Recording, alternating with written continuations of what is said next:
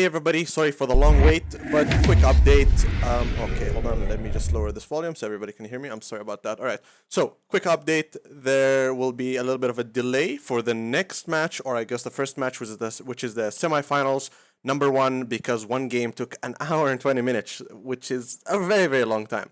So the next game, which is the semifinals number one, the one we're going to stream, is going to take about 20 minutes to 30 minutes longer to start, something like that. So stay tuned for that. We'll keep you updated. See you in a bit.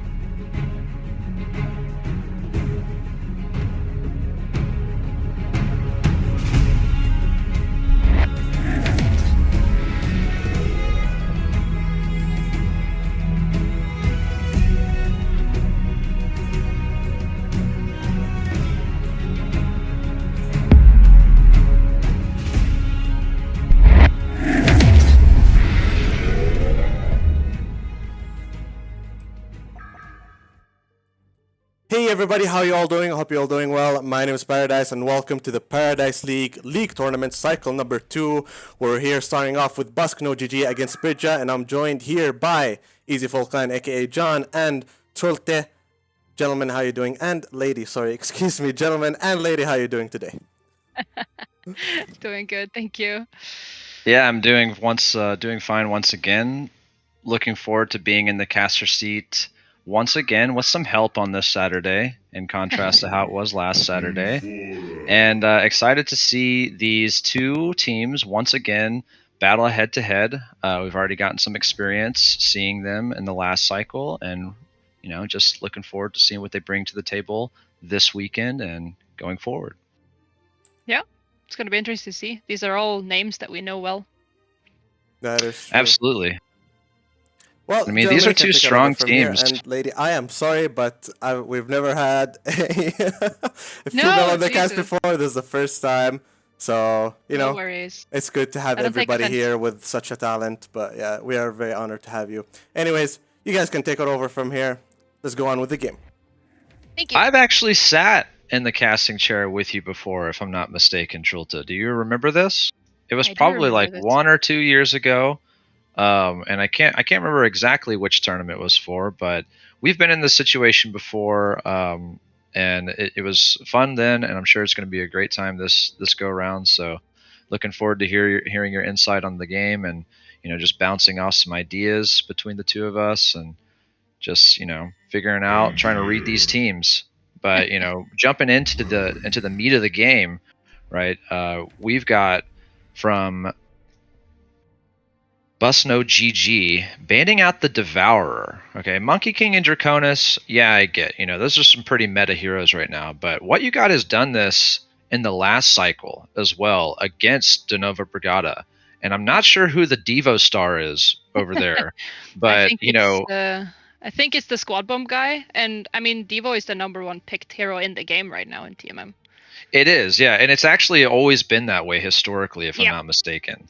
Yeah, but I think it's the squad bomb guy. I think that's Sunk Bob, if I'm not wrong. I think that's Sunk Bob, and he loves to play Devo. He's just having fun with it. Yeah, and there's something about that hook mechanic that always that's really interesting. Allows for some very big plays with the long range displacement of an enemy hero. But for some reason, we've got other heroes that have hooks in the game. We've got Gauntlet, we've got Prisoner, but for some reason, Devourer just rises above all the rest. Probably because he's just a classic. He's the OG. But enough about Devo. We've got to talk about the fact that De Nova Brigada denying what you got the ability to play Ophelia. Of course, we've seen him do work with this hero, and then they take out Kraken and Magmus, two really strong popular initiator heroes. Enough said about that. Don't really need to go into it. Everybody understands why. What you got brings out the Nymphora first pick. I love this hero. It's just fantastic in all stages of the game. Lane sustain, huge line stun, and then just global teleport, forcing your opponents to just keep that factor in mind as soon as she hits level 6 for the rest of the game. And believe me, it has caught some people off guard. Yeah, off guard. Thank you. I wanted to work in the word surprise there, but it just wasn't working out. Yeah, caught tons of teams off guard, and we've seen it happen. And so it's just always something that they have to be mindful of. And then we've got the Engineer and Rally pick, two heroes that I love to see. That Engineer pick, high likelihood that it's going to be piloted by Puppet Soul. We know that he plays it, but there's at least one other NG player on the other team. And then Rally is just a really, really star second support position 4 hero. Works extremely well on side lanes, but we have seen it played in the solo position as well. And then we've got Hag and Corrupted Disciple, two really, really strong solo heroes. Wretched Hag, no doubt going to be played by Satellidium in the mid lane probably. And then Corrupted Disciple probably going to be played by Busk, Pro Busk over there. We banned, well, not we, but What You Got banned Prisoner as well. He doesn't like hookers. Oh, I see that. Yeah. I was just about to get into the bans, but yeah, we've got Puppet Soul's taking out the Balfagor Tundra and Deadwood, and I like those bans. I believe it wasn't. Busno GG. Pardon me 1 second. Busno GG brought out the Balfagor against Team Tim. Team Tim, and actually took a game off of them in their series. So that was a really, really kind of interesting ban that we just see right here. But we know that they can use it to their advantage. And then Tundra and Deadwood makes sense. Strong ganking heroes. Tundra. I'm sorry. Yeah, keep going. Yeah, trying to. Since you mentioned Balfagor, this is not really a Balfagor lineup, I think. So, because Balfagor you want to play with the push, right? And then Nymph, Wretched, Hag, and Corrupted I don't really see as a real push lineup as much. It's more of a split up. Yeah, you're absolutely right. Balfagor maybe not fitting exactly into their lineup, but whenever they did run it, they did have somebody solo it short. And so we know that Balfagor was the solo short in that game, but I can't remember who exactly was piloting the hero. As there is a slight roster change from last time we watched the Rise and Doze new.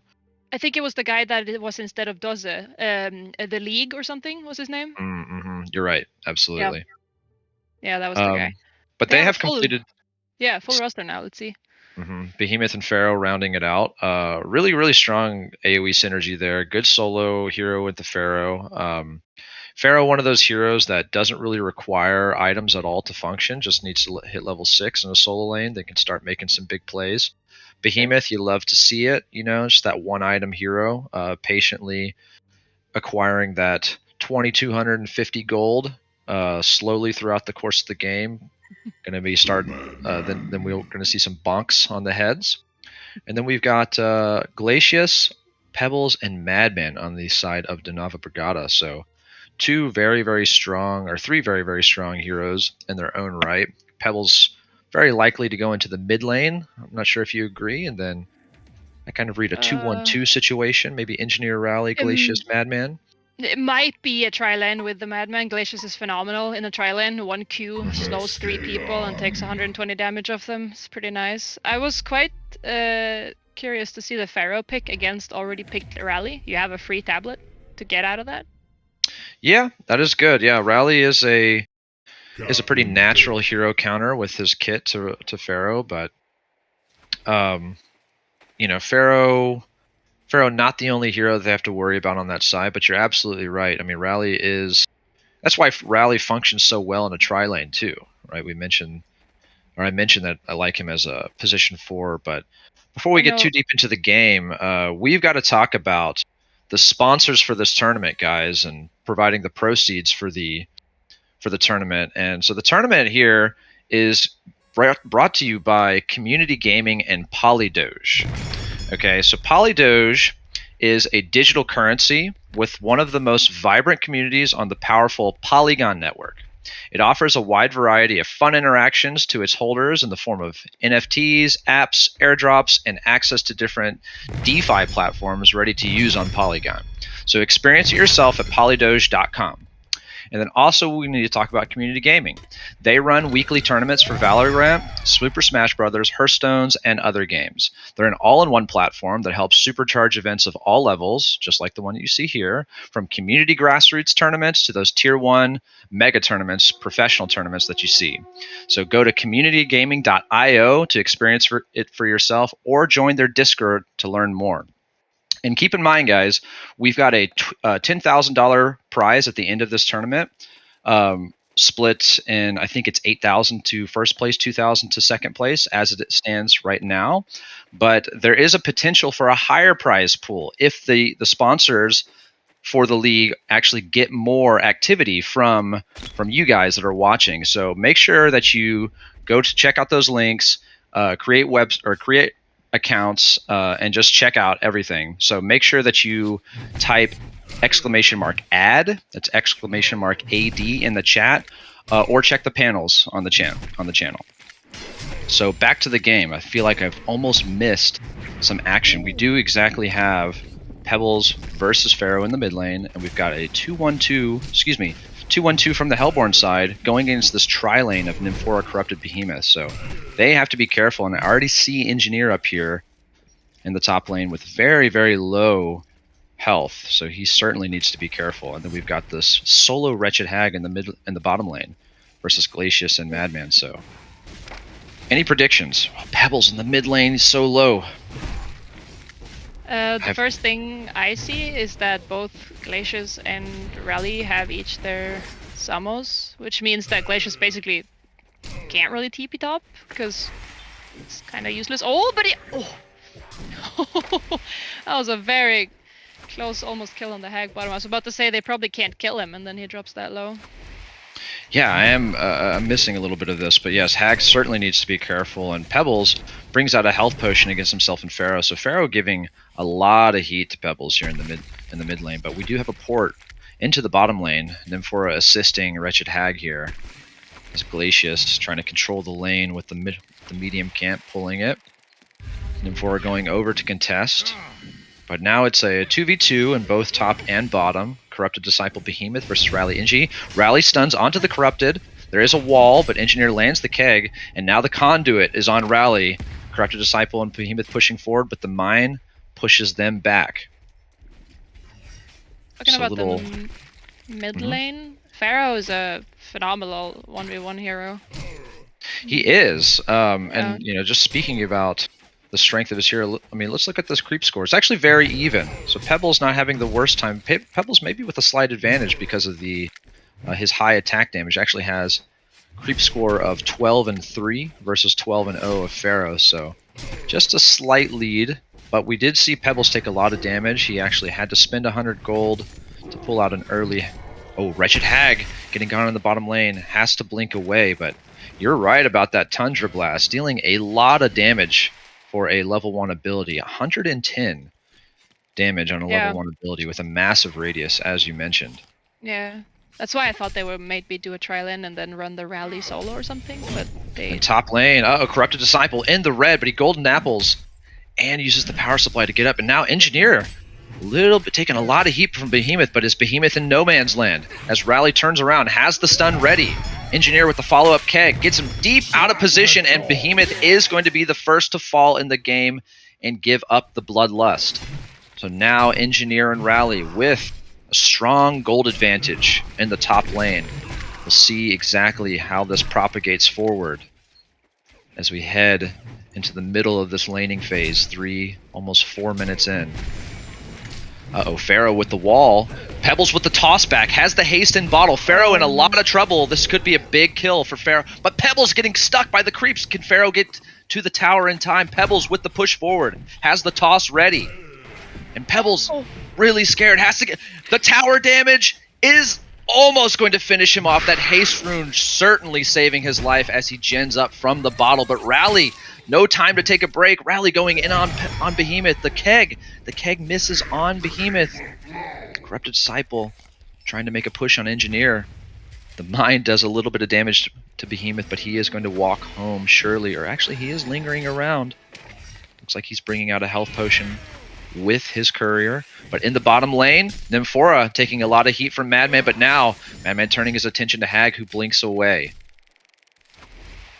So we still have the only hero kill in the game. A lot of excitement, but still only one kill. I mean, that mid lane kill. Pebbles with that unfortunate creep blocks, having that haste rune. I mean, my gosh, you could smell the kill on Pharaoh, right? Yeah. And the Pharaoh barely missed his wall there. If he would have grabbed him in the wall, that would have been a dead Pebbles.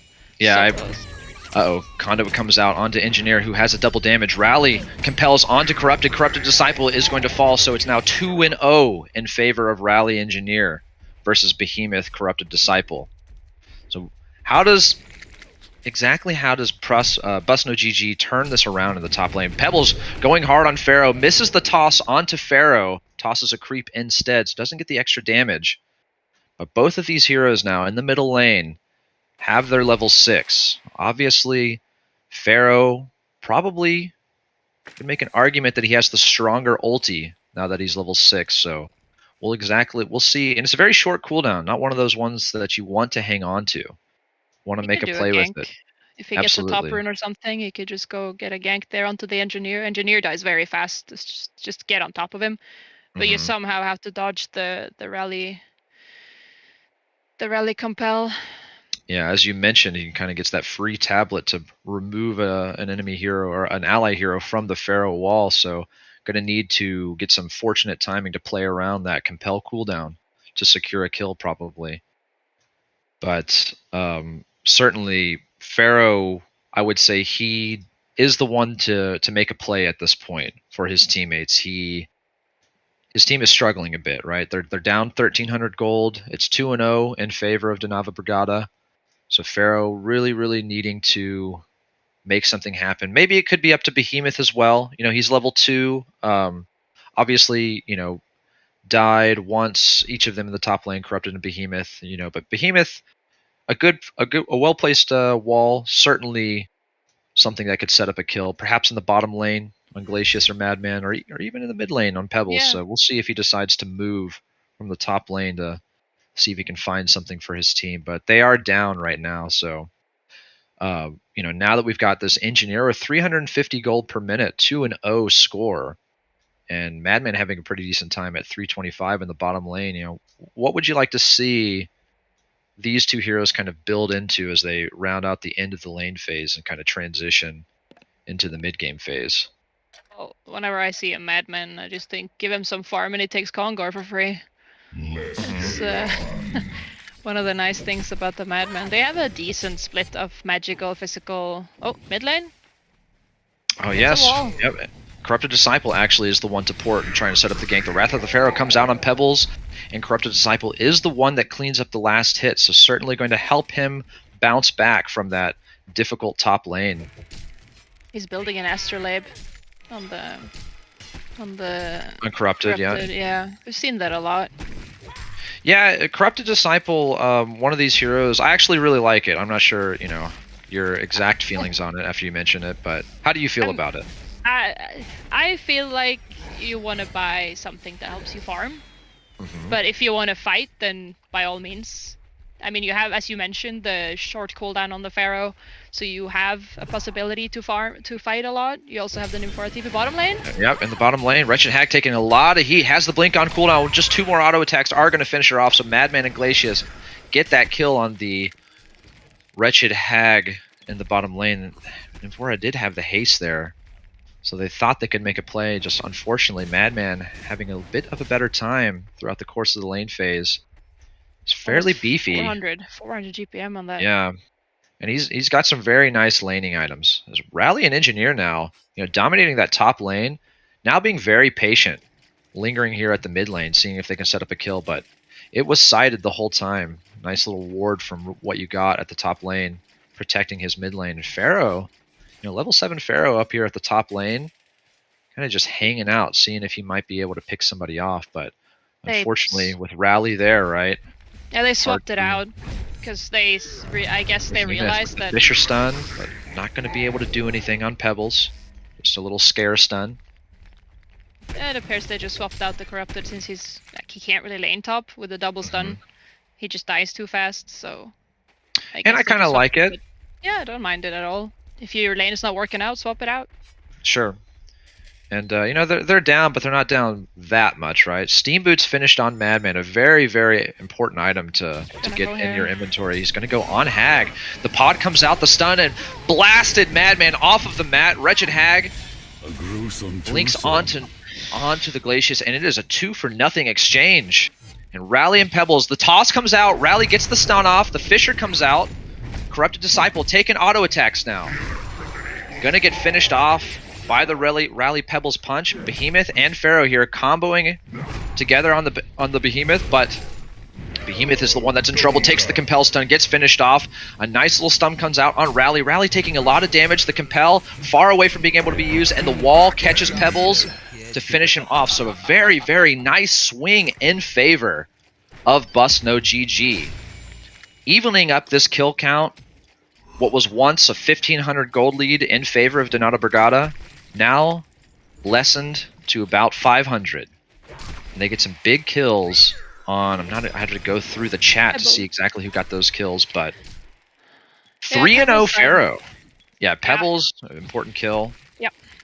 It's kind of sad that Corrupted died again.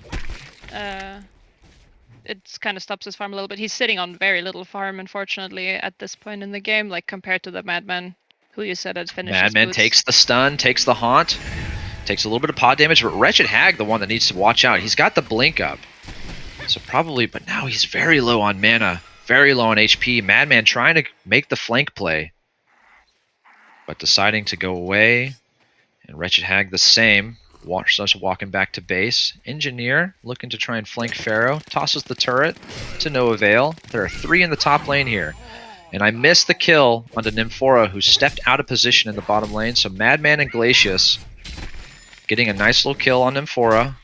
No doubt, if I didn't see it, but really, what do you think about this ward placed here in the bottom lane by Glacius? Like in front of the defense tower. You see the teepees. Yeah, I love it. I love it, right? It's out of, because you got Slasty Ret on Nymphora placing a Rev Ward in the lane because he's going against Madman, of course. So there's this nice little placement that avoids that. And like you said, gives some nice vision of the TPs. Glacius and Madman. Wrong lane, dude. Yeah, contesting. Nymphora just taking a nice imprisonment, healing up with the pod. Rally kind of lingering over here in the river. They don't see him. Set something up. Yeah, they don't. You're right. Thank you for calling that out. And Behemoth. Now it's a 3v3 in the bottom, so we've got to keep our eyes peeled down here. Could be a play. They see this board. No, they're 4 bottom, but they only know that they're 3, but they're still going to back out because they don't want to fight this, I think. Nah. I mean, they have the Glacial Downpour, so they might be able to if he gets into position, but... I think this Pebbles is a good kill for Legion right now before he gets a PK. Just keep him down because he's... That's true. But you gotta love what Rally's doing right now. The Wrath of the Pharaoh, does miss. Pharaoh's so beefy with the Steam Boots and the Mystic Vestments right now. I mean, he's not going to be going down very easily at all. But, I'm really a fan of Squad Bomb here on the Rally. And I don't know if he's doing it intentionally necessarily, but it's really just kind of a star situation for him where he is just following this Pharaoh around. He is the hard counter to the Pharaoh initiation, and he's just sticking to Pharaoh right now. So you got to love it, right? Just really, really maximizing his usefulness in this game. But, Madman having a great time. He died once, but he's still close to 400 GPM, doing much better than Corrupted Disciple right now as the hard agility carry. He's rounded out his laning setup completely with the Steam Boots, Sackstone, Bottle. A lot of sustain here, lane sustain. But Pharaoh getting gone on by Rally and Engineer, who decide to play defensively, but the Nymphora port is going to surprise them, and Wretched Hag lands the Bat Blast on Engineer, who falls very quickly after burning Energy Field. Rally on his toes to try and escape. The Ice Imprisonment is going to buy him some time, but will the rocket land? No, it is the Psychic Scream, the Sonar Scream first. So a nice little 2-0 kill in the top lane for Busno GG. 1 for Sate on Hag and 1 for, looks like that was Pharaoh. And the Mind Trap catches a nice little return kill on the Behemoth. Unfortunate story for Behemoth. And Pebbles with the Invis Room is going to be able to quickly pick off an Nymphora. So after that skirmish, all we had to do was wait a little bit, and they kind of get 2 back. Now, this is where I mentioned the part with Corrupted. He has no farming tool. He's still committing to his Astrolabe. I'm not going to say someone that is a professional player for so many years as Busk is doing something wrong, but it confuses me a bit. I think this is kind of what I might field towards you is, you talk about how do you increase your farm for the game throughout the duration of the game. Yes, of course, farming items help you to that end because you can farm quicker. But one of the ways that you increase your farm, or at least sustain it, is by not dying. That's what I'm thinking he's going for, right? Yep. Kind of that not dying strategy, building some beefiness, warding himself against the Pebbles combo that is no doubt going to be coming down on his face at some point.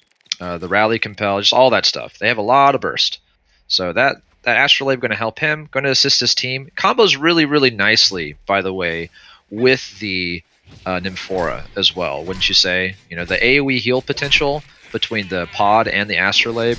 Gonna make for some great swings, but Madman here taking some heat in the bottom lane by Wretched Hag. Draws a port from Rally. Throws down a Rev Ward to try and spot a lane ward. Gonna get spotted by the creep wave. Going deep into no man's land here. He's not underneath a ward, but he's got to be careful if he gets spotted out by Behemoth and Pharaoh.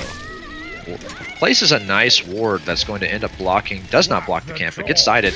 Missed that kill on Nymphora by Engineer in the top lane, but Pharaoh pressuring Rally very heavily with the haste rune and decides to Wrath of the Pharaoh now that the compel cooldown is down. Going to grab a quick kill on Rally and just scoot at 550 movement speed away. That was a little bit too quick of a compel from the Rally. If he held on to it, he could have gotten out. Yeah. But you know, nothing to draw a little bit of a panic ability use, like a hasted level 11 Pharaoh charging at you. Yeah, I'd be scared too. But Pharaoh now getting PK'd on by Pebbles, but the combo actually misses. The Stalagmites did not connect during the duration of that toss, but Nymphora is here with the flank from the teleport. Engineer has to be careful, but now it's Pebbles who's in a lot of fire. Gets caught by the wall and the Fisher wall. So Pebbles has the portal key now. They know about it, but is unfortunately not able to connect the combo onto his target of choice. Ends up dying himself. I was looking for them to maybe, because they saw 4 people top, maybe they wanted to do a gank on the Corrupted, but they didn't really. He pushed the lane in, so they couldn't. So that's good. He And saw Pharaoh it. gonna bump into Rally here. Uses the wall, but Rally, that natural hero counter, just compels out of it. And now we've got a smoked Engineer pushing forward. Glacius gonna be spotted. They're all aware that they're here. Pharaoh standing in the pod, just so durable. 1600 HP with the Mystic Vestments, just really, really difficult to bring down. Yeah, the Saxstone as well. But Nymphora now, do they know that they do know that he's here? He's trying to port out. The turret is going to push him around, but they didn't know exactly where his position was. They were trying to find him, so very, very nicely played by Slasky Ret on Nymphora. Going to be able to make that escape, and I thought it was all over for him. We usually you can just call him Slaske, because its whole name is kind of Slaske, hard to pronounce. It's a Danish name, so. Yes, Slaske. and I'm just an American. Yeah, I can't with my yodel accent. I can't pronounce it either. In Danish, it has a specific pronunciation, and I'm not gonna butcher it. But Slaske is a nice shortening that works. Slaske, yeah, I'll go for that. For your own sake. Porting onto Engineer here in the top lane. Engineer burns the tablet early, but Rally is there to push him out if he gets caught by Pharaoh. So a nice little item hero combo now. We've got a tablet on Engineer in the game, and I actually saw a Spell Shards recipe purchase, so I'm wondering if Engineer, probably waiting on his courier to return to base to see that, but we've got a nicely farmed Engineer here, 400 GPM, 4-1 score. Madman, doing his due diligence as well, farming at 420 GPM, has 2,800 gold saved up, so no doubt making a push, I would guess, for the Runed Axe. But you never know. Madman might go a Dawnbringer route, kind of synergizes fairly well. And, Yep. We do have a tower taken in the mid lane, no defense there, so this is actually the first tower kill of the game. There's a puzzle box on the Pharaoh now. That's when that gets to level 3. It's gonna be. There's the cleaver, yeah. Yeah, okay. Madman as well, as you said. Yeah, I figured as much. He had good farm. Might as well. Not sure if he has it completed or if that was just the recipe like purchased. Oh, it might be the recipe. I didn't see that either. He's still holding 1,200 gold, but yeah, certainly no doubt going for that cleaver at this point. So maybe it looking for the longer game. Spell shards on the Engineer, as you said. Yep. Yeah, now we can take a step back and kind of look at some of these items. We have a nice little setup from Wretched Hag. I love the team synergy. Not a long break though, mid lane. Yeah, exactly. Pharaoh getting gone on by Pebbles. Engineer doing so much damage with those spell shards now, and there are 4 of them here, so likely no retaliation coming out on the side of Bust No GG. So a quick, clean kill on the very valuable Pharaoh mid laner. First death of the game. Changes the score from 5-0 to 5-1. Yeah, that's a big kill. Very big kill. They're fairly quick on their TPs too. The Madman just immediately TP bottom to defend his tower. It's below half HP right here, where Hag's sitting. What do you think about this? Is he in trouble here if he gets caught by Behemoth and Hag? I feel like Behemoth needs to be on top of him in order to complete the kill. Do you have counter of this? Yeah, he has a Rev Ward. They need to lock him down though to get him. Behemoth positioned extremely well here, trying to make room for the bonk, able to get it off. All 3 spells connect, but unfortunately the heavyweight is only level 1, so the stun lock is not able to keep Madman from being able to use the invis. Right. You wonder if they were holding dust there, which they were not. You wonder if the kill could have happened had they had it. They can't chase him down. They don't, because Hag already blinked in to use her spells. Now they know that those spells are used, so they can just do whatever they want, more or less. If they want to go on this Pharaoh top, maybe. Fairly deep, but, I mean...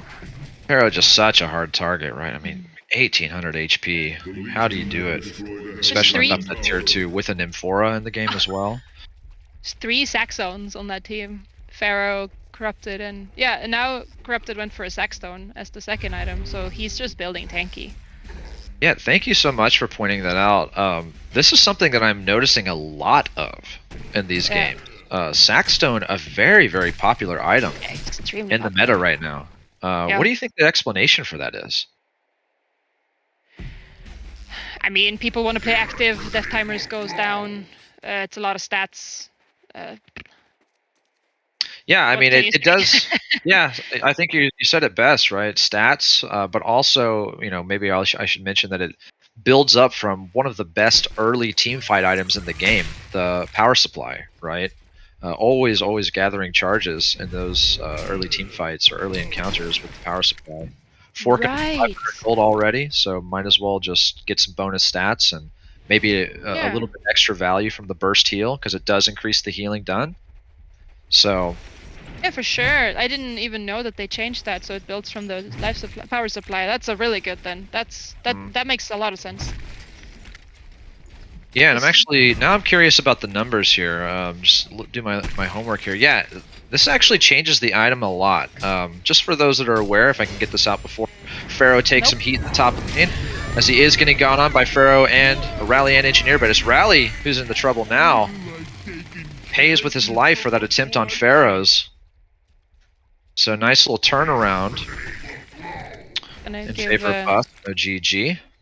Giving Pharaoh his level 2 puzzle box. But yeah, no, the Sackstone, like anything you can keep building on is always good, because then you never waste money, right? Like the Samos going into a Grave Locket, so you never buy something that you're not going to use. You keep building on it. Wretched Hag tries to go on Pebbles. Glacius kind of hiding behind here, smoked. But you're absolutely right, and it pairs really, really well with, gosh, I'm just learning more and more about this meta and how it's shifted recently. You know, Dawnbringer is a hugely popular item these days, and one reason that might be, one thing that might be responsible for that is the fact that, okay, Madman, Hasted here playing pretty greedy in the Legion jungle, might get caught out by this Wrath of the Pharaoh. Is he in range? The dust comes out. Is the Wrath of the Pharaoh going to come out? No. Pharaoh deciding that he's too far away at that point, so had to interrupt my thought, because Madman is playing really risky there, who does have the finished cleaver. But if I can finish my thought, I'm just thinking about the fact that, you know, Dawnbringer, really, really popular because of the way that it synergizes with having the Searing dot applied from direct damage, and Behemoth taking a huge amount of damage from Engineer here in the bottom lane, who now has a portal key, surprises Engineer, who is just probably tens of gold away from finishing his portal key, as he has 1900 after that death. So a tragic story for what you got on Behemoth, just trying to finish that one item that makes his hero function like no other. Not able to get it, so pretty close. And he has this Amos as well, so he can just sit behind and chill a bit. That helps. He'll get it, but you know, you almost know that Bust No GG is just kind of waiting on him to get it, so just delaying their time just a little bit, giving Madman that extra time to use his cleaver to his advantage for farming, who No doubt, very close to a shrunken head if he doesn't have it already. I saw that he did just spend 2,600 gold, so I think he just needs the recipe. There's the farming item on CD. He has a searing light. Yeah. Yep, we've got the searing light, and yeah, what I was going to say is with searing light, the light brand mechanic actually heals you from magic damage that you deal. So, and that healing is going to be buffed by sacrificial stone. So, a lot of good things coming out from that build up item. So, Hag agrees. He also has the same thing. He has a grimoire. Finish the grimoire, and has the healing from the gnome's wisdom. Ooh, top. Yeah, Rally needs to watch out. The shrunken head is finished on Madman. So, now that we have a portal key on Engineer and Pebbles, shrunken head on Madman. Pebbles almost has staff. 200 gold. Yes. Staff. Good It's gonna be a power spike from that I don't think Legion is ready for. No, absolutely not. You know, you wonder what's Corrupted Disciple go for here? Does he finish the full Dawnbringer, or does he build into? Watch out, Pharaoh, trapped in the energy field, trying to walk away, but so much damage. He's able to power supply up, but the last auto attack from Engineer is going to catch him. Nice kill. So this is, you know, if we look at the scoreboard, we look at the stats. This is a very close game. You know, just about 1,500 gold, splitting the gold value between the two teams. You know, same story with the experience. Scoreboard looks really close, but you know, it looks like De Nova Brigada has the upper hand at the moment. They just have all of the items that they need on all the heroes that they want them on. Right? We're still waiting on, very close, but we're still waiting on a finished portal key on Behemoth. And like I said, are we waiting for a shrunken head on Corrupted Disciple before we decide to start acting as a team? He might go for it now. I mean, he can either go for Shrunken, but like Madman and Rally doesn't really care about Shrunken. And one of the sad things about buying Shrunken on the Madman, if you need help from Rally, he's not going to be able to help you. He can't compel you when you have your Shrunken on. Yes, you're absolutely right. So you wonder if Pharaoh is going to be able to line that up for his team, you know, sees the Shrunken Madman and then just decides to wall him in. But he has the Mighty Blade. He's going to go for it. Yeah, maybe he goes for Shamans instead, just for the stats and just general. But I mean, Shrunken is pretty key anyway for the NG, for the Glaciers, and for the Pebbles. So. Right. Well, the question I had is, you know, is that Mighty Blade going to be turned into finishing his Dawnbringer, or is he going to steer his eyes away from completing that and then just transition into completing a Shrunken Head? I think he goes for a Shrunken. He has a tendency of favoring protective items on Busk. It's just the way we see him play usually. He likes it that way. So if I had to bet on something, I'm going to bet on the Shrunken. He has a decent amount of damage with his conduit and stuff as well. So he doesn't probably think that he needs that much damage items anyway. That's another reason why I kind of favor, obviously, you know, you love to be able to snowball early with a farming item, right? But that's another reason why I kind of just favor building survivability on CD, because he just naturally carries if he's able to get that.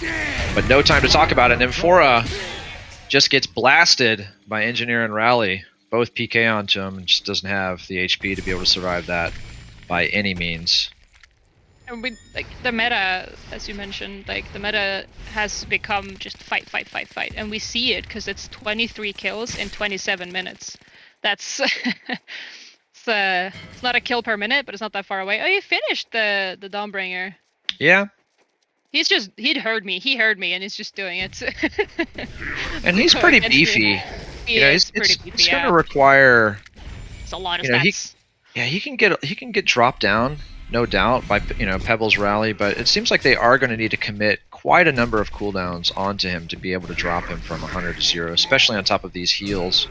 You know, if he's able to stand in a pod or get astroed by... Maybe the idea is then that if he actually does get caught, he's dead before he gets his Shrunken off, so it's better to have stats. Madman stealing the Ancients, but gets compelled out quickly by Pharaoh, so just this Rally pick really showing why we don't want to pick Pharaoh into Rally. And Madman going back in because he has the active double damage. Nymphora poured it on him in the back, but Nymphora just going to drop to a few auto attacks from the double damage Madman.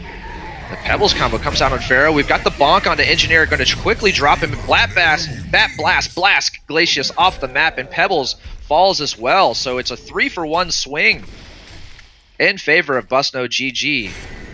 Looks like they have the team fight superiority at this point. Nicely played by them. So now, once we were talking about how they seem to be at the disadvantage, now seeming like they might have a different story to tell. Pushing for this top tier 1 tower. No doubt going to fall. Madman ports to the other side of the map, trying to finish another item. He is no longer the top farmer in this game. Wretched Hag stealing that title away from him. 530 GPM. Going to jump up to 550 after this tower kill. Has 4,200 saved up. What item do we go next if we're playing this Wretched Hag in this spot? That's a good question. She has the gnomes as well, which also heals, right? I'm thinking, yeah. So it works with like Slaske gonna fall in the bottom lane. No time to consider.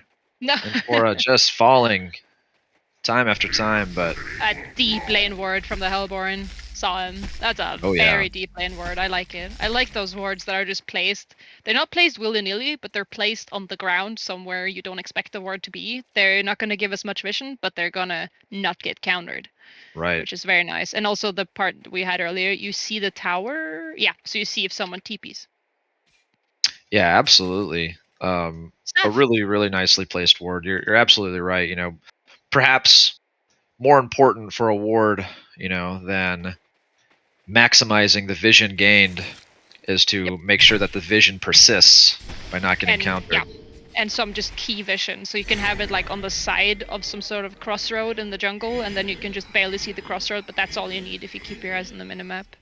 And you asked what Hag's gonna buy? She bought a staff. And I like it. He's got the first staff for his team, synergizes beautifully with the Grimoire power that he already has, drops that cooldown down to 50 seconds. I think it's, I don't know, I'm not sure what it starts at, but the cooldown is affected by the Grimoire power as well, so really, really strong item for him. Gonna be able to bat blast. Yeah. Superior is nice. And now we also saw the thing I mentioned, Madman takes Kongord super fast. Right. But Madman has to watch out this game. That Shrunken Head, no good against this, what looks like it's going to be about 1,000 superior magic damage from Wretched Hag. And so, what do you want to see next from Wretched Hag, who's no doubt going to be farming extremely fast with the setup that he has? Sheepstick, possibly a Shrunken Head of his own. Could give staff. I mean, he's very close to a legacy. Could give staff to somebody like Pharaoh, Corrupted Disciple. Maybe even Nymphora for the combat teleport. You never know. They have a lot of options. Sorry, yeah. And he has the Whispering Helm as well on the Madman. And again, the Sackstone just works with all of these items. I didn't even see the part that you mentioned about the healing, and then it buffs his healing on his lifesteal.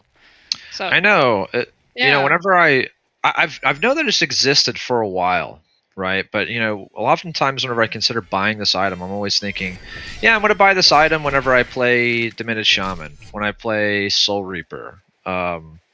You know, just heroes that have these, you know, abilities that are already providing healing. You know, it makes sense, right? But you don't need to, because so many of the items in the meta are providing healing as well. But Madman gonna get bonked by Behemoth. A quick Bat Blast is going to make very fast work, and now Glacius also not able to escape. So a quick double kill for Busno GG in the bottom lane, pushing down this tier 2 tower in the bottom lane, no doubt. Going to fall very quickly as it's already on about 20%, 15% HP. Engineer making a stand, but is there anything that he can do? Probably just positioning himself in case they go high ground. Pebbles is smoked for another 16 seconds. Engineer and Pebbles walking forward. Behemoth is porting out. Nymphora, you know, you want to talk about placing some wards that are unlikely to get countered. How about that beauty in between the tier 2 and tier 3 towers in the mid lane? Very standard. Nymphora. Bye. Yeah, Nymphora going to get caught by Rally. And you're right, it is a standard ward, no doubt. In Dota, it's a very standard ward, but that's not relevant for here. But yeah, it's a very nice one. Not that I'm a star player by any means, but I've placed that one before. It's a very, you're right, it is a common ward. I mean, behind, you know, wards behind towers, I feel like That's kind of like what I like about this ward placement coming out that we have seen from De Nova Brigada. We've seen the ward placed in the bottom lane in front of the tier 1 tower, and now the ward that is deep behind the tier 1 tower in front of the tier 2 in the bottom lane. Yep. These are less common tower wards that we're seeing, and with a less likelihood of getting countered. So very nicely played. Yeah, I just know that if I'm playing support on Hellborn, I will be placing and the Legion is pushing my tier 2, I'll be placing a sentry in the middle of that lane right there, because I want to protect, because I'm scared of that type of ward. So we have a way to initiate the. But yeah, obviously it's a good ward. You see the tower, you see a lot of people crossing back and forth. The other good ward is the one in the jungle that what you got placed. That's the type I was talking about, because you can barely see the crossings of the jungle, but it's far away. Oh, party at the Conqueror. Nymphora gonna fall again, but Rally, the group chuck comes out, deals a ton of damage. Pebbles walking away. Madman has to fall very quickly. Glacius soon after, and Pebbles trying to make the escape. Engineer just not in position to help his team.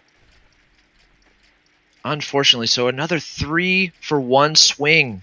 And Nymphora, a horror story for the support, just falling time after time, but I'm sure he's happy with it. I'm sure he's, Oh, he's the sacrificial lamb. He doesn't care. See now the word. A double bat blast almost, but Pebbles trying to walk away with the shrunken head, but taking too many auto attacks, gonna fall. And now Wretched Hag, knowing that Engineer is the only one alive, has the shrunken head activated. Engineer throws down the turret, but it's not able to connect with Wretched Hag.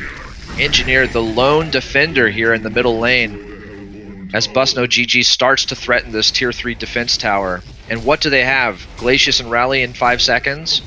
Is it enough? Is it enough to stab away this 4-man push? Soon to be 5, as no doubt Nymphora is teleporting into the middle lane. We've got the Symbol of Rage up on Madman. Yep. So he's very beefy, but no damage. Not a whole lot of damage sources, as this tier 3 tower is down. The barracks, one more auto attack, but Rally goes on to Behemoth, gets cancelled by the Wrath of the Pharaoh, and a quick kill exchange. Glacius with a nicely placed Glacial Downpour. Wretched Hag blinks on to Engineer, quickly destroys him, and Glacius trying to walk away. Has the Bat Blast dot, gets sniped out by the rocket before he can get into the well. So now it is a second barracks push coming from Busno GG. The buyback from Engineer, trying to make a stand before it gets too bad, but is it too late? Engineer goes in on Corrupted Disciple, who is very formidable. The Shrunken Head is activated on Wretched Hag, throwing in auto attacks, not able to finish anybody off, blinks right back out, just keeping their eyes on this objective, not trying to extend beyond their means. Pebbles with the group chuck on Corrupted Disciple, not even able to bring him below half HP. Pharaoh now making the sacrifice. Pebbles and Madman get connected by a Bat Blast, and they are in a lot of trouble. The healing from the team. Nymphora able to keep Pharaoh up. Isn't enough. He's able to walk away. Madman falling as well, and Engineer, the lone one to escape, and the GG is called. Game 1 taken by Busno GG. In a strong fashion. That lead just getting away. The final lead of the game, 17k gold, 15k experience. Just dominating that game throughout the late stage. And it's so fun how you said, like, Nymphora dies over and over, but she's such a key component in that, sitting behind them, tossing out stuns, tossing out heals. So good. So good. Doesn't matter if you're 0-8, you still did so much in that team. Yeah, you gotta love it as the support player. You don't care that you're sitting at 150 GPM, you're doing your job, right? You're tanking ganks is really what it is, right? Yep. You're dying, your cores aren't, and you're still providing what you need to provide, right? Yes, of course, you'd love to have a tablet. You might even love to have a PK on a strong line stunner like Nymphora, or even a Storm to save your heroes, right? But as long as you can get in there, cast your spells through one cycle, and obviously that X factor that Nymphora provides, the global teleport, which certainly caught De Nova Brigada off their game several times throughout that game. That's all you need to do. You don't need to thrive as the support. You just need to be able to get in there and cast your spells, and just trade yourself for a high value target. And we saw that time and time again with redoubled or retripled efficacy as he went like 3-1 with the the lone death on his team. So well Positioning played. is key.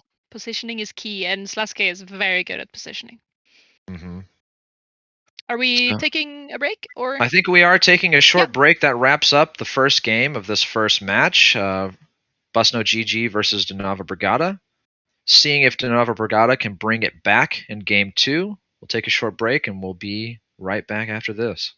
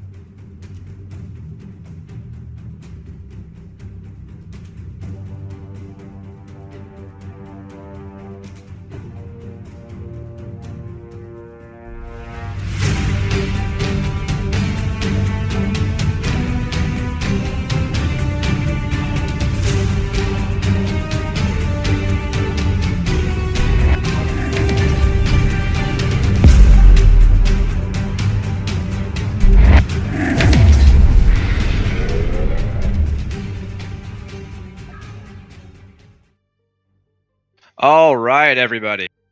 Welcome back to the Paradise League Tournament, cycle number 2.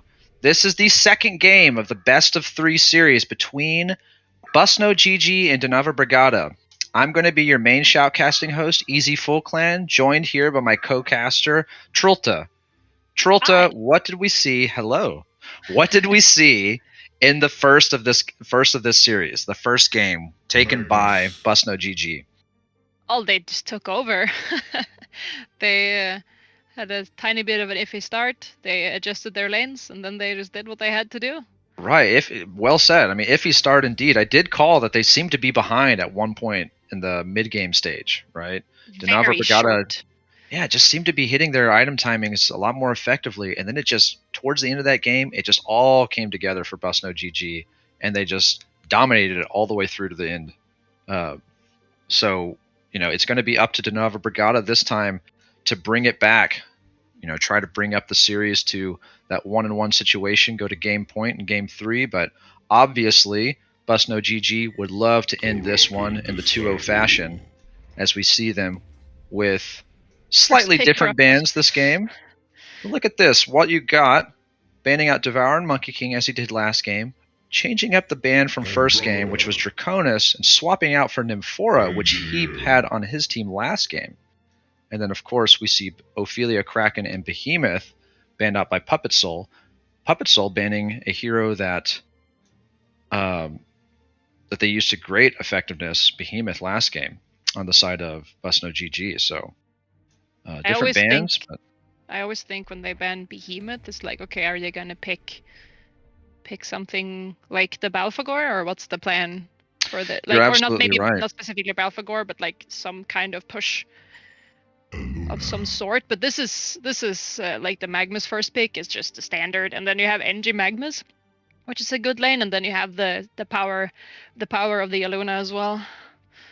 Yes, I mean this is high magic damage burst kill combos coming out on the side of Donava Brigada this time. So deciding that they want to, they already had decent pacing last game, but no doubt increasing it as they go into game 2 here with huge magic burst combos right out of the gate. And then we've got Corrupted Disciple and Andromeda on the side of Busno GG. So Corrupted Disciple we saw in the hands of Panny Sucks over there on but that is Pro Busk. For those that do not know, but perhaps I should not have gone into his name. It's not very now savory. Everyone knows. Oh no. Yeah. But this Andromeda pick, switching it out this game. They had the Nymphora last game as their main support, and going for Andromeda. How do you feel about Andromeda as a support pick? Oh, it's strong. It's very strong, and the fact that you have a support that can misplace someone through Shrunken is pretty baller. The ulti, and you can like either initiate or you can save someone, and then you can push, and then you can stun, and then you can give vision, and it's very all around good hero that doesn't need any item whatsoever. Mm-hmm. As an initiator style player myself, hate playing against an Andromeda, specifically for what you said, that defensive swap capability just seems impossible to land a reliable kill on these high value targets when Andromeda is playing well in the game. So yeah, I love Andro as a support pick. It's a classic hero. Its kit has basically remained throughout the history of HoN. Yeah. And we're going to see it this game, hopefully used to great effect, as they, in the second ban phase, banning out Lodestone Flux Draconis, so taking out some nice strength initiators, strength soloers, and then on the side of Donava Brigada, I just want to call them DB now. I'm tired of, there's too many syllables. Can you say Legion? Yeah, Legion. That's true. But I like to use the titles of these teams. But yeah. But anyway, taking away the Balfagor pick, as they did ban Behemoth in the first ban phase. So, like you say, leaving the option for Balfagor to be picked after that Behemoth ban, but taking it away in the second ban phase. I mean, there are other heroes that are that doesn't like playing against Behemoth, like Sandwraith and other minion heroes in general. And, sure. And of course, Hellborn is the team that picked that specific Balfagor. So, but like that was just my first thought. It might also just be very simply a respect ban. Mm-hmm. that what you Well, it got has a maybe could lot be- of value in the Yeah. early game. I mean, Fisher Wall is just one of Mm. those unique abilities. You know, long range stun that, you know, provides the terrain block, which can Yeah. really get some people in some bad spots early Yeah. on. So it's a powerful hero even before it has the portal key shockwave in its arsenal. And it But technically only needs the PK, and then it's right, super useful again. Like 2000, is it 2250 now? And then boom, 2250. you have and then you have it, and then you have your whole set on that hero. You don't need anything else. Yeah, there's a lot of heroes in the game that are kind of like that. And I was actually thinking about this the other day. Lodestone, which is banned this game, is a popular hero that we see, and truly another definition or definitive example of a one item hero, right? A one item being portal key hero. I mean, you talk about what Shatterstorm can do. If you are able to connect that on an enemy player, I mean, cutting through their defenses, their damage mitigation through armor and magic armor, huge mechanic, right? And so, you know, Lodestone just another. There's a handful of examples where we have these one item heroes in the game, but those are the two that just that strike me, especially since they've been banned this game. But I just want to mention that Hag is no longer available to pick in this game, as it was played by Satellitium last game and certainly made great effect of it. Who now has Pebbles in his hands this game, and Defiler, the final ban for DB. Hope they pick the Mage Bane. It would be So nice much to see intelligence. ban. So Yeah, much intelligence. Oh, yeah. do The it. reworked, Do it. the reworked Mage Bane. I would love to see it. But does it fit into their lineup? I don't know. Electrician going to be the final pick. Almost the So, same. yeah, certainly. I mean, they had the CD. They had the CD. They were not going to pick it, but it would have been fun. Yeah, so looking at these drafts, you know, ignoring the order in which they were picked, you know, Engineer, Aluna, Magnus, Forsaken Armor, Geomancer. So a really, really stun-heavy, slippery lineup between Magnus and Geomancer, two classic initiator heroes with strong stuns, and then, you know, all of them backing the single carry Forsaken Archer, who certainly can output tons of damage late into the game with the split shot natural carry ability on top of the burst potential of piercing arrows, facing off against Rally, Electrician, Corrupted Disciple, Pebbles, and Andromeda. So certainly no slouches on the Hellborn side in terms of stuns or burst potential themselves, but maybe requiring a little more items in order to make it happen. Some portal key reliance over there, but all 5 heroes for the Hellborn walking into the bottom lane here, as they actually have the deep ward placed into the jungle by the port from Andromeda. No. Walking into Geomancer, they are going to spot him, but Geomancer know the jig is up and able to dig away. Long range escape ability, going to thwart any ability, but Rally pushing forward with the boots, looking to get a He compel can catch stun. him. Yeah, but the Another dig is QU. just too fast. I'm guessing it's So- a tri lane on the Hellborn side, Andro, CD, Rally, and then Elect just goes short lane. Probably a little defensive tri-lane action, and you gotta love this Boots Rally. You know, really just kind of hanging around in the back, looking to compel people in or out, depending on the context of the situation. And then obviously with these boots early on, able to do a lot of roaming. Maybe swapping himself into the mid lane, you know, catch an Engineer off guard who's going against Pebbles. Engineer kind of somewhat of a low HP hero. Could certainly die to a surprise gank from Rally. But it's a tri-lane versus tri-lane here in the top lane. Who do you think's got the favor? Top lane? Mhm. Aluna and Magnus and FA. That's I mean, they have more stuns if you want to be that kind of person. Sure. That's Yeah. the only thing that I can see. Like maybe FA dies faster, she's more squishy, but Well, it's certain. I would say it's certainly up to them to connect their kill combo successfully, because if Corrupted Disciple, for example, or just any of them are allowed to exist after all spells are burned on the Legion side, then Corrupted Disciple's conduit starts to come into play. True.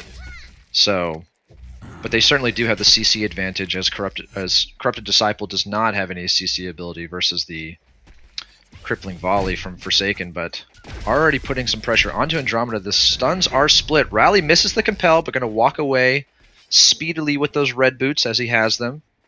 But look at here in the bottom lane.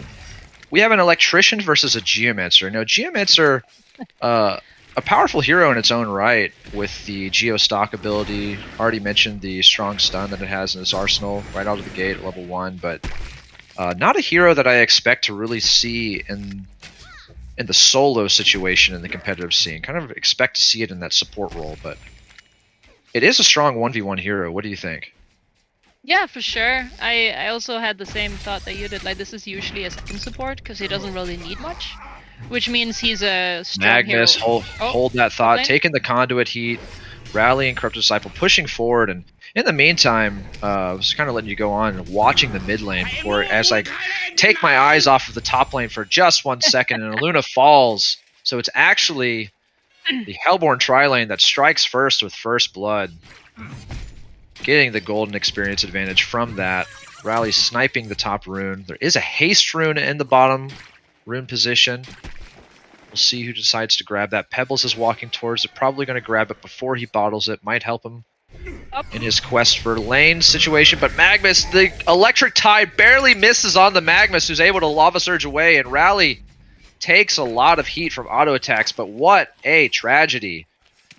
Gosh, what do you think? Did that electric tide at max range have the damage to finish off that Magnus? It seems like it may have. Just Maybe. pixels Not away sure. from connecting. Yeah. No, the CD is stronger in the lane. I guess I changed my answer. CD is, of course, after seeing it working out, but he has more. Doesn't he have more stats? Or am I? He might be a little bit beefier than FA, but Geomancer taking a ton of heat from Electrician. He's getting walked down by the Electric Shield and does not have enough mana to escape. And Electrician with the boots is going to allow Geomancer no quarter as he falls in the 1v1 situation. And this is not necessarily looking good for the Legion side here, as we have only very. It is only 2 kills, but boy, Electrician taking a kill in the 1v1 lane. This is a hero that can just get out of control if it's allowed to. You can see top lane if you want to look at the differences there. You can see FA is being zoned. They're playing very scared on the Legion side. You can see they're always back, while the Rally is constantly sitting on the side. So this tri-lane of Legion is kind of scared, and so FA doesn't get to last hit. Like, yeah, there's supposed to be 3 people here to secure her farm, and they're not able to at the moment. They're struggling. Yeah, I'm looking at Corrupted Disciple and FA. I think Corrupted Disciple starts with slightly more strength, but Rally gets gone on by Magnus. Kind of just thwarted in his initiation attempt. It looked like he wanted to go on FA or something. But they are even in terms of strength gain, but Corrupted Disciple has the advantage when it comes to starting strength, but Geomancer taking a ton of heat. Has a double damage rune activated on Electrician. Gonna be forced to dig away and not pursue the attack with that double damage. Electrician now skipping his ultimate in favor of more points into his starting abilities. Engineer, if I can just talk about this middle lane here, I can just we haven't talked about it at all, unless they're going bottom again. Yeah, Geomancer has the double damage activated, but it's forced to retreat from this beefy Electrician who making progress towards a mana ring. And if he gets that, and Puppet Soul on Engineer taking out Satellitium, and hold that thought, as we have action in the top lane as Magnus taking the conduit, getting pushed forward. The Compel connects onto Magnus, but the Crippling Volley putting a lot of heat onto Corrupted Disciple, but he comes out on top with the Golden Apple power supply, but Rally taking one more auto attack, going to end up falling, and Forsaken Archer fell as well. So a 2-for-1 exchange in favor of the Hellborn side. What killed the Magnus? Was it the... Who was behind the tower? Was it the Andro W or something? What? I can't. It might have been an Aurora. The Andro W. Yeah, that's what I figured, because he was so far back. Yeah, Andro W got him. Yeah, I mean that is quite a snipe on that ability. 1400 range. So nice, a nice kill for them. Nice double kill.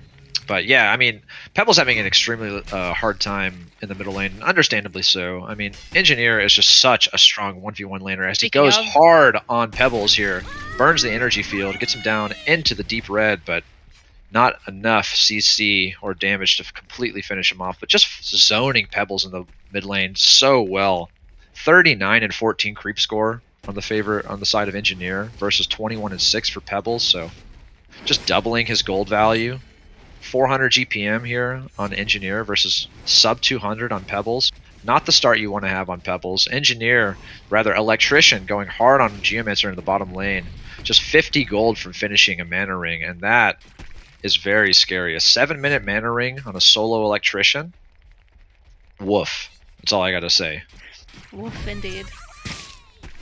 And I figured maybe they want to run the Geo bottom so he gets solo XP and he can do some like early game advances because they have like Legion has 4 heroes that can just fight, right? Right. But, you know, Forsaken Archer certainly not having the start that she wants to. No, I but then guess- the 4 of them can create space and she can farm, Right. I guess. And it's true. The fact that I think they're saving Grace here. And watch out, Magnus is smoked. Thinking about going on Electrician. We have the ultimate from Geomancer, so here it comes. The Lava Surge, not able to get in range on this Electrician. The stun, the Crystal Field into the Lava Surge, but Electrician just so tanky. Going to be able to pop the shield and turn. Andromeda's here with the port now, and Magnus has to back away. The Comet Stun comes out on Geomancer, but it is Electrician who ends up falling first. Geomancer does fall, but now it's Magnus who's pursuing Andromeda, but Rally is here. Magnus gets compelled onto by Andromeda with the follow-up stun. It's a 2-for-1 exchange. Electrician pays, but gets 2 back. Now look at this top lane. Like Magnus moved bottom, they got the high value kill on the Electrician, and now Corrupted Disciple is completely alone up here top. So this means this should be some sort of free farm for the Forsaken for Sure, some and time he is. at least. So it's might not have gone exactly as he wanted, but they forced rotations, and they forced rotations out of the lane that they're losing. So I don't mind You're it at all. absolutely right. Speaking of rotations, there's a Geo mid lurking. Yeah, doesn't assisting wanna this lurk anymore. Engineer. And I feel like, you know, one of the big stories for this game, from the Legion perspective, is this successful mid lane for Engineer, who's going to be able to determine the pace for his team. Look at If you Rally just and keep Geo up the pace. mid lane.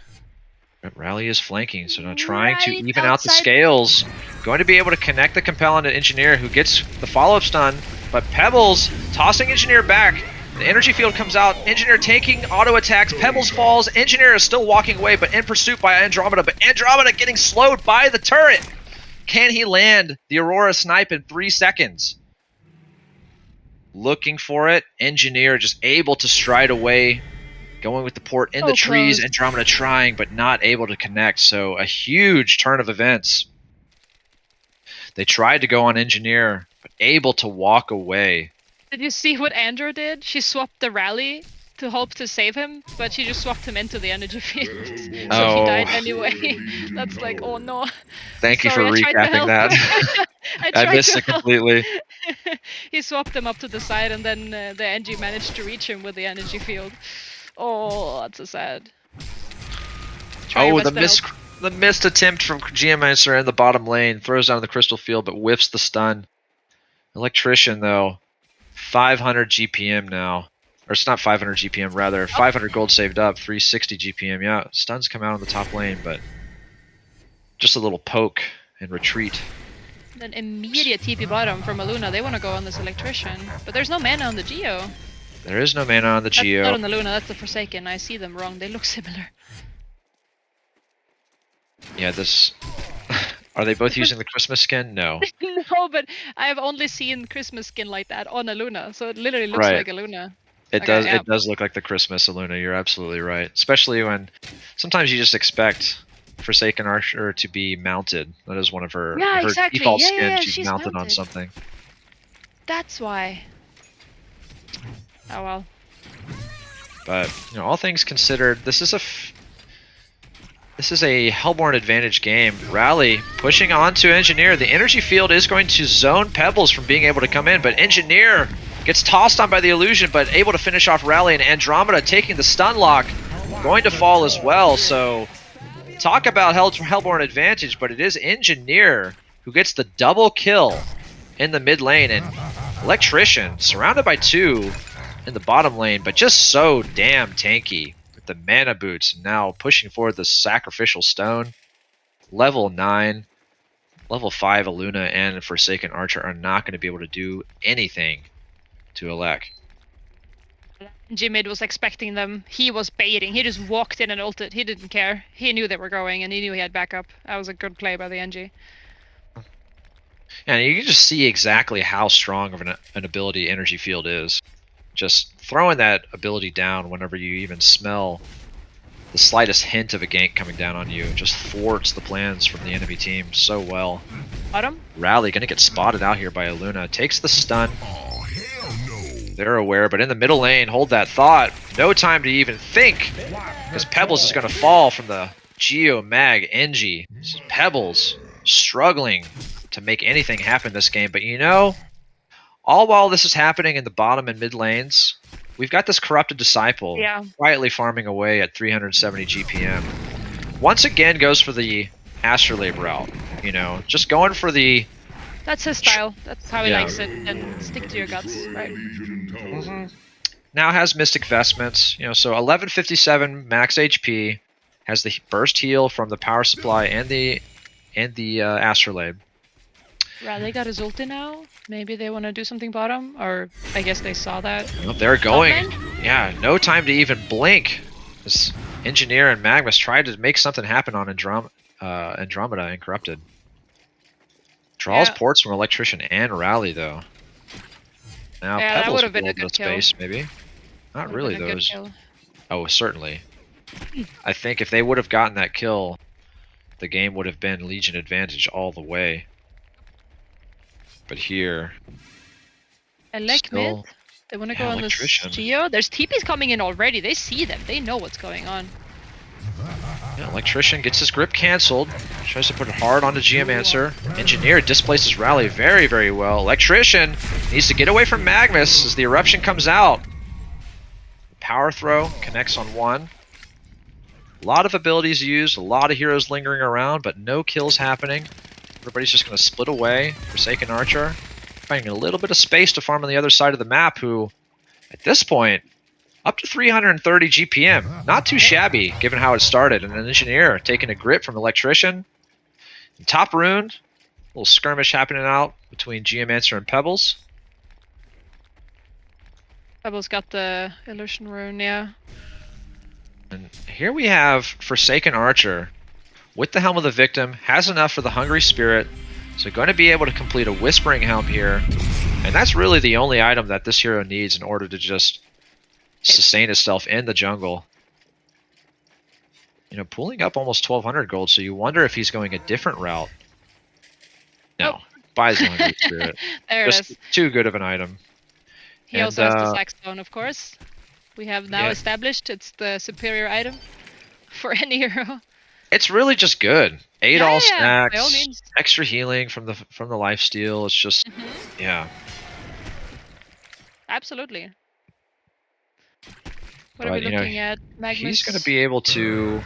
Yeah, this is just a very even game, as it was last game as well. You know, at this stage in the game, it was anybody's game in the last match of the series. So the story's the same. But here we go, Electrician getting initiated on, gets compelled out of that energy field by Rally, but now his shield is down, going to be able to put it back up. Baiting pretty hard for his team, but now it's Rally with the no compel off cooldown. Going to end up getting caught by and surrounded by 3. Falls very quickly. Magnus coming in from the flank. Going to land the stun on Andromeda. Electrician trying to make something happen. Not able to get the grip off because of the steam bath, and it's a 2 for nothing. So here we go. De Nova Brigada accumulating some momentum in this game. Their carry having a great time, just chilling in the jungle while all this happens. This little 4 protect 1 strat, or 4 heroes playmaking strat, while a hero with just a natural farming kit like Forsaken Archer He's able to find a little bit of space, get a little bit of lift off, and starts flying, baby. Look at the engineer. We haven't talked about engineer. He's 602 and he has Spell Shard and Storm Spirit. Like, he's having a baller game. Yeah, I mean, what's the next item, do you think? I've seen Puppet Soul do this. I think he really just finds Spell Shards 1 to be enough. He's probably not going to rank it up if I had to guess, but Electrician now in No Man's Land gets surrounded by Engineer, Magnus, and Aluna. He's very tanky with that energy field, but able to get caught in a stun lock with it down for a little bit. Takes a lot of damage to his HP bar. Aluna getting a little bit low, but here comes the Eruption. Magnus just out of range to be able to get it to connect, but undoubtedly Electrician going to end up falling. So having a great start on Electrician, but maybe just getting a little overconfident. Now only at 315 GPM. I don't think it's that bad though, because it doesn't matter that much that he died there, because they used the Magnus ulti. They have 4 heroes in this bottom area. Corrupted is farming freely top. He doesn't like it's like Electrician is dying, but 4 or 3 people are farming on his team. Oh, Andrew died too. Yeah, Andrew dies to Engineer. Quick kill gets sniped out. But yeah, I mean, Corrupted Disciple doing, obviously not the star farming hero like Forsaken Archer. When I think about Forsaken Archer, I'm just reminded of Moon Queen as well, right? Like, these two heroes are just kind of these staple farming heroes that just really require nothing but, a Whispering Helm and some levels to just make the farming circuit happen in the jungle. So just, bottom lane, gotta watch out for it. But Forsaken Archer is just a farming beast. But obviously with the start that Corrupted Disciple had, now has a Dawnbringer after that, not a Dawnbringer, a Lightbrand after that Astrolabe, able to sustain 440 GPM in the jungle. But Forsaken Archer catching up at 400.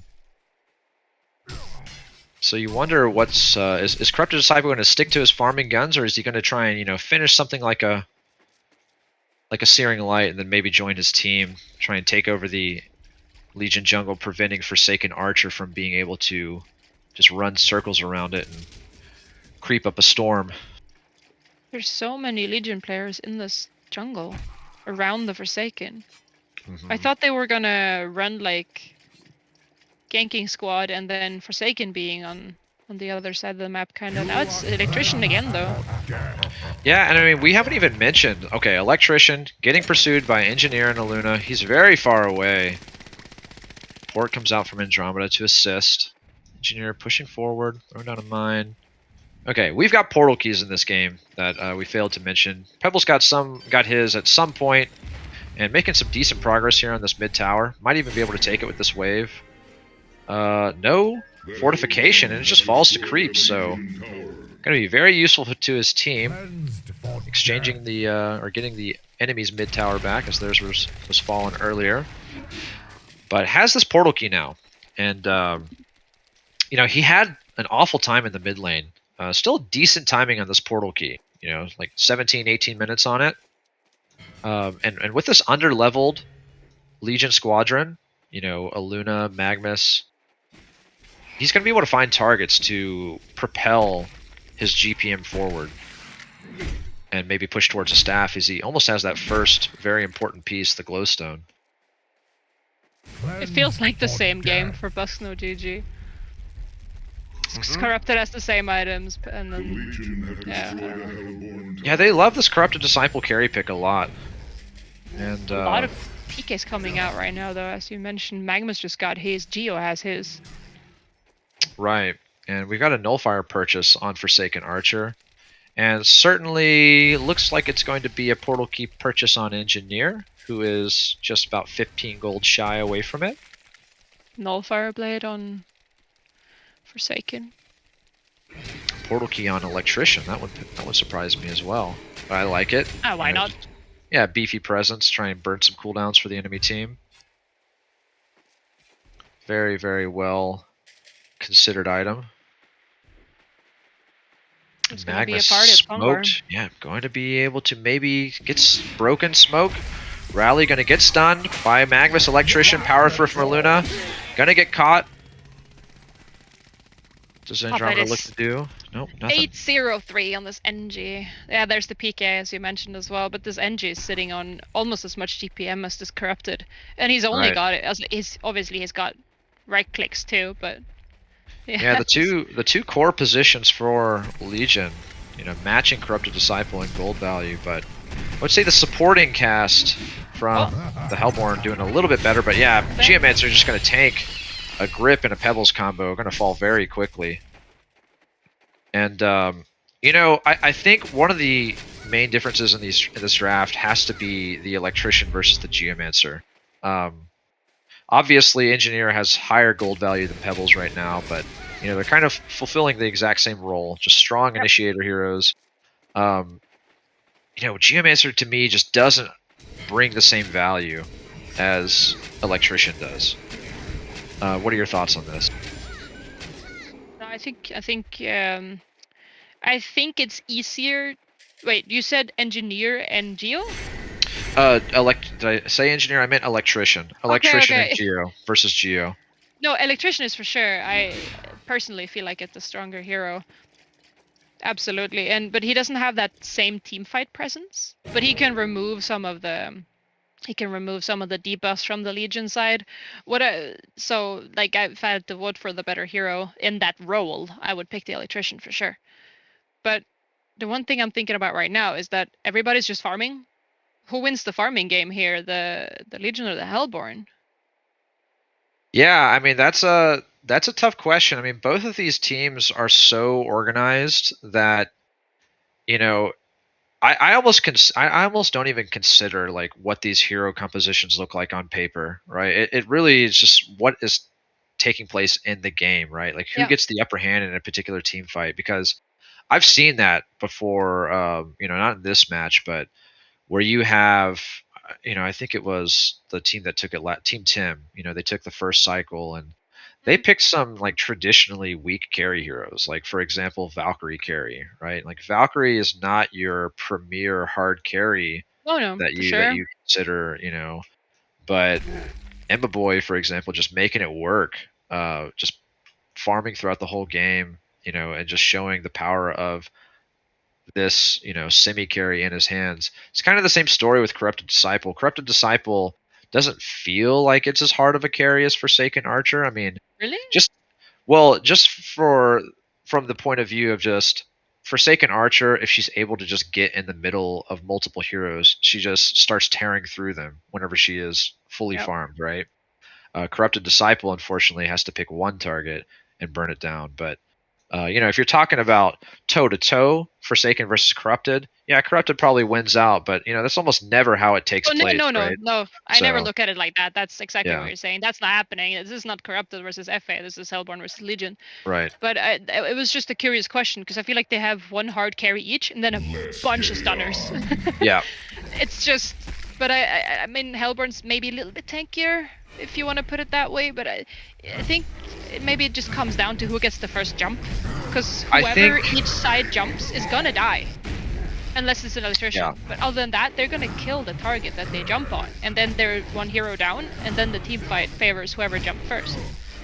Yeah, I think all things being equal, in the early game stage, or even through this mid game stage, as we see the gold value and XP value is pretty close between the two teams, I think this favors the Hellborn draft. I think the deeper that this game goes, the easier Hellborn's draft is to play. I mean, their abilities just seem a lot easier to connect. It's a lot easier for a farmed electrician to just jump in and grip somebody and start the fight. He's so tanky, so hard to bring down, that he can just do that as soon as he senses that there's an ability within range. Pebbles, really easy to land a group chuck. Aluna going to fall very quickly as she gets caught out of position.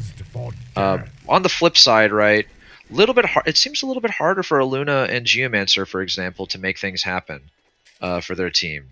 An Engineer, able to just jump in and slam down an energy field, no doubt. Magmus Eruption, as strong of an ability as it is, it's not necessarily, in my view, the easiest ultimate ability to pull off, right? I mean, that channel time certainly makes it difficult to time this ability, you know, in comparison to something like, you know, Rally, Compel, Seismic Slam, right? Yeah, I guess. Just my 2 cents. I'm not sure if you're picking up what I'm putting down. I think I know what you mean. Oh, mid game, mid lane is what it's called. They're Yeah, gonna kill the electrician. Big kill, as we have a level 3 Nullfire on Forsaken Archer, making some good progress towards a Shrunken Head. So this hero is See- going to be very scary when she starts getting more and more items. Absolutely. I see your point, but then again, they have a lot of setup on Legion for the Geo ult. Like they have a sure stun on the Aluna, and then Geo with the PK is pretty much a sure stun, and then Magnus with the PK is it's not a sure stun, but it's a sure stun. You know what I mean? Right. So they have so much setup that the Geo makes sense. It's kind of like the Valkyrie. You can't just have Valkyrie and just pretend like she's gonna hit the arrow every time. If you have a setup, then the arrow is phenomenal. If you don't have a setup, not so good. So Right. I think it's because of the lineup that they have, Geo makes sense in that term. Yeah, I agree, and especially if heroes are kind of trapped within an energy field, a crystal field inside Absolutely. of that could wreak havoc. But we have an eruption going off. Magnus just not able to, just decides not even to portal key in. You know, senses that eruption, lava surge is not going to be in range of electrician. Electrician, by the way, has a glowstone, so Did Alex see that? undoubtedly. Yeah, I don't know. What for? I don't know. You just, I'm just gonna say game sense. You know, maybe Yeah, saw everybody's him off missing. the map and just playing cautiously. So Everyone's missing. Nobody's in the lane. They're probably gonna try to kill me again, aren't they? right. That kind of feel. Nobody's showing on any lane except the Elect top, and then the CD was mid a little bit, but everybody's just. It's such a farm game. I don't know. They picked so many heroes that can just burst down people, and then everyone's farming.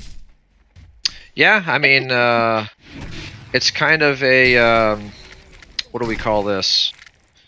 You know, yes, these heroes spell out activity if they're able to get their hands on people, but because of that reality, it seems like both teams are kind of deterred from trying to engage each other unless they are confident they can get a clean pick and not lose anybody. So It feels so weird. Not what I expected. I thought it was gonna be more active. and one top lane indeed. We have Rally getting caught out by Engineer and Geomancer. Champion of Newer Street for Puppet Soul and Engineer, nearing 500 GPM. Forsaken Archer taking over as the top farmer in the game with 540 GPM. Only going to get higher if he's able to keep this momentum up. Corrupted Disciple, you know, has that finished Dawnbringer, getting close to that Shrunken Head, no doubt. And the same items. Third piece of the staff completed on Pebbles. Only needs 900 more for the group Chuck. Very much as you said in the last game, very big power spike for that hero. And they CC this top tower on Hellborn. They didn't do anything about it. And they're not that far behind that they can't. I mean, Rally was dead. But I mean, then push bottom. Like, it feels kind of just so not active. The CD could have been bottom pushing because he sees 5 people top, right? But he's farming the jungle. I'm just curious to the game plan here. Now, yeah, he's not even going towards lane. Obviously, he doesn't want to go now because... No, of course. Yeah, because now they're off the map, but... A Bound Eye picked up by Geomancer. This is a nice little purchase here. Geomancer with a Bound Eye, going to be difficult for the Hellborn to play against. It's also that good natural for... sonar ability. Yeah, and also, like, even though there's no Invis heroes on the Hellborn team, the fact that you have a Bound Eye, you can just counter ward everywhere, just gives you more map control. And the Geostock, what is the radius on the pulse? 3,000. It's a massive radius. Holy, that's a lot. For Revelation. Or I should say maybe soft Revelation of heroes. But yes, Geomancer gets gone on by Rally, takes a Seismic Slam, Compel. Pebbles trying to make something happen from smoke, misses the Stalagmites, forcing the Hellborn side to back off. Legion, probably comfortable to just...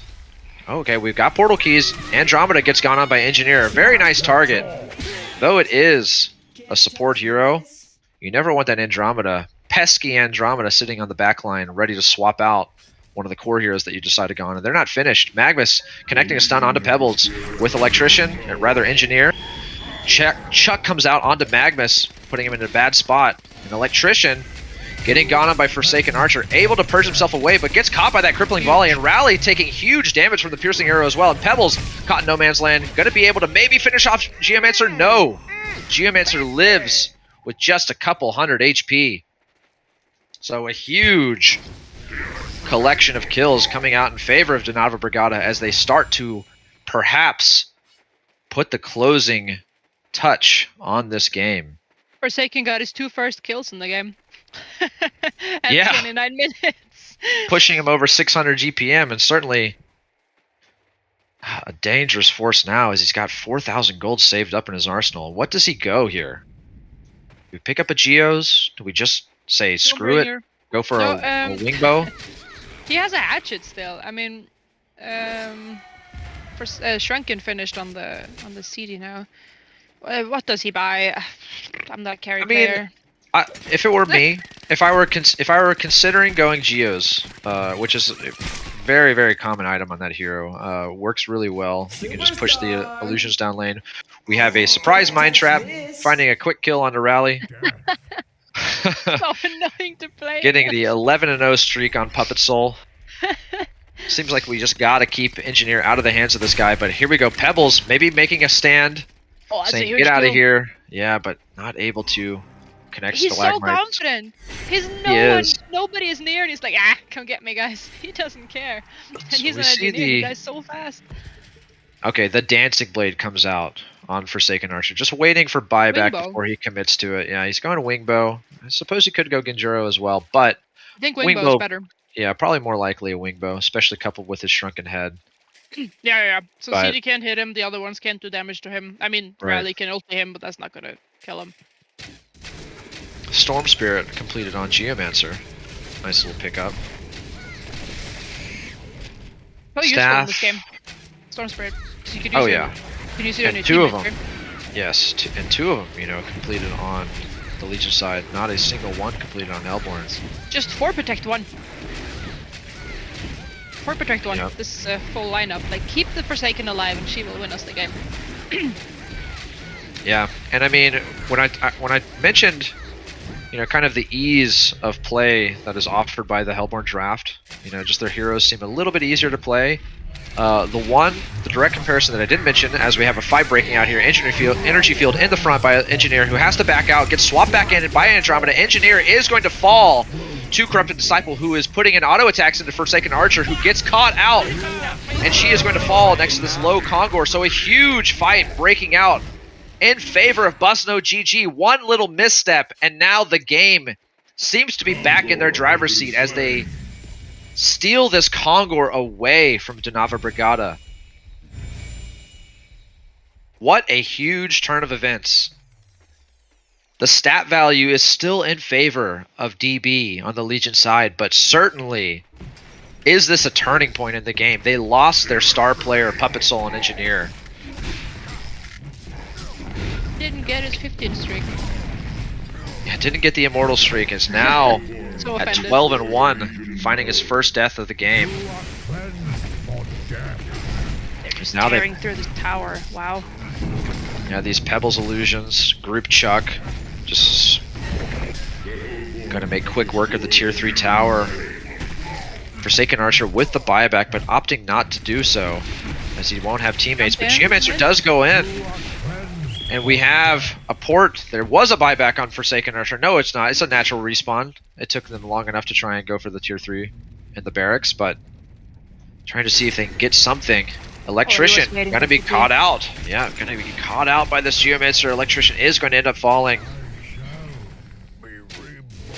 You're Staff right, of the boy. Master. Yeah, Staff of the Master finished on Electrician now. It's a big item. 4,000 gold saved up on Corrupted Disciple.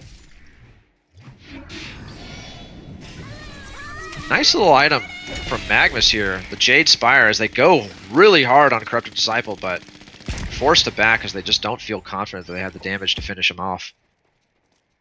Yeah, I like this Jade Spire pickup on Magnus, making his life Absolutely. a lot easier. Increases cast range. Yeah, that's what I remembered. Yeah, the Jade Spire is really nice. Dancing Blade picked up by Corrupted Disciple as well, so... It's going Wingbow as well, I guess. But what I was saying before that fight at Kongor, when you look at ease of play with direct hero comparisons, I feel like Corrupted Disciple is the harder carry to play effectively than FA. FA just has this. Obviously, you got to be a good player to stand a chance in these games, right? Not trying to discount anybody's ability to play this game well, but Forsaken does have this little bit of an autopilot mode once she's just able to fire off auto attacks in the middle of a team fight. Yeah, she just needs to right-click. I mean, I'm surprised nobody's bought a Spike Bola yet. And who knows? That actually, I feel like we've seen Probus buy a Spike Bola on Corrupted Disciple. I might be wrong, but this could be a Spike Bola, which would be a very interesting choice if he does decide to go that route. Spike Bola. Oh yeah, he can buy it with the Dancing Blade. Yeah, I had to check that. Yeah, you're right. Might be. It's a really strong item because like he has a Shrunken, and then the Forsaken can't hit, and then the rest can't deal damage to him, and then fight one. Shrunken coming out on the Pebbles now too. He bought the hammer. Yeah, Warhammer? the Warhammer. Yeah. So he just needs 900 to complete it now. It's going to be a great item for him. And I don't think this is going to be a Spike Bull on Corrupted Disciple because I believe he would have this item available to him plus buyback if that's what he wanted to buy. So this is likely a wing bow coming out. Can I see somewhere how much? Like he has a buyback now, obviously, but is there a way to see how much gold he needs for buyback? In spectator mode, I am not aware of a way to do this. So. Because he needs. Oh, they have the Spike Bola is super cheap. It's like 700 gold on top of the Dancing Blade. So yeah, he probably yes, you're right. Oh, what is that? And he buys the Fall Bow, which is a new item that builds semi-new item that builds into Wing Bow. There we go. Yeah. So and he commits to it without buyback as Andromeda gets caught on, but a nice double stun coming out from Rally, going to finish Engineer very quickly, and Magnus the next to fall. Electrician with the double purge going to catch a Luna. Forsaken trying to put some damage and some threats into the Hellborn side. Geomancer trying to escape with the Geostock. Can Electrician find him with drop the eye to try and escape, and Electrician going to find that kill on Geomancer. So you want to talk about 4 protect 1? How about 0 protect 1 when they're all dead? But there is a buyback on Geomancer, and it's 5 heroes. Very dramatic. Nobody protect 1. No, but you're right. The buyback is used on the NG, which might be enough to hold them off. Worst case, keep the Rex alive. He has his ulti ready, but this Corrupted is just hitting. Someone has to go. Yeah. There we go. He goes. Pops his ulti. Instant swap from the Andromeda. Take it away, Trulta. Gee, sorry. I didn't know. He gets a double stun with his Compel right there. And the poor Forsaken Archer is just being jumped on. Forsaken Archer just holding him. Oh my god. Holy flip-flop. That was a power show from this Forsaken, just staying alive and hitting 3 people at once. And it's exactly what you said. Holy! I'm sorry. Face is red. That was insane. I know. I told you to take it away, but my goodness, I just couldn't believe my eyes. I couldn't believe my eyes with this Forsaken Archer sitting on like sub 300 HP between 3 heroes, just taking them all out slowly but surely. What a huge turn! They get the barracks, but now it's the genocided Hellborn team that has to worry about theirs. And they have no buybacks on heroes, not on their carry hero, not on their main initiator. They might have one on Electrician, might have one. They probably have one on a Rally, but they have it. They have on Electrician and they have on the Rally. You can see it on the tokens on the first one. They're blue, so they have buybacks. Okay. Yes, you're right. Thank you for pointing that out. But like they're spawning now, so they're not going to buyback. And it's the Corrupted 10 seconds. They're not gonna commit, no. We got what we came for, boys. Let's get out. Yeah, this is a smart. Beautiful HoN match right here. So many turning points in this match, and what a hell. Forsaken Archer showing exactly why he's here, what he came here to do. Just with the carry presence, cleaving down 3 heroes on top of his racks, holding it strong, getting the racks in return. And now it's like, it just feels so even now. Both teams scared of each other. 5K in the pocket of FA. what's he go for next? I mean, he's got the wing bow. He's got the setup. You know, he's got his next item on the horizon. What do you want to see? I want to see the spike bowler. But I mean, what else can he buy? He's not gonna turn his investment into a shaman's, right? Question answered. Symbol of rage. If he was, yeah, of course, yeah. Wingbow symbol and you're unkillable. Yeah, if he was hard to bring down in that situation before, near impossible now.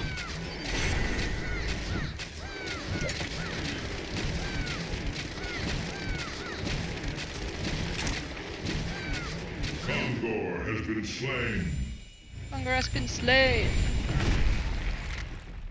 Okay, yeah, so an extra 25 strength from Symbol. Obviously harder to burst down, and if you don't burst him down, punished with the life regen from this item. Super, super strong. And still, take a look at what he's still holding, Trulta. Still got the sack stone, buffing it further. Gotta keep it.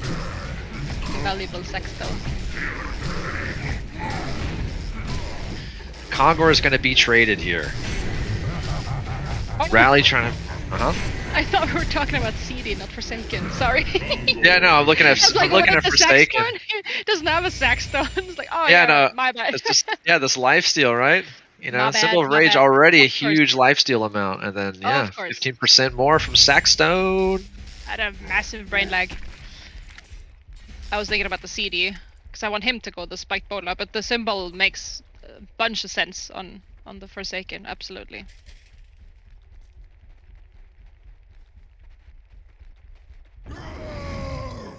That's also a good question. Yeah, if the lifesteal is buffed by the sackstone. Lifesteal is considered healing. Yeah, So that's what I thought. healing done.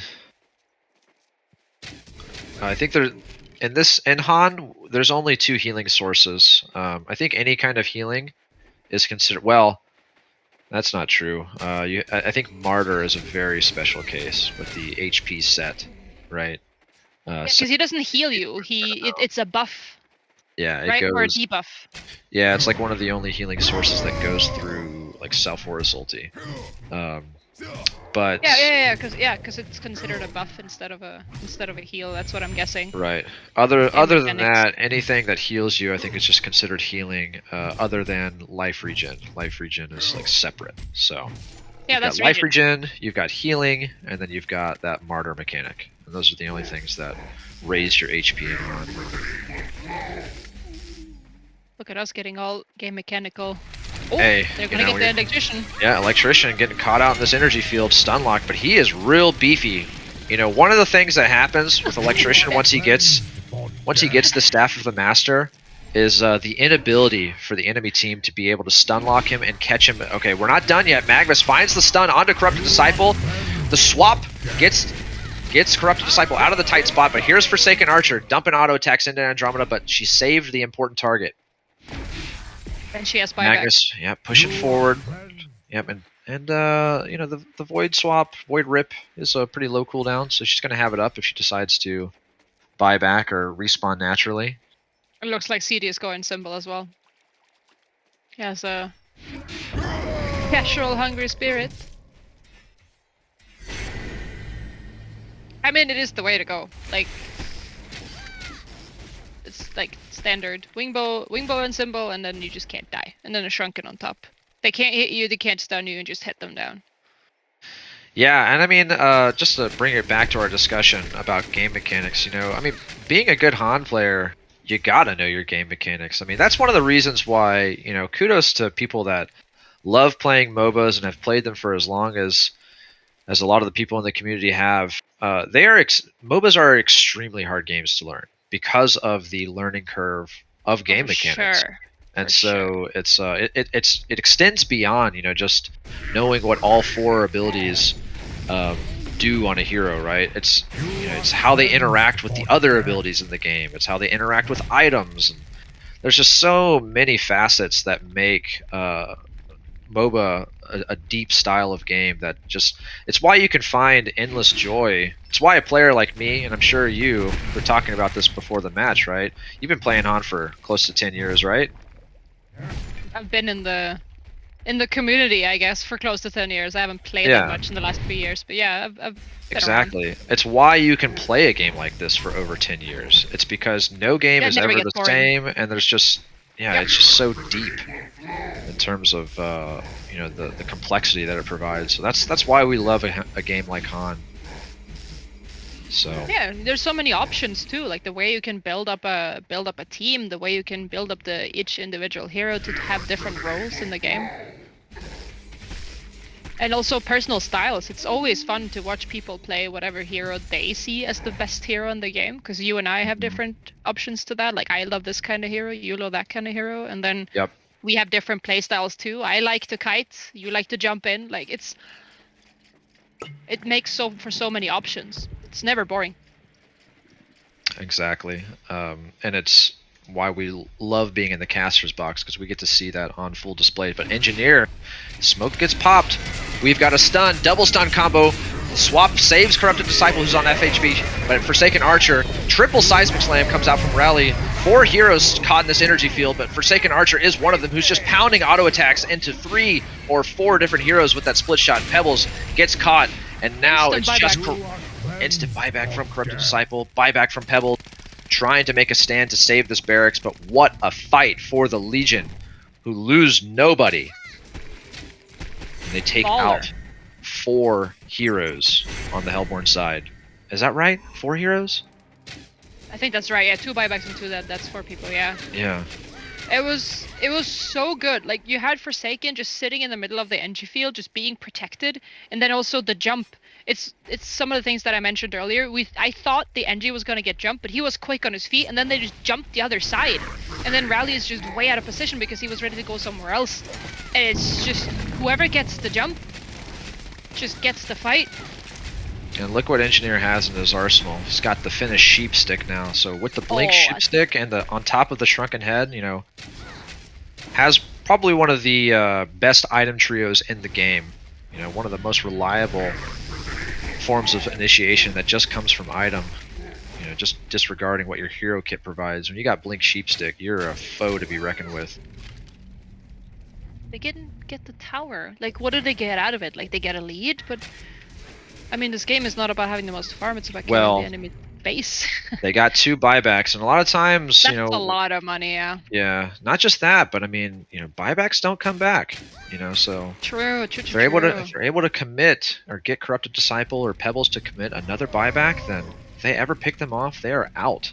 Especially at this stage of the game when you're approaching that level 25 mark, you know, you're dead for almost 100 seconds, but Rally gets blink sheeped into an energy field, but Andromeda swaps him out. A nice little stun from Magnus, but we have a kill on Andromeda. Nice Pebbles combo is going to catch Geo and Magnus, but Pebbles, with no cooldowns up, is taking lots of auto attack pressure from Forsaken Archer, who is just going to rip through Rally. Almost brings down Electrician, but Corrupted Disciple able to walk away, as well as Pebbles. And we do have a buyback on Geo, a dead Magnus, but Forsaken Archer over here in the front lines. Shrunken Head is on cooldown.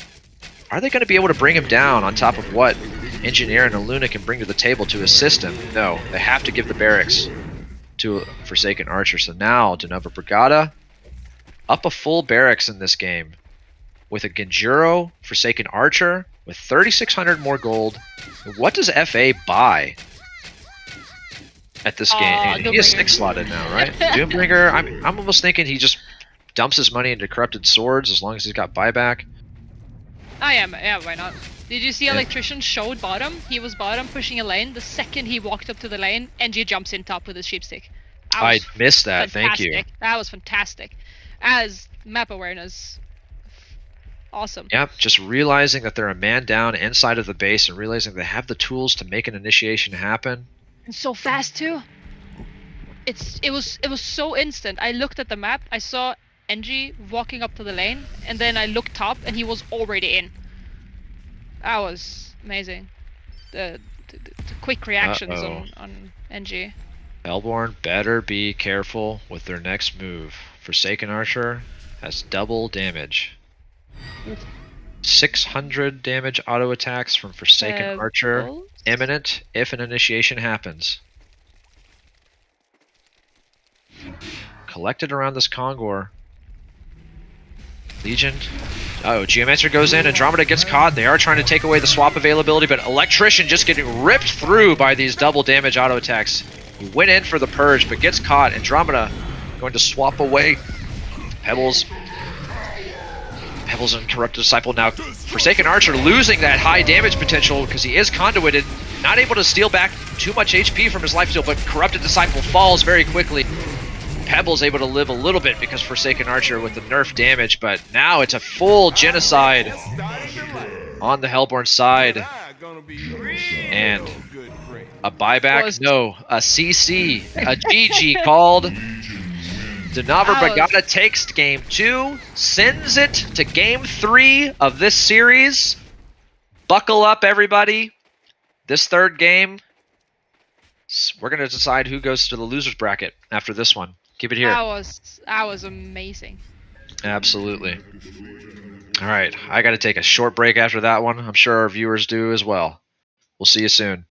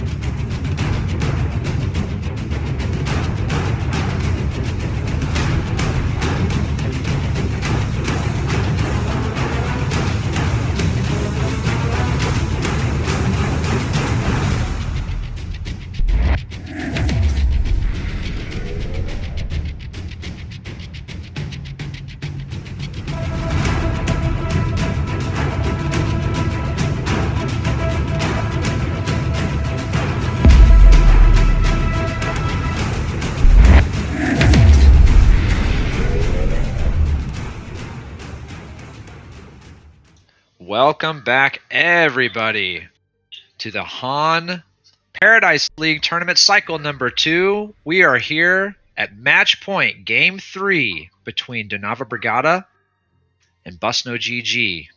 Donava Brigada evening it up in Game 2. It's 1-1. Who is going to take Game 3? I'm joined here by my co-caster, Trulta. I'm Easy Full Clan, your main shoutcaster. Trulta, who's taking Game 2, or Game 3 rather?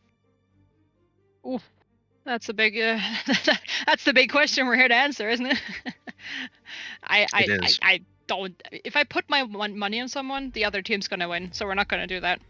That's how this works usually. So I think it's 50-50 at this point. They proved it in the last 2 games that they can pull out all the stops if they have to. Yeah, I understand that completely too. Your motivations of not trying to make a prediction. You don't want to influence the game with the caster's curse. No, exactly. I'm just gonna sit here and watch and enjoy.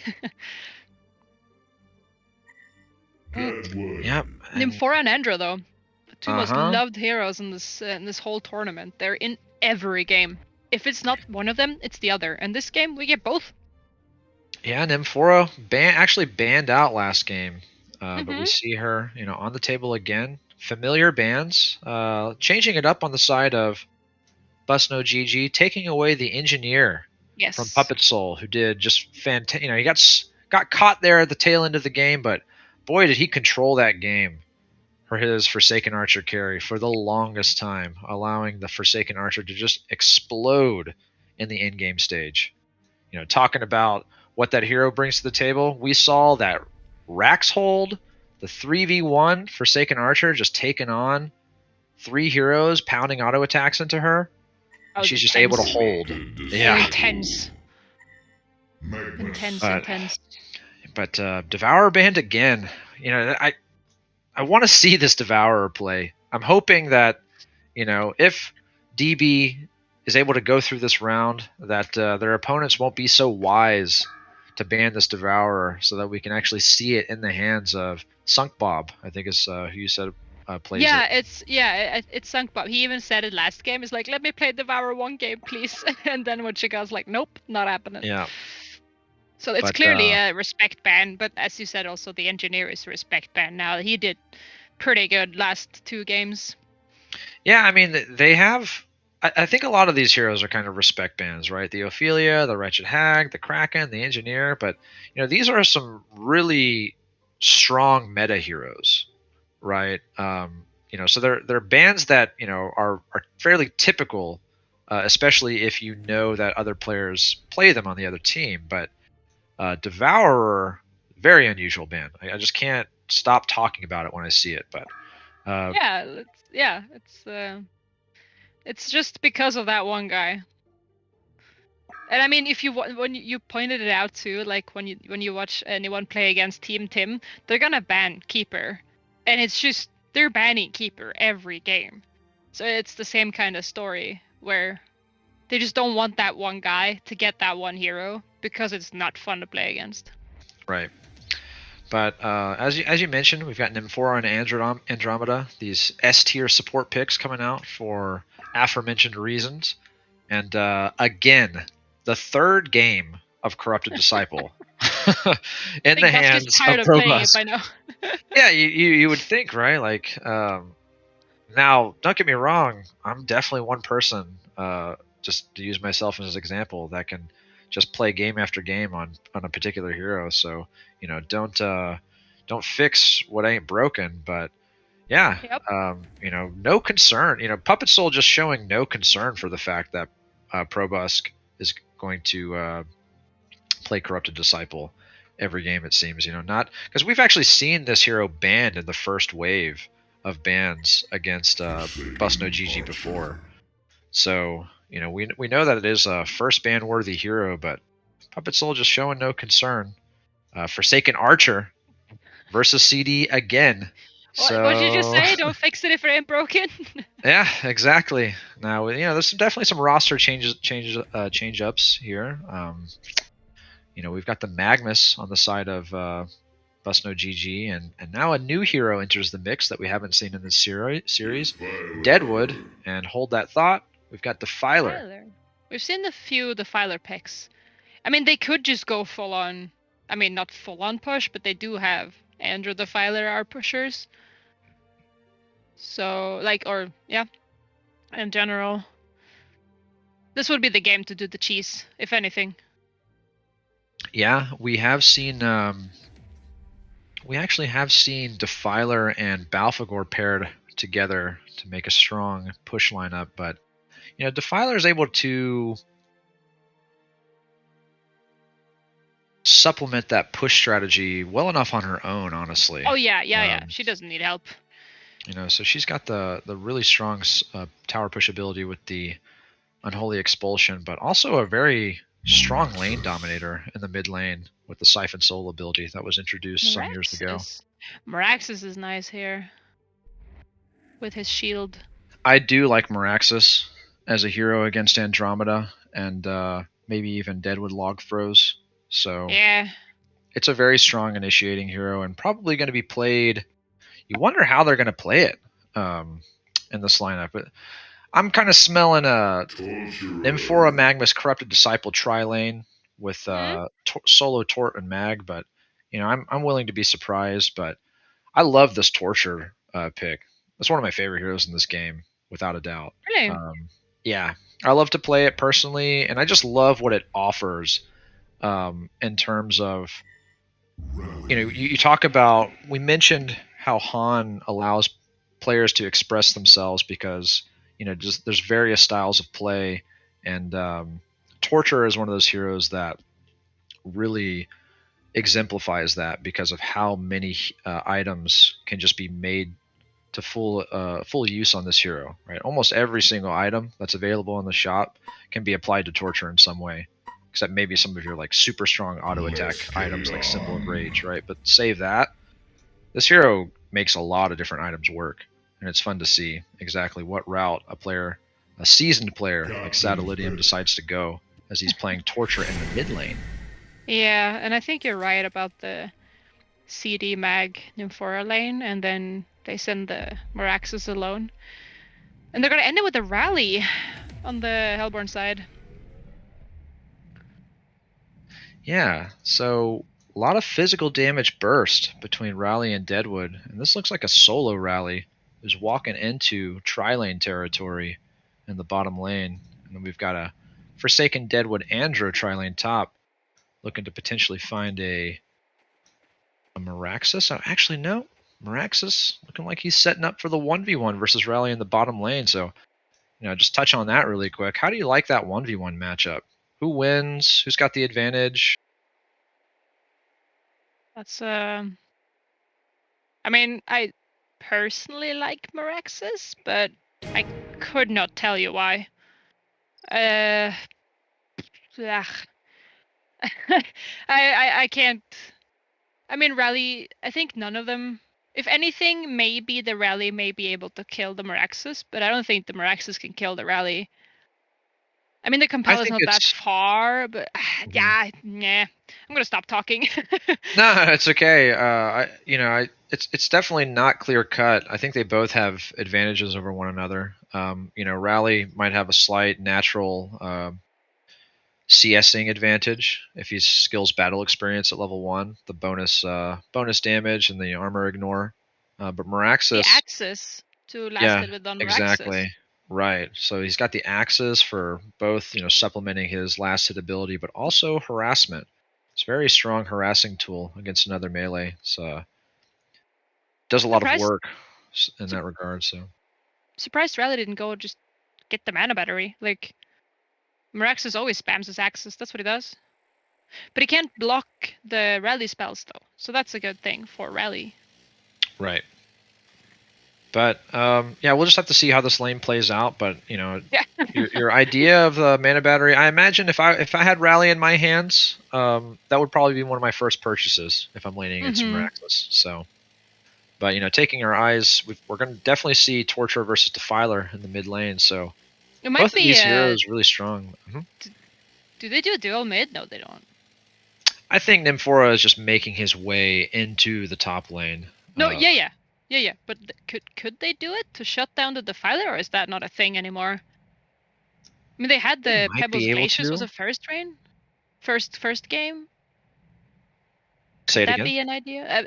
I think they, Jesus, I think they had Pebbles Glaciers in the first game, right? Or is that, am I?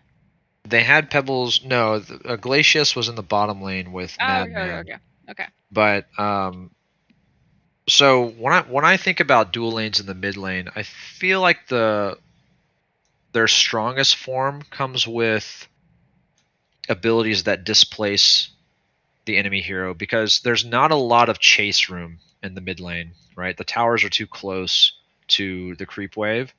So you need items like Chuck or the Keg or say a prisoner hook or something like that to, extend your ability to chase by pulling them further away or pushing them further away from the tower, if that makes sense. Yeah. Yeah. So Yeah, I think that. By all I means. guess what I'm saying is I think if you were to go dual lane versus this Defiler, she still kind of gets what she needs to. She can play really safe and kind of do a decent job with the creep score by utilizing Wave of Death and still kind of get that level advantage. Yeah, Torture will get a creep advantage, but he'd be at a level disadvantage, and maybe it comes out to be even in the end, even though you committed 2 heroes against the Defiler. So because she can always bounce back. I mean, Wave of Death is just such a nice natural creep farming ability as soon as she gets like level 5 and beyond. So I feel like I these two think that mid heroes have such yeah. a same role. Like, they burst, they push towers. I was about to say they fly, but that's not relevant. But like, no, but they push towers and stuff, and then you have the Nymph and the Andro counter for each other, and then you have FA and CD. Like, it's such clear roles on Right. everyone. There's no question what everybody has to do and what they want to do. Okay. Well, we have this tri-lane in the top lane of Andro Deadwood FA versus Magnum for a Corrupted, and one of the things I like about Corrupted Disciple in a tri-lane is how strong Electric Tide is. Electric Tide is just, it's not a disable like the crippling volley from Forsaken Archer, but when it goes off in the midst of a tri-lane encounter, I mean, it's almost guaranteed to be hitting 2, maybe even 3 heroes. And that type of damage spread really kind of makes a difference, because once abilities go out, like you just saw it right there, right? Yep, Electric does a lot of Tide, damage. just connected on all 3 of those heroes, and pushed all 3 of them back. And a lot of times, what happens in these fights is after abilities go out, there's not necessarily a clean kill inside of a stun lock. It just kind of a little chase down with auto attacks, and when you have an item or an ability like Electric Tide putting damage onto every hero, it really makes all of the players on the other side think twice about committing too far for the chase to secure the kill, because they can all be turned on since they got low. So I saw really this scenario last game though with FA in a lane versus Corrupted in a tri-lane, and last game FA lost it. Right? Oh yeah, FA absolutely got punished in the Yeah. tri-lane, but she came back with Torture, getting Siphon over the mid lane, gets his bottle, gonna be able to pick up this Invis rune. Defiler almost at his own bottle. So Torturer, how did Torturer end up getting his bottle first? Just having a better time CSing 12-0 versus 10-1. Is it that big of a difference? Yeah. The father is sending it out now. Okay, yeah. 100 gold difference, but I mean, Defiler's gonna have it to be able to gen up. But the fact that Torturer was able to get it, replenish himself with it, and then pick up a rune, he definitely has an advantage in the mid lane, noticeable advantage. So we'll see how it goes forward. Probably not going to see him use this Invis as an early ganking tool. Actually, he is going to kind of threaten to push forward on Defiler. Misses the stun. The Siphon Soul comes out, so Defiler pushing forward on Torturer. Yeah, okay. So Defiler with a slightly favorable trade there. Torturer, one of the things I like seeing about Torturer played as well is, okay, hold that thought, is we have a missed Lava Surge in the top lane. Andromeda and Deadwood connect their abilities onto Magnus, but Magnus is in a steam bath right now and is not going to take any additional pressure, and so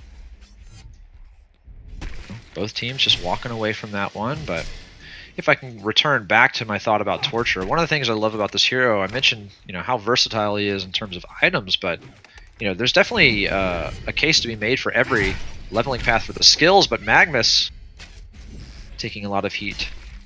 But both teams just shy away from committing to the kill, so looking for better spots on both sides.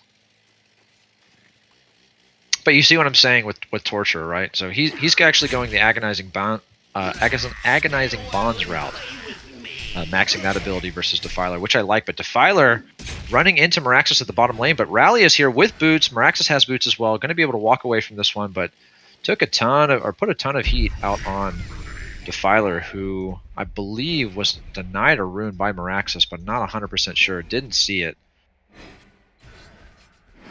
Yeah, the combo from Torture is so much damage. Okay, so Magnus going to connect that stun onto Deadwood, who tanks the pod, so Magnus and Nymphora able to put in some auto attacks and finish off Squad Bomb for the Bloodlust. So the Bloodlust comes out in favor of the Corrupted Disciple lane again.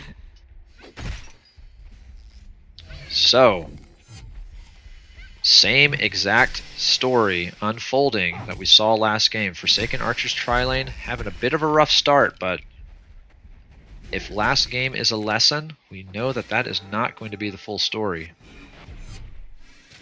if this thing goes the way it does. But Defiler pushing onto Torture with the Siphon Soul, has the Unholy Expulsion active.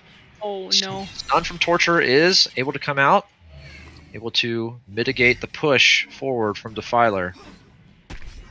Regening up.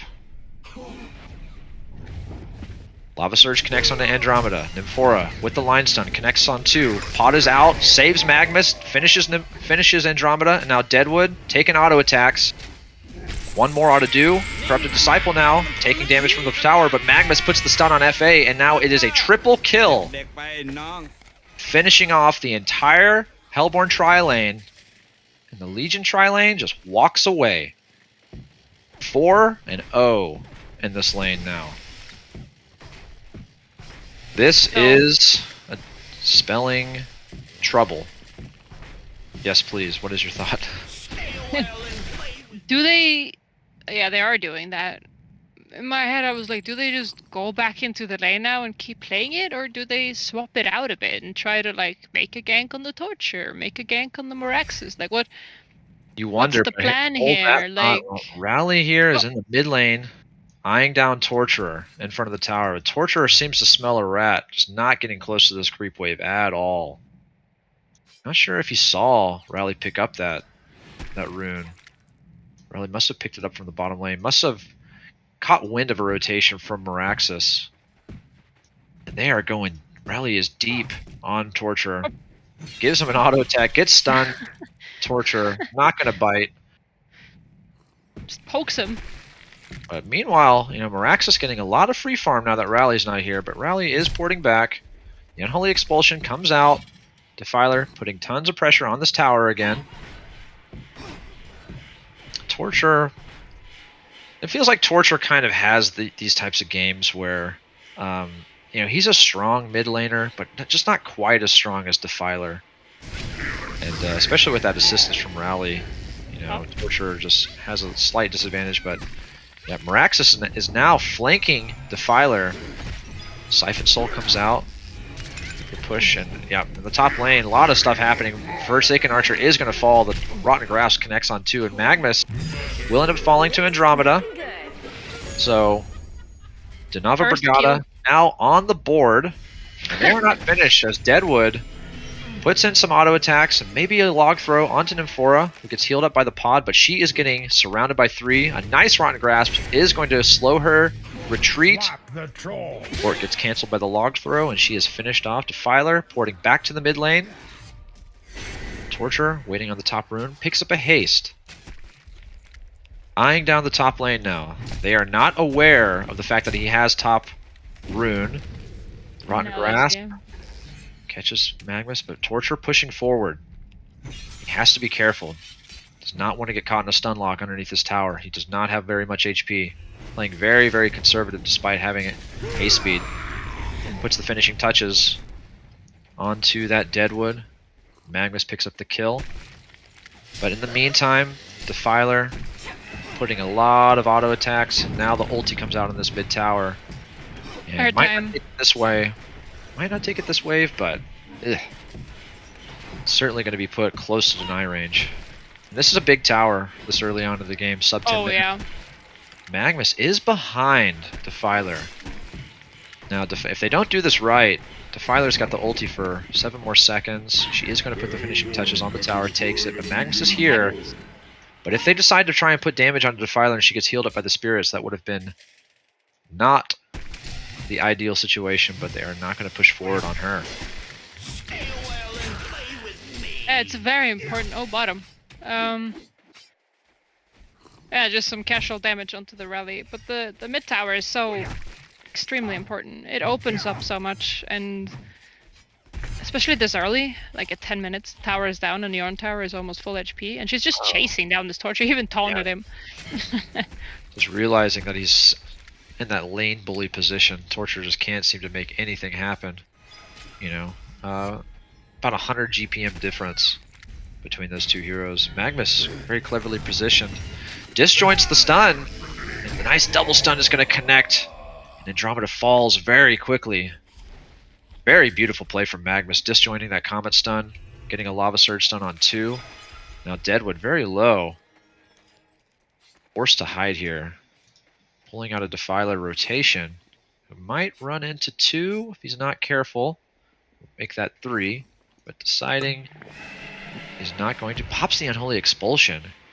And pops the smoke. And now Nymphora is able to sidestep the stun. And now here's the Unholy Expulsion. Nymphora getting chased by a Defiler. In the meantime, we do have a kill onto Deadwood. Defiler is going to find that kill on Nymphora. He's going to try and bump himself into Defiler. Takes a stun from Torturer. Magnus. Lava Surge, but gets sniped by the Wave of Death inside of the Steam Bath. Some very important kills coming out from Nova Brigada. And Defiler, little snowball machine he is, gets 2 of them. He's 3-0, 417 GPM, top farmer of the game. Puppet Soul with a commanding lead on this Defiler. How is this going to change the game? You know, they lost again, right? I missed it on bottom, I'm so sorry. But Rally gets a very big kill on Axis. Very nice. Level 10. They were just high-fiving around the tower for so long, and then finally gets that kill off. And you know, it's one of those things where, yeah, Bust No GG wins their tri-lane pretty handily, but the solo lanes, on the other hand, are heavily favored for Nova Brigada, and we saw exactly what Puppet Soul can do when he has a strong lead to control the pace of the game and just, you know, allow that space. But here we go, Andromeda and Magnus toe to toe, and Andromeda gets sniped out by that Nymphora fairy. Yeah, Andrew swapped Forsaken out of it, so Andrew died instead of the Forsaken, which is, I mean, he's fine with that. Yeah, okay, Defiler pops the ulti, stun comes out on Deadwood. Deadwood taking a lot of damage, gets a stun lock, but here's Nymphora just getting ran down by these spirits. And Magnus as well, gonna get caught. Do we have the Grave Silence? No, it's not up, but the damage able to finish Magnus off before he could port home. So another double kill for Defiler, and watch out, Torture, you're next. Hasted Rally, Compel, Seismic Slam is gonna miss. Torture putting a lot of damage, able to take out Forsaken Archer before he falls himself, so turning a bad situation into a not so bad one. Getting a kill back despite being 2v1. Defiler making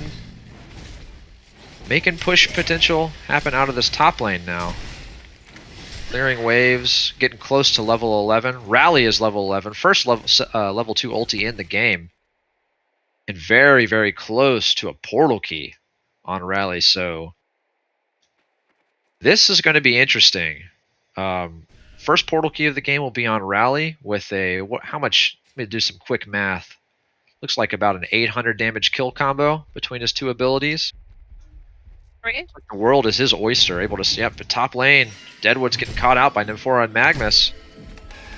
Deadwood taking auto attacks, able to walk away. That pod is so strong, dude. Oh yeah. It looks like a lot more than 80 damage. But it's the fact that it's AoE too, and it heals your team, so it's such... Like, even if it's just 80 damage... No, it's well, it's 80 damage yeah. per second that is on the ground, right? So it can go up to 240 healing and damage. So that's why it's so much. Yeah. Well, let me see. Actually, I think it goes up even higher because it says the base value is 40, and then it 3 seconds. Yeah. Okay, Magnus puts the stun out on Defiler, who's taking a lot of damage, but he's got the spirits up. Defiler is going to fall, so they put a stop to Defiler for now. Very important kill that they find on Defiler. I think that's a miscommunication. I think Puppet was up there to help out and get some stuff done in the lane, and then team is not there. Or, you know, he didn't realize or anything. That looked like miscommunication to me. Because he kind of just walked in there. Thought he had backup, didn't.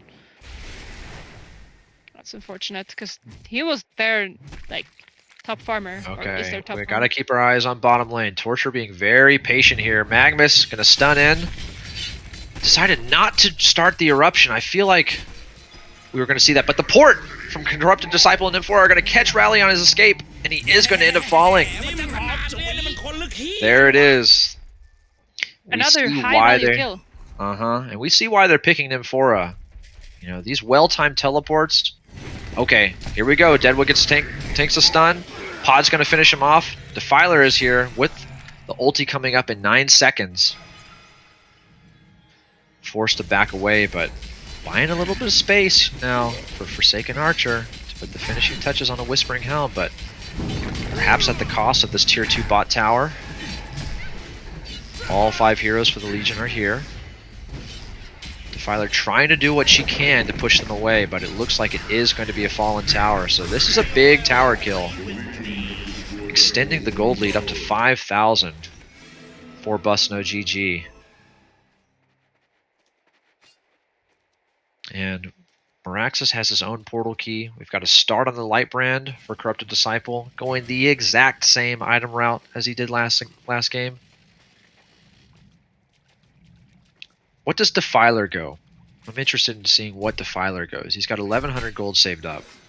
Pops Unholy Expulsion with a smoke right here. Looking to bump into Meraxes, who gets Compel Stun, Seismic Slammed, and just bam, dead. Comboed down. That's it. And now they are in pursuit. They've got their eyes on Torturer. Nymphora is there to help, but Torturer, a little slow, but a nice Nymphora's Zeal is going to put a stop to the pursuit. But for how long as Rally compels forward with the portal key, connects everything onto Torturer with the Rotten Grasp, and he is going to fall. So 2 quick kills for the Hellborn side, taking away a bit of that momentum that we saw accumulating on the Legion side. Meanwhile, Forsaken Archer finishes that Whispering Helm, that very, very important farming item. Able to start his snowball, currently at 330 GPM. We were in the exact same situation last game, where Corrupted Disciple had a big lead in the GPMs, right? But just not able to maintain it over Forsaken Archer for forever, just because of how strong that hero is. But Magnus gets silenced, Rotten Grass, but everybody's here. They're making a stand. Trying to defend this tower. The Compel misses. He goes in hard. Magnus with the stun, but Andro swaps him out. Andro is going to end up falling, but Meraxes with the double stun in the back. Deadwood in the front line is going to fall. The pod just heals everybody up. Double crippling volley is going to connect, but Forsaken Archer gets stunned by Magnus and Torture. Ends up falling. Rally pushes forward, catches Torture, falls himself. And it's a huge 4-for-1 swing. A Puppet Soul on Defiler, just going in hard with the Unholy Expulsion. A one-man army on Defiler. Gets stunned out by Magnus, puts the finishing touches on Magnus, and will fall himself. So all is said and done. It's a 5-for-2. Corrupted Disciple lives. They take out the high value Defiler and Forsaken Archer. Well, I know everybody. Yeah. The high value team. Yeah, exactly. No, but yeah, that's just disaster. In all honesty, it feels so bad too, because you thought you had a chance. Like, okay, they're pushing our tower. Let's try to counter and get some kills here. And then they get the torture, and then they just all die. And it's Right. oof, it feels so bad. And we see a Storm Spirit picked up by Defiler, so didn't have any of that in the last fight. So, you know, all things being the same again, you know, maybe the fight will be different, but, you know, they did end up holding the tower, but for how long? As the creeps are there, they use fortification to defend it, so it looks like they want to set up and try again. So, looks like we might see a replay of last fight, but maybe with a different outcome. Nope, just a denied tower. That was anticlimactic. Yeah. But Forsaken Archer got some stacks to farm here in the jungle. Ooh, look at that. But here we go, a Legion Kongor attempt, and I missed this kill on Magnus, who was very, very close to Portal Key. That also 1,700 gold. Yeah. But it is what it is. He's able to secure the space for his team to finish off Kongor, so it gets a little bit of that gold back. And Hellborn with the same idea, with the Defiler ulti up for 25 seconds, putting a lot of damage into Kongor. It's also such a fascinating thing. Like the last time I played HoN for real, there was only one Kongor, right? And he was down in the pit. And the concept now of having two of them, which means if the other team takes it, you kind of have to take yours to secure, not for yourself, but so they don't take it, right? And yeah, I mean, it's just such a funky or like fascinating concept in itself. Well, it's not even so much of so they don't take it. I mean, it's kind of like the running timer, right? You got to get the timers to match, because not only is there the threat of them taking your Kongor so that the token spawns, but you know the nature of the stacking buffs, right? Yeah, I feel exactly. Like it's a big factor, right? So you kind of force your enemy. Like when there was only one Kongor, by taking Kong, you would force a fight in general, because they would have to try to stop you or do something else. So you're kind of forcing something, and now you're forcing something completely different. Because if they take it, you have to take it, because as you said, the stack buff. It's just, I don't know, just thinking about it, it's kind of... Forsaken Archer commits the ulti to the wave to just try and limit the amount of damage this tier 3 tower is taking. And, you know, okay. I got some time to talk about items here. You know, we've already got the Portal Key on Magnus now, just finished it. Portal Key on Meraxes as well, but here, hold that thought, we've got a Defiler caught in the Legion jungle. Just surrounded by 5 heroes. Dead. What was he doing? Just farming, maybe a little bit too greedily, you know? Yeah. Uh-oh, Magnus and Rally. Rally just gonna Seismic Slam Compel on top of Deadwood. That's a dead Magnus. He does have his PK though. Deadwood is looking to get a PK as well. Rally with the triple stun. Puts a lot of damage on the Torturer as well. Gets slammed down by the Torturer, gonna fall very quickly. Defiler with the buyback, pushing forward. Can she catch another? Nymphora gets walked into by Andromeda, but no ability to swap or Comet Stunner out of the port. Able to walk away, but Defiler with the Unholy Expulsion for 15 seconds, looking to deal some damage to this tier 2 tower. Yeah, they have, like, as you said, he committed his buyback. He has to do something with it. Right. They get a kill on Torture, but like that's not enough for a buyback in general. And they're gonna get it to half HP. It's pretty good, all things considered. Right. But the Legion side is ready to defend and forces in the back, but yeah, not exactly what you want to see or what you want to have happen if you're Defiler. You know, you had this massive lead and just kind of getting shut down at this point. So, you know, kudos to Busno GG for making that happen, because this was a very strong Defiler early in the game. Looks very scary. But, you know, with that in mind, you know, Defiler's doing a good job taking heat away from Forsaken Archer, who's still up to 400 GPM despite having that horrible start in that tri-lane. So Forsaken Archer just getting a little bit of space. Okay, Magnus looking to line up a stun here. Yeah. forcing them to back, but the creeps were already farmed. They are going to get this tier 2 tower in the mid, so good tower pickup. I But wish yeah, I mean, they would try to get out of the base on the Hellborn side. Like, just they can't just sit there. Like, bottom is free. Do they? How much do they know of where people are? They have a ward there. They saw everybody move top. I mean, they're gonna follow. Maybe make a fight happen with the final ulti. But there's I'd love just to one. see someone bottom. You know, I think part of the fright is the fact that they don't necessarily know where they have wards, and it's just the presence of this Nymphora port, right? Yeah, for sure. You never want to be spotted alone. You know, it kind of happened in the Legion jungle earlier to Defiler, so You're they gonna might find be her thinking, now, though, top. yeah, Nymphora. If Or are take they? Nymphora, this is just some clever tree juking, able to port away, and Defiler. Defiler, potentially in no man's land over here. No, your team is next to you. Hasted Defiler now with the ulti up. No. Now that they know that she has the ulti up, yeah, they're gonna dodge. Legion's just like, okay, well, they're gonna push top, we're gonna push bottom. They have no towers, outer towers, actually. I just realized Hellborn has no outer towers at all. That's why the gold lead is so big. Yeah, but you know, in situations like these where the game is not, it's definitely not over at this point. No. We call towers like this money in the bank. You know, just waiting to be later. Money towers.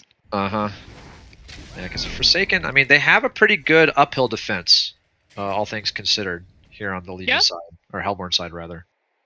You know, they've got the Rotten Grasp, the Aurora, the Waves of Death, the Crippling Volleys. You know, they've got a nice little uphill defense, and not a whole lot of pushing power on the Legion side until they get more items on Corrupted Disciple. So they're going to be able to hold for quite a while, and it seems like that might be the ticket that they need to, you know, just make sure that Forsaken Archer is able to get back into the game and take it over like she did in the second match. I guess that's what they're just hoping for right now. Like, what else can they do? He bought a PK on the Defiler? Is that what I just saw? Maybe. I will say the difference here that was not present last game, from the perspective of FA, is you're going against an Nymphora now as well. So farming the map is considerably harder because you're always under the threat of walking under a ward that you didn't know was there, and then just getting a surprise port, because they've got 3 PKs over there on the Legion side. And between those 3 PKs, a lot of damage, a lot of stun lock, and you just easily get caught with your pants down. Yeah, kind of just looking. Like, look at the Corrupted has 709. Having a great time, almost 500 GPM. Sitting on a Dawnbringer. His beloved Astrolabe and Sackstone. We've seen time and time again where, you know, players have these leads, they have these starts, they have these item timings, and it really just comes down to one unfortunate context where they just get picked out, or the team fight just doesn't go their way, and bam, it's the turning point, and the other team has all the momentum. Okay, here's the port from Nymphora. Where's it going? It's going to catch Defiler. They're right next to the Hellborn team. This is what I'm talking about. They might get this Defiler. She lives for a little bit, but are all 3 of these heroes on the Legion side dead? Corrupted Disciple takes the Comet Stun, the Deadwood Punch will end up falling. So they trade Defiler for Corrupted. So you're talking about 7-0 Corrupted Disciple. Make that 7-1. There could be the momentum shift that I'm talking about. Yeah, for sure. It's you know, they thought they had it. They thought they caught this Defiler out. That ward, if you look at the vision provided from this ward, yeah, it didn't show. Out the lone Defiler, but it didn't show the Kongor, or actually it shows part of the Kongor pit, I think. It shows part of the Kongor pit, but it doesn't show like behind it. Exactly. And so that's where they were. Unfortunate reality that they poured it into the Defiler, but they poured it into the team as well. Poured it into their death. Pretty much. Now the Kongor is back up. So are we going to see a Kongor trade here? Corrupted Disciple. Both No, teams are also so careful because like whoever loses now drops to the loser bracket, so nobody wants that. So everybody's just super careful. So it becomes this like waiting game and like, do we do this? Do we do that? What do we do? And Andromeda now has a bound die, so trying to regain some of that map control. Very, what I mentioned earlier about surprise wards, just offering the information that Legion needs to get you with a surprise teleport. Okay, hold that thought as we have Defiler pushing hard forward. A double stun from Rally is going to catch, but Meraxis stops the Seismic Slam, and Torture in the front line is going to fall very quickly. And Deadwood takes an eruption, so it's 1-for-1 so far, but Corrupted Disciple and Magnus are on top of Forsaken Archer, but Forsaken Archer gets the shrunken head off, but Defiler falls as well, so it's carry for carry. And now Nymphora going to end up falling, and Defiler is there with the Unholy Expulsion, and Meraxis with no mana being pushed forward by Rally, who's got the Compel up in 2, 1, stun, dead. That was insane for Hellborn. Were there Absolutely any buybacks? No buybacks. No buybacks, no nothing. They just won the fight fair and square. Even though Magnus had like a pretty good ulti. He was sitting out and waiting, got it off, got to jump in with it, and they only killed Forsaken and the Deadwood, and then they lost everyone. Yeah, and that's kind of the strength of this dual core, dual carry, as it were, lineup. Defiler had this, okay, here comes the port. This is going to catch them off guard, potentially. We've got... Nope, Corrupted Disciple's going to get spotted. Gosh, they were so close to making something happen right there. Just didn't have the information of where they were as they went into the fog of war.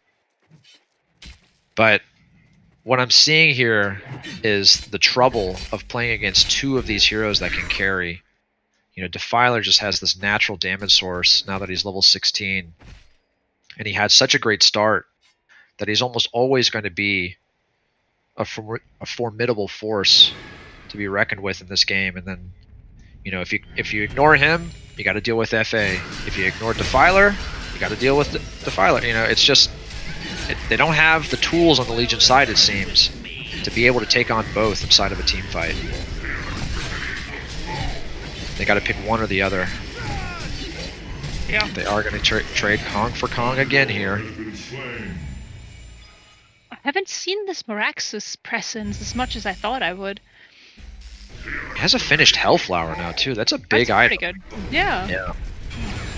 I don't know. Whenever I see Meraxis, I'm like, oh, that's a good hero. He can do so much and he can control so much. And then it's just, I don't know. I thought I would see him initiate more, but I feel like maybe it's because they're always getting initiated on, so he never really gets to do that. Yeah, I wasn't able to see. I mean, so much has happened in such a short space of time that I can't even remember who started that fight off and who got caught or whatever. But Meraxis is a very strong initiator. He kind of reminds me of Electrician in the way that he's just so damn tanky whenever he decides to go on whoever it is, popping the shield. And yeah, for sure. The Defiler was the one that instigated the last fight. He just jumped in. He literally PK'd in onto them. I was like, hello. He didn't care. That was a very baller move, and I think the way that he did it is what kind of caught the Legion off guard. They were like, oh, there's a Defiler on us. And I don't know. I think it was it's just a confidence move. It was so good. So good. I like it. He can kind of do that with his ulti up, right? Yeah. Since he has the Storm Spirit, he can PK in just on top of them and just Storm Spirit himself, still dealing damage with the Unholy Expulsion. And I don't think he even had the ulti on. He was close to having it ready because he used it later in the fight, right? And I don't know, he just walked into them because the Legion was routed around the bottom rune area. And then he was just like, hello, jumping in. And just caught them off guard. It's kind of a baller move, but it worked. Right, and he's got 3k gold saved up now, so he could very easily go for something like a Shrunken Head and just make himself even that much more of a nuisance, starting things off for his team. Cheap? Is that what you go? I don't know. I want to see some tankiness. I want to see him be able to do the exact same thing again. Maybe save the Storm for somebody else, just jump in with the Shrunken Head active. But yeah, I mean, Blink Sheep, I mentioned it last game. Super strong item combo. What it did last game. Okay, Torture jumps onto this creep wave. Might get jumped on by Rally. Rally's thinking about it. He has the staff, by the way. It's a huge amount of damage. The stun misses from Magnus. Nobody's caught yet, but Defiler is in pursuit. Here comes the Seismic Slam, just going to destroy Torturer all in one blast. So they get that quick kill onto Torturer. Just deciding to farm it out a little bit. Forsaken Archer going a slightly different item route this game. He's got the Quick Blade again, so we're actually going to see a Geo's Bane Forsaken this game. Which I like. I really like that item on FA. Geobane, yeah. Yeah, in conjunction with the Split Fire and the Null Fire that's already present, it's a super strong ability. Super strong item, rather. Item ability. But we have a Pickled Brain picked up on Andromeda. Looks like he's going to be going for a, what is that item? Jade Spire to supplement the long-range swap save. Oh yeah, that's nice. That's very nice, yeah. And a much better game for Sloske on Amphora this game, who has a portal key. Yeah, he's got a portal key too. And yes, he had so much farm early on, but that's also how you see how far ahead you are, because your supports have farm, and that's not usually the case.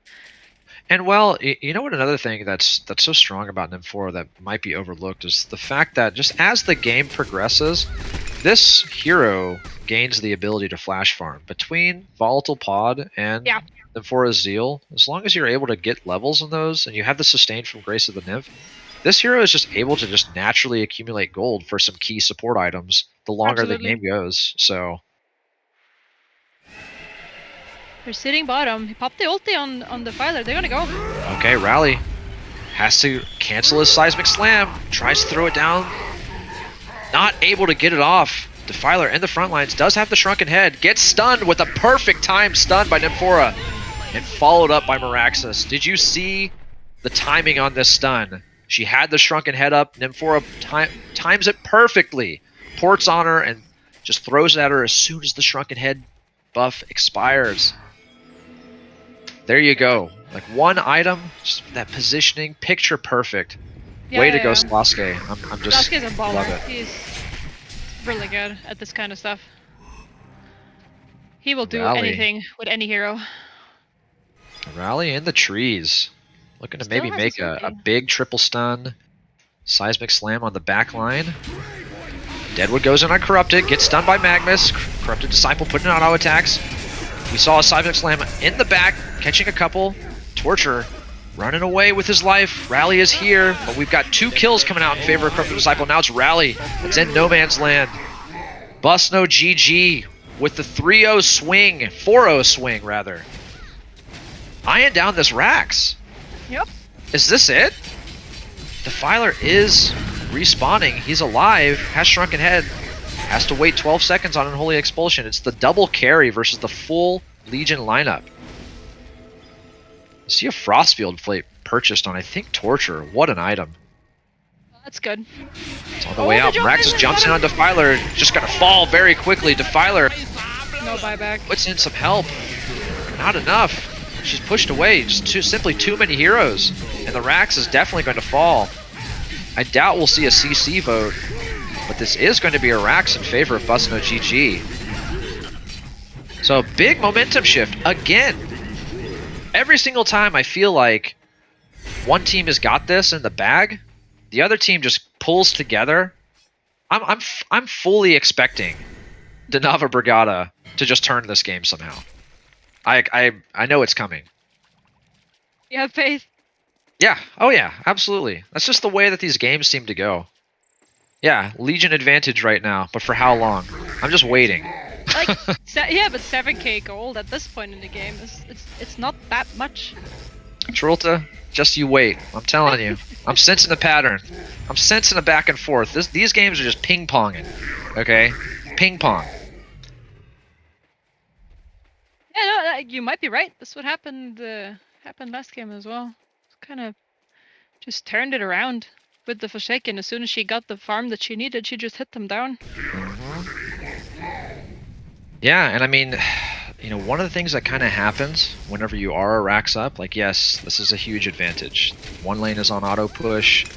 The other team isn't getting as much gold value out of the creeps that spawn on that lane. However, it changes your confidence a little bit. You know, we're a racks up. We can play a little bit more risky, right? Something like that. Just changes your mentality slightly. Yep. Maybe enough for you to make a fatal error.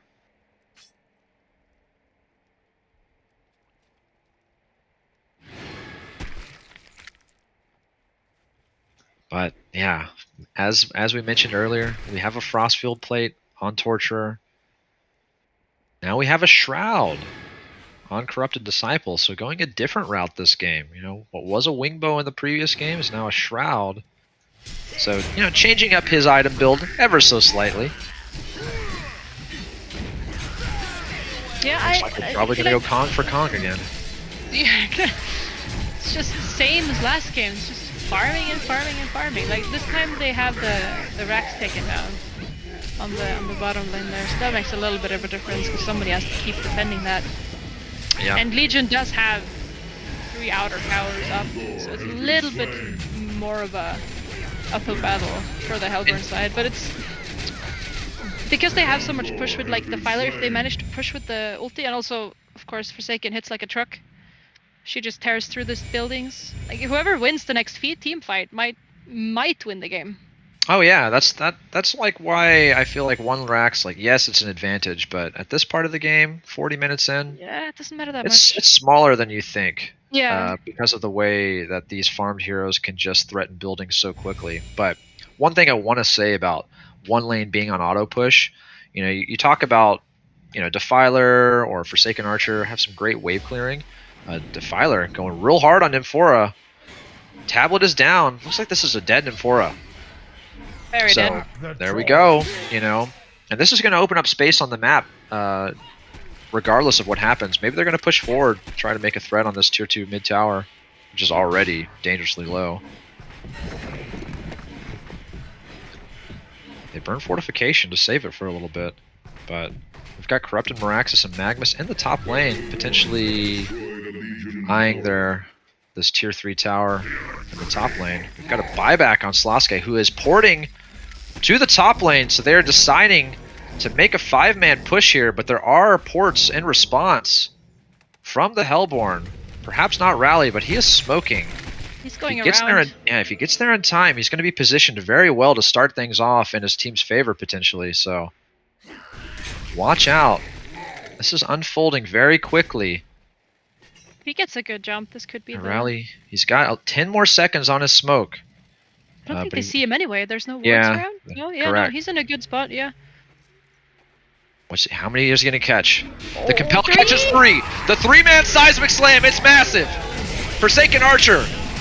What did I tell you, Trolte? What did I tell you? The ping pong. The ping pong is here. It's still present in the fight. Defiler dies, but Forsaken Archer with the quad kill. Genocide. One misstep, and look who's in the driver's seat again. The power of the ping pong. Yeah. Didn't you know that we're actually playing Pong? After We're all actually playing these ping pong, years. Yeah, no, not ping pong. We're playing Pong. This is Pong. First video game.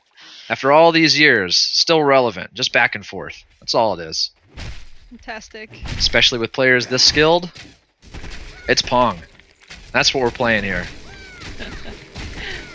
Oh, but that was just fantastic. That was beautiful. Positioning from the rally. That was so good. It just Yeah.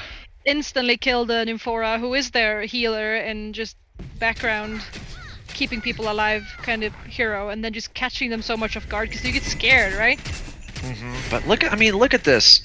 Not able to, you know, they won the team fight so far away from the Legion base that they weren't able to capture an objective, even with that massive victory. But, you know, just buying time for Forsaken Archer, who now has the Wingbow, and no doubt going to be going towards the symbol if given enough time. And you know, all things being equal, we've seen the power of this Forsaken Archer carry.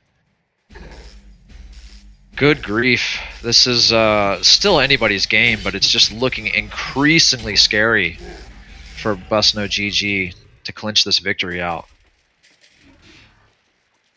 Look at this. Look at this late Void Talisman picked up by a Defiler. This is an item that you usually see picked up pretty early on in the game. This is a 43-minute Void that's coming out on Defiler. It's a super interesting pickup. But that's what kills him, right?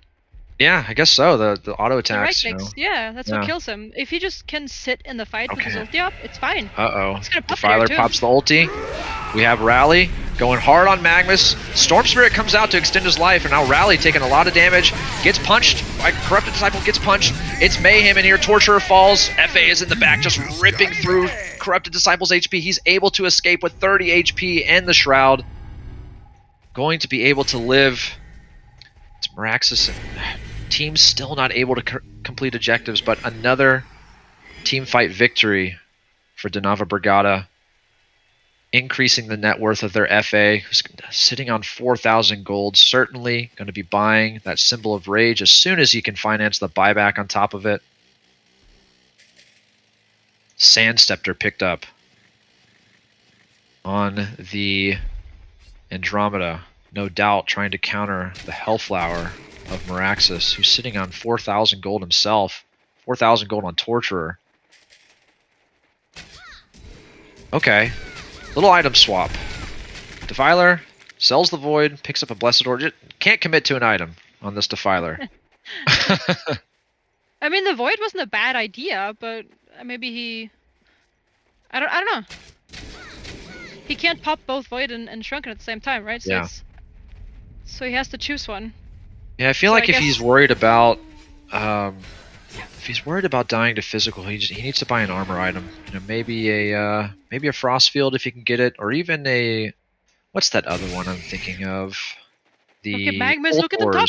Have you played? Oh, yep, Magnus. Getting caught out. Nice double stun. Everybody's just gonna run away. I'm sorry, I was in the shop. Can't fine. take my eyes away from the action for 1 second. They were sitting on the hill there. They 4-TP it in, sitting on the hill, ready to catch someone. And then Andrew popped his eye and they saw them. So random. And then it was like, nope, get out! And then nothing comes of it. Everybody's just so scared to make a mistake now. We're approaching the 50-minute mark in this game, and look how close the stats are. I mean, these teams really just showing what HoN can be at the highest level, where it's just 40 minutes of gameplay, and it's anybody's game. It makes, and this is just, what is this, round, I can't even remember what round it is in the bracket, but we're not even into the winners bracket finals yet. Oh, this is just semis. Yeah, I mean,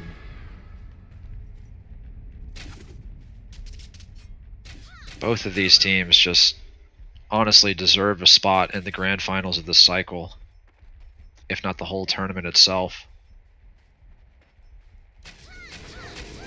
It's not to even mention the current favorite of Team Tim, who will no doubt potentially show up against one of these teams and, you know, might get dethroned as well, from what I'm seeing on both of these sides right now. Yeah, we'll have to see what they pull out in their games, because I'm guessing after this they're playing the other semi-final, right? Against Doghouse. We've got the completed symbol on FA. Okay, Yep. Look at the item that is picked up by Defiler, the Jade Spire. Okay. Interesting. 2 Jade Spires then in that team. Yeah. Is that... No, it's a solo thing. Yeah. In my head it was a aura, but no, it's a solo thing. What do you think the reason for the Jade Spire on the Defiler is? That's pretty simple, I guess. Just cast range. Why? Yes, Shrilta, I know this is what the item does. No, but it's like, what does the Defiler do? He casts spells, right? He's not a right clicker. He wants to he wants to just be able to get his spells off as much as possible, and getting a silence onto these heroes, like if you silence Magnus and Meraxis, is so strong, and also Torture doesn't have a BKB, so like, and the only one with the BKB is actually corrupted, so the value of that silence is really strong. Yeah, you're absolutely right about that. I didn't even think about the Grave Silence potential. When I saw the Jade Spire, I was thinking, okay, we're stronger at defending racks. We can cast Wave of Death on the creep waves that approach Oh yeah, our yeah. tier 3s from further away. We can blink in a little bit further. Can maybe storm a teammate from a little bit further away. Yeah. Completely miss the application of the Grave Silence, which might even be the most important ability. Because you're absolutely right. If we can, as Defiler, if we can cancel the response that some of the Legion heroes can throw out, then we just buy even more space for our FA to just get more and more auto attacks off. Maybe help Rally complete a seismic slam. So you're absolutely right. The Grave Silence with the extended range, I love that. There's two Shrunkins on the Hellborn side. I mean, Rally just jumps in, stuns and ults, and then he's done pretty much. So he doesn't need a Shrunkin, and it's the same story for I almost called him Behemoth. Deadwood. He jumps in and he ults, and then I mean, obviously his value is not away, but he gets his high value spells off. I like the Sand Scepter actually on Andro, just another one to catch, so she can catch someone without ulting, right? Mm-hmm. And she has the Jade Spire as well, so she's gonna have pretty long range on that spell. Yeah, Item, sorry. 850. It's pretty baller. Yeah, swap with the 1200 range from the buff of Jade Spire. But what do you, if you're Rally, do you consider giving staff to one of your teammates here? I mean, Let's get it on. Maybe Defiler? I don't know. I'm thinking it could be pretty clutch on Defiler. They do manage to get that tier 3 tower on Legion. Sneaking it. Defiler smokes up, pops the ulti, pushing forward, but very early ulti pop. Yeah, and he did it underneath the ward, so Legion is aware of it. Import to the other side of the map, just decide to get out. And Fora lingering around. There's a sheepstick completed on Torturer. Not going to have buyback, but a finished sheepstick. Okay, Defiler is going to manage to catch Magnus, who gets Compel Stun into the Seismic Slam, going to fall very quickly. He has no buyback, and he is a very strong hero when you're defending your high round. Yeah, and actually, look at this. Yeah, Denava Brigada starting off the Kong on the opposite side of the map, so taking out the Legion Kong were extremely fast. I mean, FA just doing so much damage at this point. Undoubtedly going to get this. Legion looking to take there. Yeah, this is looking scary for them. Yeah, they're definitely. Can they? Maybe. Though? Yeah, I don't know if they can. I don't know if Corrupted Disciples got the damage for a. What Kong is this? Level 3 Kong? No, this would be Kong. Yeah. This would be Kong 4, I think. It says 3, but I'm not sure what that means. I think that's the number of buff. Yeah, he's died 3 times, so this is number 4, I think. Very strong Kong War. They're lingering here, but they can't really stay. I thought Hellborn would take their own Kong now, because Magnus is still dead. I mean, Nymfora's waiting in the base to bringing him in with him. They're gonna keep. I think what I'm seeing here is Andromeda's got 25 seconds left on the eye use. I think they're waiting for the eye to be able to be used before they decide to. Yeah, they can deward the pit and then go. Because if there's no vision, there's no way that the Legion side can stop this Kong War. And but the question is, where does the token go? You know, FA is fully slotted. So upside his boots, I guess. I mean, but then you're walking around at 330 speed or whatever. You have to walk though? You just stand still and right clicks. That's true. I mean, you're not wrong. Yeah, they're gonna take it. I mean, either him or Defiler. Defiler, yeah, Rally. They both have. So Rally gets it, picks up a Shrunken Head. They put it on Rally. Hmm? Rally has token.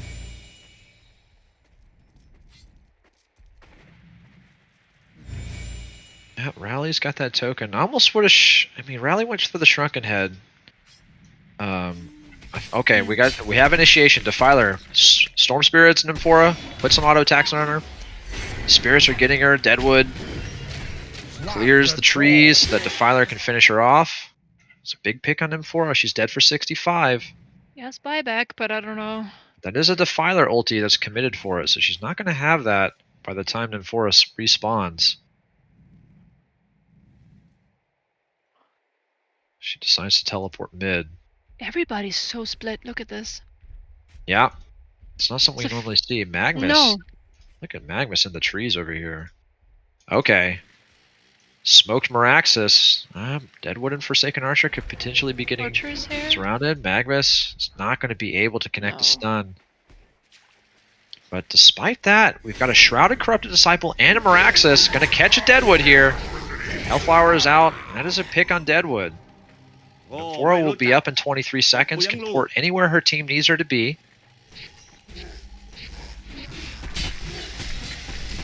$700 GPM on FA, by the way, just in case. Anyone lost was track. wondering. Yeah, 7,000 gold pulled up. There's a sheep stick picked up on Defiler, who resold it for a Resto Stone. Okay, here we go. Double Unholy Expulsion. Well, double yeah. duration. You can't pop it. Oh, he Okay, bought a sheep spells it. Yeah, I never know with this guy. Stop doing it. Stop, puppet. Okay, stop it. Do it, the mess with It looks like we've committed to this. No, I'm done. I'm gonna take my eyes away from it, and I'm gonna wait 5 minutes from now. Then I'll talk about his items. Demonic. No, I'm not. I don't even believe it. It's still Don't believe you. not 15 seconds after he purchased it. I'm not committing. I don't mind the demonic. No, I like it. Remember we talked about the fact that he bought Void earlier to try and live against these auto attacks? The story was that he needed armor, right, to be able to survive against auto attacks inside the duration of his Shrunken, so... I mean, it's not, I it's do not like just it. armor for him, but it's aura. Right. And it's also, so that means it's push, right? Uh-huh. And it's bonus damage for FA, right? The cleave damage of FA, just, that minus armor aura. In my eyes, it's just a pure push item. I mean, obviously it provides armor and stuff, but it's just a pure push item. Because they need to be able to push, and if his ulti is out, they can still push, because he has some sort of ticket to push or item or, yeah. What a third game, though. We're starting to breach that 60-minute mark. That is actually fairly rare for HoN matches, I think. 60-hour games are not usually seen in these games, but that kind of happens when we have these situations where both of these teams realize that one misplay can cost them the game at this point, and they really respect each other. Rally gonna find Corrupted up here, gets his compel off, but he's not gonna be able to kill him. He's completely alone. Oh, Rally. Okay, just dusts him, runs away. Pegasus boots picked up on Forsaken Archer, by the way. Pegasus boots. Uh-huh. Yeah, I'm not sure if you were aware of that one. Builds up from post haste, allows you to port to a teammate, to a hero.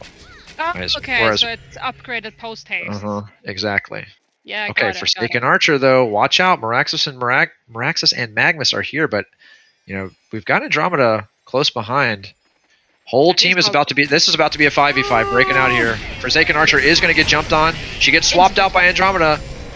Finds the time that she needs. It's a quick kill on Andromeda, but she's no longer in the game. Magnus, though, gets Sand Sceptered. Going to fall very quickly. Manages to Lava Surge away, but unfortunately, Portal Key just not... Yeah, Torture in the top lane now. Is she going to get ported on? Everybody ported on her. She's going to walk into that ward. Wow, okay. That's a deep ward that Hellborn has. Scouting out this top lane, protecting against any kind of pushes that are starting to gather in that lane. I love that ward placement. It's really, really key at this point in the game. And it doesn't get countered too. That's no win. No one's gonna Not find without an eye, for sure. Bottom lane, they're getting some push in here. There's the Void bot on Nymphora as well. 6,000 gold saved up on Corrupted Disciple. The FA is 7.3. Like. Yeah. Oh, top. Oh, yeah. Torture getting caught out by Rally. He's stuck. Ooh. Yeah, stayed in the trees for too long. I saw him port it. Yeah, I saw him port there earlier. Whenever he was escaping, but I just assumed he was going to port out, but he actually lingered and got punished for it. He's got buyback, of course, but I mean, and the lanes are so pushed in. Like Hellborn can't even push. Like they're struggling to keep their lanes up. And not just the bottom lane, which is obvious because there's a Rax down, but the mid lane too is just in the middle. He's pushing with his illusions on the Filer. That's pretty decent, but such a whoever wins the next fight, dude. It's just Hellborn has no buybacks almost. It's only FA. okay, Defiler goes hard on Magnus and is getting ported to by FA. So FA and Defiler are here on Magnus. Magnus, not a chance. Nymphora, kind of in the danger zone, but enemy team is not aware of her position. She's going to walk over this ward, though. Gonna cut So the Rally creeps, that's what she's gonna do. Now Rally doubles back. She's not as clever as she thinks she is because Andro's here. Here comes the Compel Stun and to the Seismic Slam, and she's gone. So it's 2 heroes down. Going to be forced to commit buybacks if FA and Defiler decide to go uphill here. They might. They might. Corrupted Tyler Disciple, has. Meraxis in the bottom lane. Both have ports ready. Meraxis is porting home. Defiler and Forsaken Archer taking out this mid lane barracks now. Gets stunned out by Meraxis. They go hard on her. She's got the Shrunken Head and the symbol ready. Corrupted Disciple putting an auto attack. She gets swapped out, short range swap, but here comes the symbol. She's coming back up. Corrupted Disciple on the other hand falls, forced to buy back. Was it immediately? But that's what they want. That's what this game is starting to come down to. At this stage in the game, it's all about buyback exhaustion. Yeah, and they're running out of them on the Legion team. There's no more on Nymphora, and that was. Shh. Sorry, that was one of the 2 from Corrupted. As dogs whining here. Uh-oh. Meraxis gets caught out. Getting very low very quickly. Ends up falling. Nymphora gets caught as well. Was that a attempted port play that was thwarted? Sweet revenge. Might have been, yeah. I did not see. They TP top to place a ward. No, that ward has been there. Oh, there's the Hellborn ward, yeah, on the bottom area of the It's con just pit. all falling apart now. It's falling there's- apart for Legion. Yeah, exactly. I mean, they're certainly not out of it, but I think they know Nymphora has no buybacks because she's used 2 of them, but they don't know if Meraxis has one. They're gonna jump mid. Here we go. yeah, we got a quick kill on Deadwood. Rally getting ported on. Manages to get the double Seismic Slam. FA is here, throwing in auto attacks on Torture and Corrupted Disciple. Torture is going to fall to the Unholy Expulsion. Corrupted Disciple falls as well. Is going to have a buyback, but what can he do with no team support? There is a buyback on Torture as well, but it's 2v4, and FA feels like he's enough to be able to take on both. Here comes the creeps. Defiler Jump. jumps in, throws down the silence, but now it's just Rax, and no buybacks left on Busk. But he does buy a Spike Bola. Forsaken Archer, this Waiting is for Meraxis. second Nope. Rax. Defiler gonna jump in, just push them away. Torture gets caught. Full lockdown mode. It's gonna fall very quickly. Has Yes, another buyback again. buyback. He's gonna buy back, forced to burn it, but just so many tools that he has to dodge on the Hellborn side. Andromeda gets gone up, but look how tanky the Andromeda is. Meraxis with the double stun, comes in hard on FA. Andromeda falls, FA, a little bit of an overextension. Saving grace. Is it enough though? 12,000 gold. Yeah. What in the world? Starting Eight- at bank. 8,000 on Defiler. I've never seen this kind of deep pockets. Just buys back instantly. Yeah. Just saying, Got the you know money. what? Yeah, I still got another buyback. I can finance another item. 10 seconds for the Filer ulti, That's, and then they're gonna push mid. What did he buy? Did he buy a corrupted sword or? Probably. I did not see. Oh, Oh, we've got action. very Forced ballsy shrunken Rally. head. Yeah, forced a shrunken head out. He probably forced him himself. Got a buyback from Andromeda. Legion deciding that we have to make it happen here, which is true. They just can't. They can't stand up to FA anymore. Not with these buybacks. Yeah, they have to make a play. No buybacks on 3 of their heroes, 2 of them being their most farmed cores.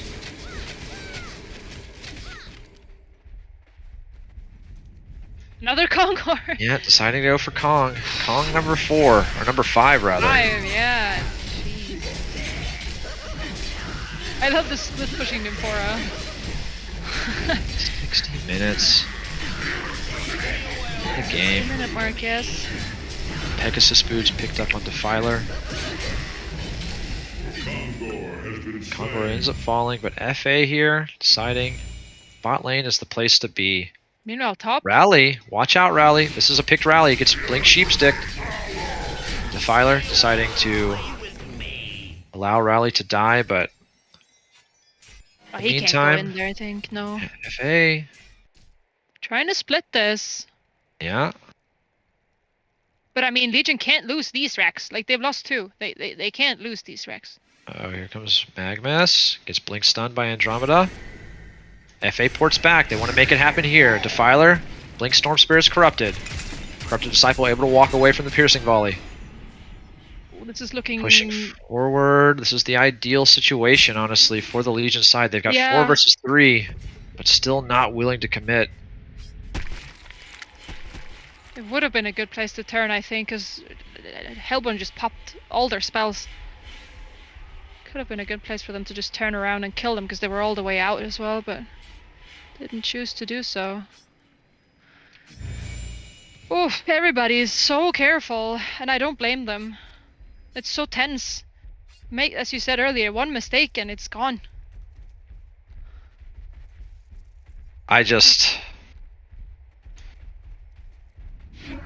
This game is just I don't even know. I mean, it's like you're saying, you know, both these teams just treading on eggshells. They just understand the stakes of one misstep. Like, Legion is not even daring to do like a sneaky Nymphora port because they're scared it's gonna backfire and then they just lose. And it's happened, right? I mean, not every single port that they've thrown down this game has been a successful one. They have definitely ported into the enemy team by mistake more than one time. Mm-hmm. So sometimes, you know, it's as powerful as a tool as it is. Sometimes it seriously backfires. Rally, though, might find a stun combo on Torturer. Here we go. Beautiful stuff. Half HP's the Torturer. Here comes FA, throwing in auto attacks. Torturer gonna fall. No, not quite. He's still alive. Dealing damage. He's gonna fall now, but here's Meraxis, completely surrounded. Tanky as you are, Meraxis, I don't think it's gonna work out. So now they know. I know Torture is dead, I think. Yep, Torturer is dead for 80 seconds. No buyback, so yeah. Yeah, we got a buyback on Meraxis, but are they gonna catch somebody? Corrupted Disciple. Magnus. Yeah, Magmus making a play for these Raxes right here. Pressuring the barracks, but Corrupted is coming Hellborn, as well. He wants to help or take Hellborn. Okay. Yeah, there's no backdoor protection here in the mid lane because Magmus is there with the creep wave. Father TP'd back. Meraxis bought back. Here we go, mid lane. Gonna catch onto him, Silence. It's a lot of damage. It's just, they take the top Brax, but Forsaken Archer is here in the bottom lane, just quickly threatening the mega creep situation. Shrunken headed up. Yeah. Melee barracks down. Now it's just the ranged barracks. Forcing. Here we go, we've got Compel. Forsaken gets compelled out. Putting heavy damage on an Nymphora and Meraxis. She gets interrupted, but swapped out. Meraxis falls. Forsaken Archer tanks and Spike Bola, but there's the explosion on a Corrupted Disciple's face. He is out of the game. And a pause. Perhaps a misclick. Seems like it's probably a mistaken click. Probably going for the CC vote, I think. But not a bad call to that end, honestly, because it does look like it is all but finished here in Game 3 after 64 minutes. We've got DB, De Nova Brigada, taking Game 3. Eyes on the World Tree. 30%, 10%. It's finished. De Nova Brigada going to the next round after a fantastic showing, and honestly, just a fantastic series on both sides. Yeah. Taking a game off of each other in Game 1 and 2, and then in a similar fashion, just back and forth in both of those games. Well, every single, yeah, I told you the ping pong was king. The ping is king. The ping is king. That is that is the end comment to this series. I was just extremely well played by both teams. Like just impressive plays by both teams, back and forth. Absolutely. Yeah, and I'm It excited by the fact that there's a losers. There, though De Nova Brigada won it this go around, Busno GG still has the opportunity to fight through the losers bracket, as they absolutely. actually have done. They Yep. did that in Cycle 1. They fought Yep. through. They lost to Team Tim Mm-hmm. in the in the winners bracket, and then they came back through the losers bracket and got back to them in the grand finals of the cycle, and ended up getting second place in it. But still, we know they're not out. We know Absolutely. that they're Absolutely. fighters. So Absolutely. And then the Nova Brigada moves on to the grand finals, just directly, I believe, from this. the winners bracket, that will be in the winners bracket Winners finals, bracket final, right? My Yeah. bad, my bad. Yeah, winners bracket Yeah, final. but and I'm Absolutely. not sure who. I'll have to look at the brackets again to see who they're going against potentially. They're going But against either Team Tim or Doghouse, who's playing the other right, semifinals. I believe later today. yeah. Yeah. Shortly after this, not much of a break, Oh, but hopefully we take 5 minutes. yeah, I'm gonna need a little bit of a break after that series. My goodness. But viewers, go get lunch or dinner, breakfast, wherever you're at.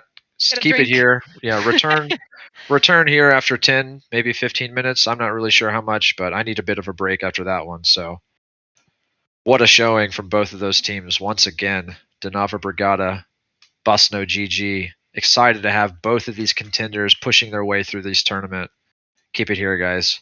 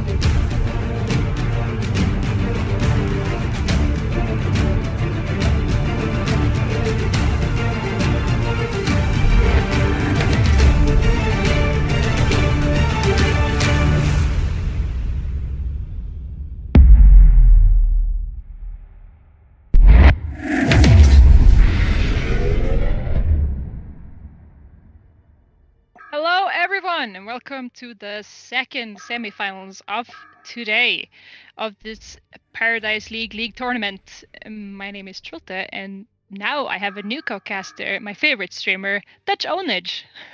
Favorite streamer? Wow! Thank you. Of course.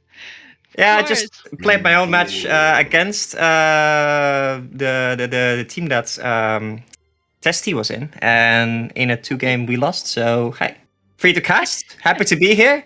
Hopefully watch some good HoN. Yeah, one door closes, another opens. Yeah. Absolutely. I do believe that the Doghouse team here on the Hellborn side, they did actually disappoint a little bit last cycle, because they didn't really get very far, did they? No, and we've seen them in other tournaments, and they've done pretty good. So I was surprised to see them drop out that early. Yeah. So it's fun to see them put in some work and get further this round. Maybe they just got a little bit cocky, thinking like we're gonna roll through this, and stumbled upon some unexpected resistance or something like that. Yeah, something like that. Anyways, By the way, they're here now. And sorry, but we gotta get into this picking phase because it's going fast. We're gonna start with Team Tim's ban. They're gonna ban out Monarch, Engineer, and Tremble.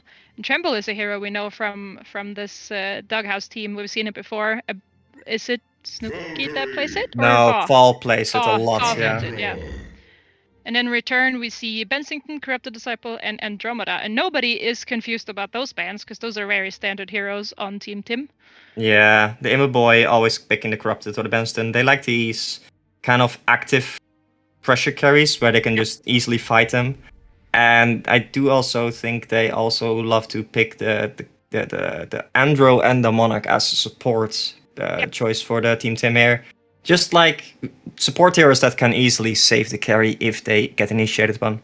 Yes, absolutely. Those are heroes we see them play a lot. And then as the first picks, we're going to see Nymphora Valkyrie, also standard, and also Tundra is also very standard. No surprises here. We saw the last cycle, we saw Ember Boy dominate with the Valkyrie, and we know Saint to play a Baller Tundra, and Nymphora is just picked every game now, if it's not banned, pretty much. And Lodestone, yeah, sorry? The Valkyrie is surprising to me. I didn't watch much of last cycle. Yeah. But the sudden popularity of Valkyrie is very surprising to me.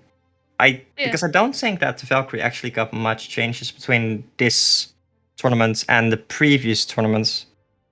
So the sudden popularity that gives is pretty surprising to me. But I do always think that Valkyrie can be a very strong hero, especially because it's so versatile. You can get a staff on it and split push like mad. You can build it into carry. Just needs a very good setup stun to hit the arrow. Yes, that's exactly what I was about to say. The Valkyrie is good, but you need someone to help you get that arrow stun to secure it as a good hero, in my opinion at least. And when you have that, it's a baller hero. They're going to pick Lodestone and a Luna. Lodestone is usually a hero that Team Tim picks a lot. And I genuinely have not seen any game that Doghouse has played, so I don't have much to bring as input right there. Oh wow. Yeah, I was gonna say the Accursed. So I believe there are only 2 heroes currently that remove 3 heroes if you include Iker, but besides Iker, 2 heroes that remove stuns. One is the Monarch with the ultimate, and the other one is the Accursed with the shield. So the Accursed with the shield is not a big surprise to me to see that being picked up, as it is just nice to remove a Tundra ultimate into an arrow, just remove that 5-second stun. Yeah, crazy. I am a little bit surprised that Team Tim did decide to not ban them, or not ban the Accursed, when they have the Valkyrie plus Tundra combo. Yeah, maybe they don't really see it as because it's only one stun, right? And they're gonna pick probably more of them. So. Yeah, but it's the big combo, right? The big 5-second arrow. Yeah. That's the big lockdown tool that they have. The rest of the stuns are just usually to set up for the arrow. The nice thing about the Valkyrie ultimate these days actually is that it also gives movement speed. So against an 12% movement speed in all levels, I believe. So against something like an Oogie, just being really fast often is actually enough to save you. If you just dodge the Dark Quakes and run away like mad from him. Yeah. So I think that is one of the recent buffs to Valkyrie, quote unquote reasons. So it might be one of the reasons why it's picked up more often. Yeah. But you were Yeah. talking about the picks that Team Tim likes to pick. From my previous experience playing against them quite a lot with my old team, I never know what to expect. Oh, really? It's so random. Like Okay. they just picked the weirdest shit and made it work. Maybe it's a bit different for me because I sometimes have more input naturally from that team. But also, like, I just want to look at these bands very quickly. We haven't looked at them even before they fit. Oh, Doctor Repulsor on Fa, another one Yeah. that we know well. The Doghouse band, Bombardier, Gladiator, and Hellbringer. Again, these make sense to me because Bombardier, they've played a lot. Gladiator, I think, is Haha's one of his favorite mid heroes. Let's get it Yeah, And and he plays Hellbringer- with Hellbringer as well.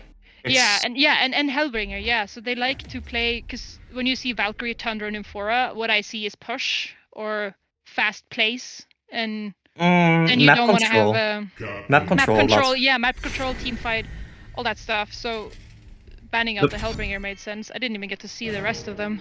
Yeah, thank you, boss. Yeah, the a curse plus Doctor is actually something they have ran before. So, Doctor is just this extremely weak laner, and it's basically just a walking jungle creep up until like he gets level 6. So having an accursed sit behind him is very nice, of course. But are they gonna run the Doctor short lane? It appears that that's not the case currently, as we see Ugi, Accursed, and Aluna running top. In that case, it's probably Lodestone, Yeah. Suicide, and Doctor middle.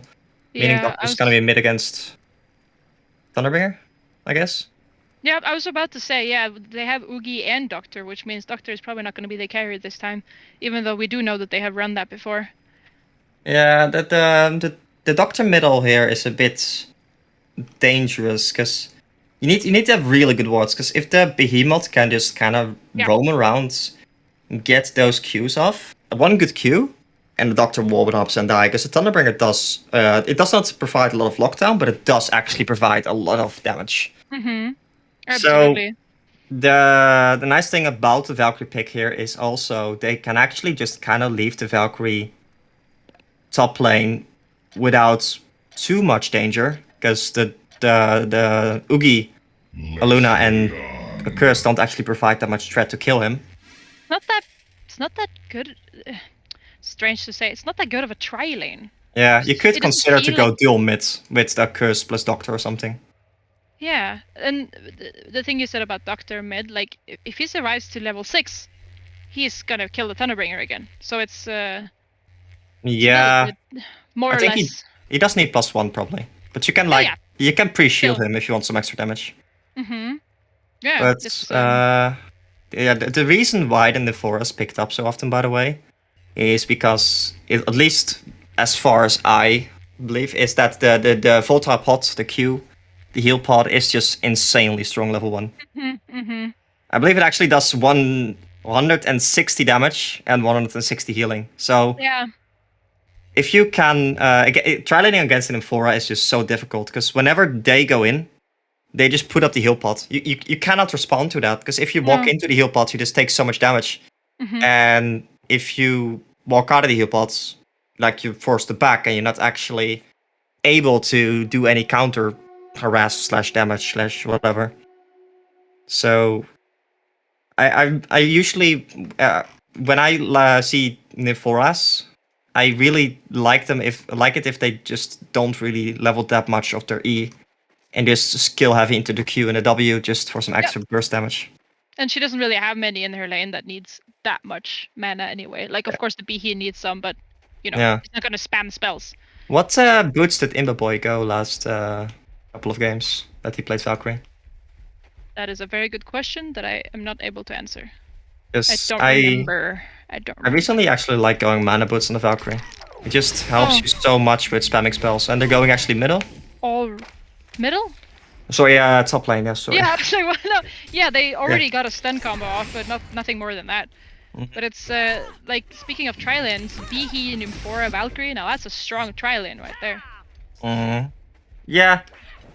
It is definitely a strong tri-lane, but I think Hellborn definitely doesn't need to a 3-man stun. It's a nice Fissure on 3 people. Not gonna make anything happen with it, but it's a good Fissure. Bottom lane, we're gonna have Tundra versus Lodestone, and these are 2 of Zane's like most played heroes. Pretty sure he knows exactly how he wants to play this lane. But then again, Asaf also plays a buttload of Lodestone. I don't know if he plays that much Tundra though. Funny thing is here with Asaf, he actually leveled his E level 1. Meaning that he currently has like 50% damage taken every hit. Basically, you get that instead of a buckler. And in a 1v1 situation, where you don't really want to be using your Q or your W too much in the early game, I think it's definitely correct. Oh, they might actually by all means. they might catch a curse there. Oh, top lane, yeah, they're gonna go on the accursed. Full combo of stuns here. That's gonna bring him down. That's gonna be the first blood for the Legion team. Yeah, it's not much And use easy. if the accursed is the one getting targeted, then he can't save that from the arrow. That's a very, very good point. That's how you Yeah. counter accursed. You just kill him. Yeah, he was out of position. It was like to the right, which he should have never No. really been. He should be the one that's basically just standing straight behind. Yeah. He's basically a poor man's Andromeda. Yeah, but the difference here is that the Legion side can punish the Hellborn side if the Hellborn side is out of position, but not the other way around. Yep. That's also true. Yeah, the Hellborn has to be much more careful. Cautious, yeah, of their position. Yeah, exactly, yeah. They have much less to go on.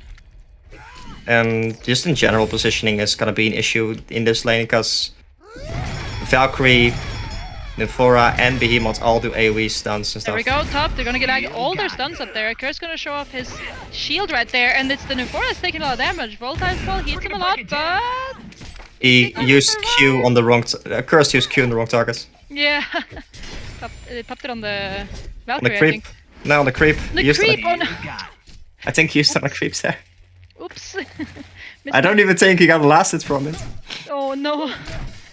Feels Oh, bad. it's bottom lane. That might be a dead Tundra. This might be Yeah. Yes, the head smash is gonna finish off the Tundra right there. And top lane again. The top lane Oogie again, getting it's like initiative a on. party. Ori gets a volatile pot followed by power throw from Aluna though, dropping the Valkyrie pretty low. She's gonna turn around, and now it's the Hellborn chasing the Legion right here. It might be a And kill on Behemoth. Behemoth is pretty far up. Does he have a Fissure ready soon? Yes, he does, and that's a turn stun. And the Accursed will be the one to fall after much back and forth right here. Arrow connects, and that's 2 kills. Very well For played by this Tundra. Yuffie. Oh, sorry, Yeah. by the Behemoth there. Actually surviving and then not just getting a 2-man stun there, but also that the 2-man stun blocking off both the Aluna and the Cursed, making sure that they can't actually get back to the safety of the tower. So, well played. And also, what I really liked about that the Behemoth did there is he kept a Lunar Tear in his inventory. I think that's called a Lunar Tear, the mana thing. Yeah, Lunar Tear. Meaning that if he ever went low mana, he could just pop that in case of an emergency where it's necessary and just have that burst mana, because the Behemoth, of course, doesn't really provide much else beside his Q. yeah, his Q. That's all it does. But I mean, it's very efficient as well, so. Yeah, it is a lot of damage. And it's a very big positioning tool, like an empath wall or something like that. Yeah, the fact that you can like block people off is pretty baller, especially against 2 melee heroes like Ugi and Accursed. Yeah, and especially in these like kind of more prolonged fights. Yeah. Because the fights last a lot longer because they have the Accursed, right? The Accursed just puts a lot more healing into the game or into that lane. Mid lane? I think no, not level 6. No, it's not dead. No, it's not. It's not dead. But that was a lot of damage. He went for a dive, I think, and now he has ulti on TB. That might provide for a kill top.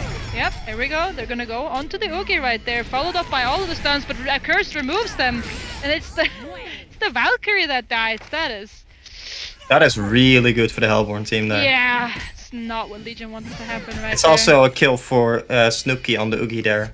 Like if the Ugi can get his mana boots here, suddenly it's a different situation because then the Aluna and the Curse can just start spamming the spells. Mm-hmm. And what's this? The Oogie can just keep providing them with mana. Yep. I mean, they do Yeah. also Nymphora to you. Oh, they're going again top. Going again, followed up by all the stuns, but the curse is there. The Thunderbringer helps out with the ulti, but it's not gonna drop him far enough. I don't think the Nymphora had mana for the heal there, did she? No.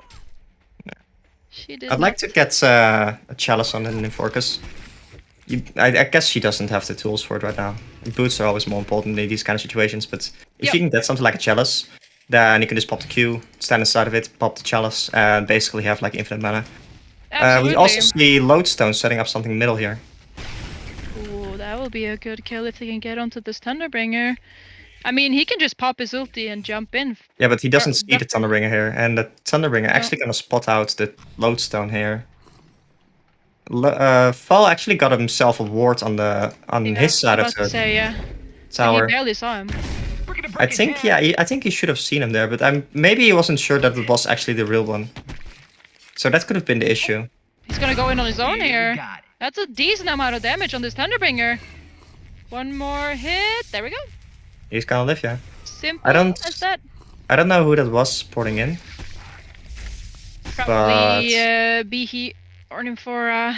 Yeah, I'm not sure who can actually save him there. I think the only No one one. possible to save him is the Tundra maybe, but the Tundra has his TP up. Oh, there might be the Tundra here. Yeah, he's going in bottom. He pops nothing, but there's the Valkyrie coming in to help him with the arrow. Gonna miss, but the Glowstone is already blocked by the creeps. Gonna choose the TP out, and there's no stuns.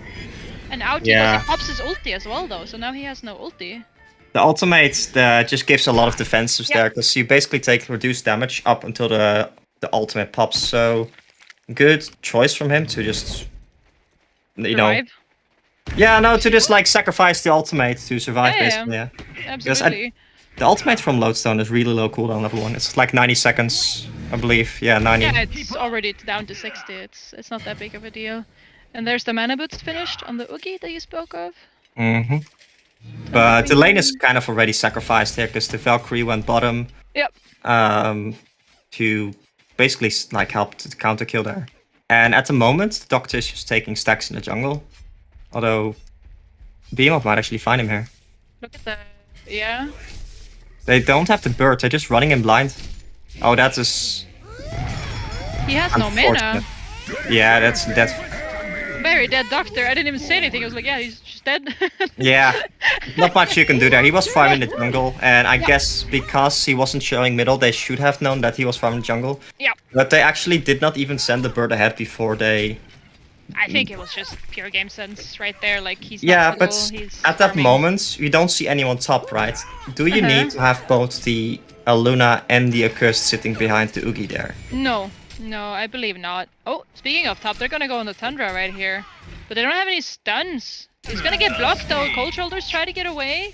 He's running in. Can he... Oh, dodging a Q spell right there. It's just trying to create time, and he does! Gets the Valkyrie ulti to help him out, and now he's... 4 people here. There's 4 people here from the Legion team. They want to get a kill on the Oogie, and that would be nice. They can get it too. There's the Fisher into the arrow. A curse removes it and heals him up with the Thunderbringer. Will end it. And the Valkyrie is not done. She wants the curse too, and she's gonna get him. That is DD Valkyrie. That does hurt, yeah. And the Oogie really not... Ooh, yeah, the Oogie really just not that powerful in the early game up until he gets like his items off. I'm curious to see if the Oogie will go for the Sackstone. 10% extra healing is always nice. And I'm also curious to see if the Legion side will choose to go for a Dreamcatcher. I don't know if you're familiar with Adam. Not but the Dreamcatcher... No, the Dreamcatcher basically reduced like healing by 70, or healing received by 75%. Yep. Yep. They can remove it with the Accursed, of course, but it is quite a hard counter. Yeah, it's pretty good indeed. And Oogie is not, as you said, he's not that strong early, but I mean he's a carry after all. That's what they do. They build up, and he can become quite powerful when he gets his items. But I think, as you said, I think the Sackstone is what he's going for. That's just... Yeah, I'm not sure. I haven't seen him picked up. Like a Sackstone is something that you can decently pick up in Oogie, but it's also very valuable to just go for something like straight sheepstick. Because if I look at the Hellborn side especially, they really don't have much lockdown. So if you can just go like mana boots True. into PK sheepstick, something like that, suddenly these pickoffs that you can normally not get are suddenly become like available. It's very true. Because like you see the Valkyrie here, like Valkyrie's gonna be doing this a lot, just split pushing lanes. Yeah. Behemoth is not gonna be able to play aggressive until he gets his PK, which is still quite a bit away. Top lane. Doctor is here in a smoke. The Veiled Rot is what it's called. He's gonna jump in right onto the Valkyrie. She tries to leap, but it's not gonna be enough heal coming out. And they're gonna disengage as 3 people TP into this top lane to help out. But there's not gonna be... Hi. Hang on a second. Interestingly enough, we see no one on the Hellborn side carrying dust right now. So, oh, they're going top actually. The Oogie getting initiated upon. There we go. That's- Follow up by Thunder ulti, and down goes the Oogie. But Doctor is ready to jump back in. Nice B ult stops the initiation from this Doctor, and they're gonna try to finish him up here. Valkyrie jumps in, not gonna get him all the way down, unfortunately. Oh. Yeah, that was just too much damage done by the Legion side. The Behemoth Q, ultimates, Tundra stun, Tundra Q. It's just so much damage if it all like stacks up together. And this might be that. This might be that Doctor here. Oh, he missed! Oh, he misses the stun. Yeah, here comes a curse. This Thunderinger is very ballsy right there. He has backup. He's gonna whiff the stun on the Nymphora, and that's gonna be. Duder it not for having this. the red snipe there. I think if Duder had the red snipe, he could have easily gone there. And Asaf just chilling in the bottom tower, probably getting his PK. He got his PK right now. He just bought Yeah. it. So that's gonna be a little bit of a power. Yeah, spike there. Lodestone with a PK suddenly becomes like a different hero because he is just so dangerous all of a sudden. Because anything he does at that point, if he hits the ultimate, just becomes true damage. And I think his total like output at level 11, which he has right now, is about 1.1 or 1.2k true damage. Yeah, he just drops people. Yeah, so I don't think anyone on the Legion side can actually survive that. Nope. Maybe Valkyrie is... No, actually she can't. She's going for a little bit more greedy build, I think. I think this is going to be probably a Thunderclaw here. I'd still prefer to see something like a mana item on the Valkyrie, because you can just... Your Q is quite efficient for farming, and that's quite a low cooldown with only 12 seconds. And it's quite a huge AoE damage. Okay, we see the Lodestone actually going middle, trying to set something up. The Behemoth is sitting behind the Thunderbringer, but... There comes the But Lodestone that's jumping enough. right in. There's the stun from Behemoth blocking him off, and the power throw though. They're gonna kill the Thunderbringer very quickly right here. As the Valkyrie pops her ulti, and Tundra TP's in to try to help out. Nymphora's in the back there. They saw it with the sentry, with the Rev Ward right there. Yeah. And I feel like this Hellborn side is allergic to dust. I've not seen a single person in their entire team carry dust against the Valkyrie. Like, they have to be, right? That is the only logical explanation that I can think of. yeah, why not? Lodestone though, he's not allergic to enemy teams because he's far up here all alone, popping everything onto this Nymphora's barely. He's gonna get away, and they're gonna get a turn kill onto this Lodestone, sitting very far up in here, trying to catch a kill. Yeah, that's And just the meanwhile- Valkyrie. The Lodestone being a bit too cocky. As I said, like the Tundra ultimate into the arrow is just a very deadly combo. Yep. And if you don't have the Accursed there to save you, then there's not much to do there. I think Asaf could have just easily come back to the bottom lane and just kept doing there, kind of stay there, and just be super dangerous. Because whenever the Lodestone isn't showing, you're in danger of suddenly being bursted down if you're like in a lane, right? Absolutely. And actually we see both teams kind of retreating from the lanes right now. We see both the bottom lane and the top lane being completely left untouched. I think I do favor the Legion side in this case, because the Legion side can actually get a lot of information with the birds, while the Hellborn side doesn't really have that kind of information. Behemoth, you're sitting all alone here, and you're gonna die for it. Yeah. 5 people was sitting ready on that Hellborn team, ready for whoever wanted to defend. Doctor if they wanted has to his take this icon tower. now. He has his icon already. Oh, So wow. the charges are gonna start stacking up. I really would like... Oh yes, okay. We see Oogie actually picking up both the Sackstone and the Gnome, so that is really good. I think I would like to see the Oogie just pick up straight Sheepstick and the PK Shrunken right now. And that would like be their catch together with the Doctor. Sounds good to me. Valkyrie ulti gonna be popped as the mid tower drops. I guess they're gonna try to see if they can find some pickoffs. Asaf Valkyrie might gonna be pick up a dead double here. damage right here. That's you said. That's gonna hurt. But Lodestone picks it up right in front of their face, and it's just gonna leap away. No Tundra ultimate. Tundra had ultimate up. Thunderbringer, you're going very far alone right there, and the Doctor is gonna pick up on it. Nice heal from Nymphora, gonna keep the Thunderbringer alive, and Behemoth ulti in the background catches both Doctor and a curse, but it doesn't do any damage. And Thunderbringer will fall after all as Doctor pursues. Nice stun from Nymphora, stopping them from following up right here. Behemoth is running. Nice stun, but it's not gonna do much. Unfortunately, and that's 2 quick kills for Hellborn. It's the Thunderbringer just frontlining like that is...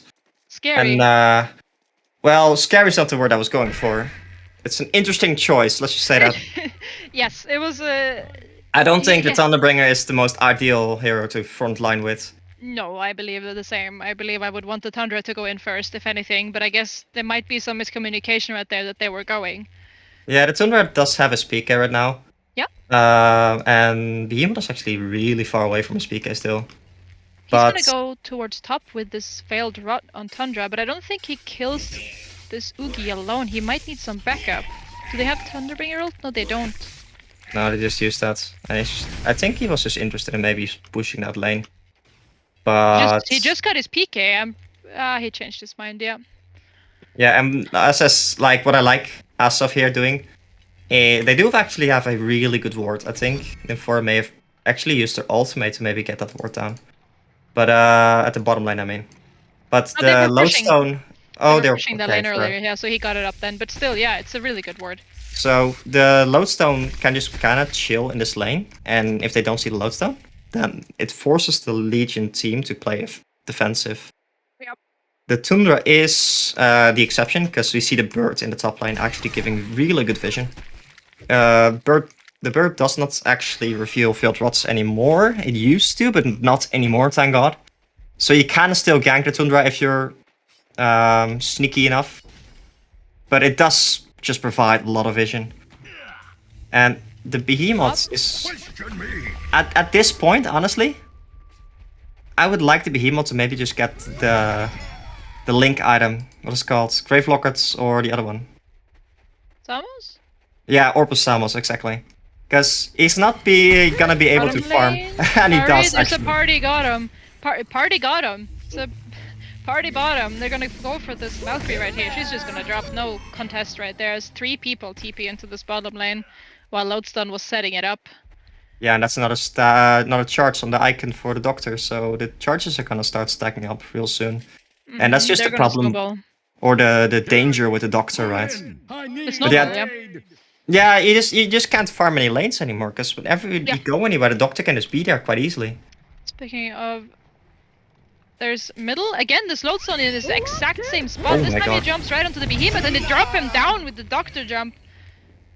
And Yep. this poor Behemoth, he got a Samos now, just like you mentioned, and we saw it in the last series too, that the Behemoths, when they were a little bit behind and struggling to get their PKs, they just bought a Samos. Yeah, it's like, especially in this game where it's not necessarily when you're super far behind, but when there's just like zero space on the entire map, you can't really. He also doesn't have a chalice still, so you can't really just start farming small camps because No. you know you just don't do that very efficiently. No. And not you at can't farm lanes because whenever you go into a lane, as we saw like in the middle lane a couple of minutes ago, you're just food for the Doctor, giving him stacks. So the Behemoth is just sadly, and this is one of the worst possible ways to play Behemoth. It's very sad when you have to do this, but you just have to basically sit in base and wait until you win some team fights and get your PK that way. Yeah. And while Hellborn has this aggression in the mid lane, Tundra decides to take the top tower, getting some money for said Behemoth. Yeah, just like 10 more of those Luna? towers and he'll have it. Jump Thunderbringer back. actually being very aggressive here, that's just surprising. Thunderbringer not really a hero that can easily set up stuff.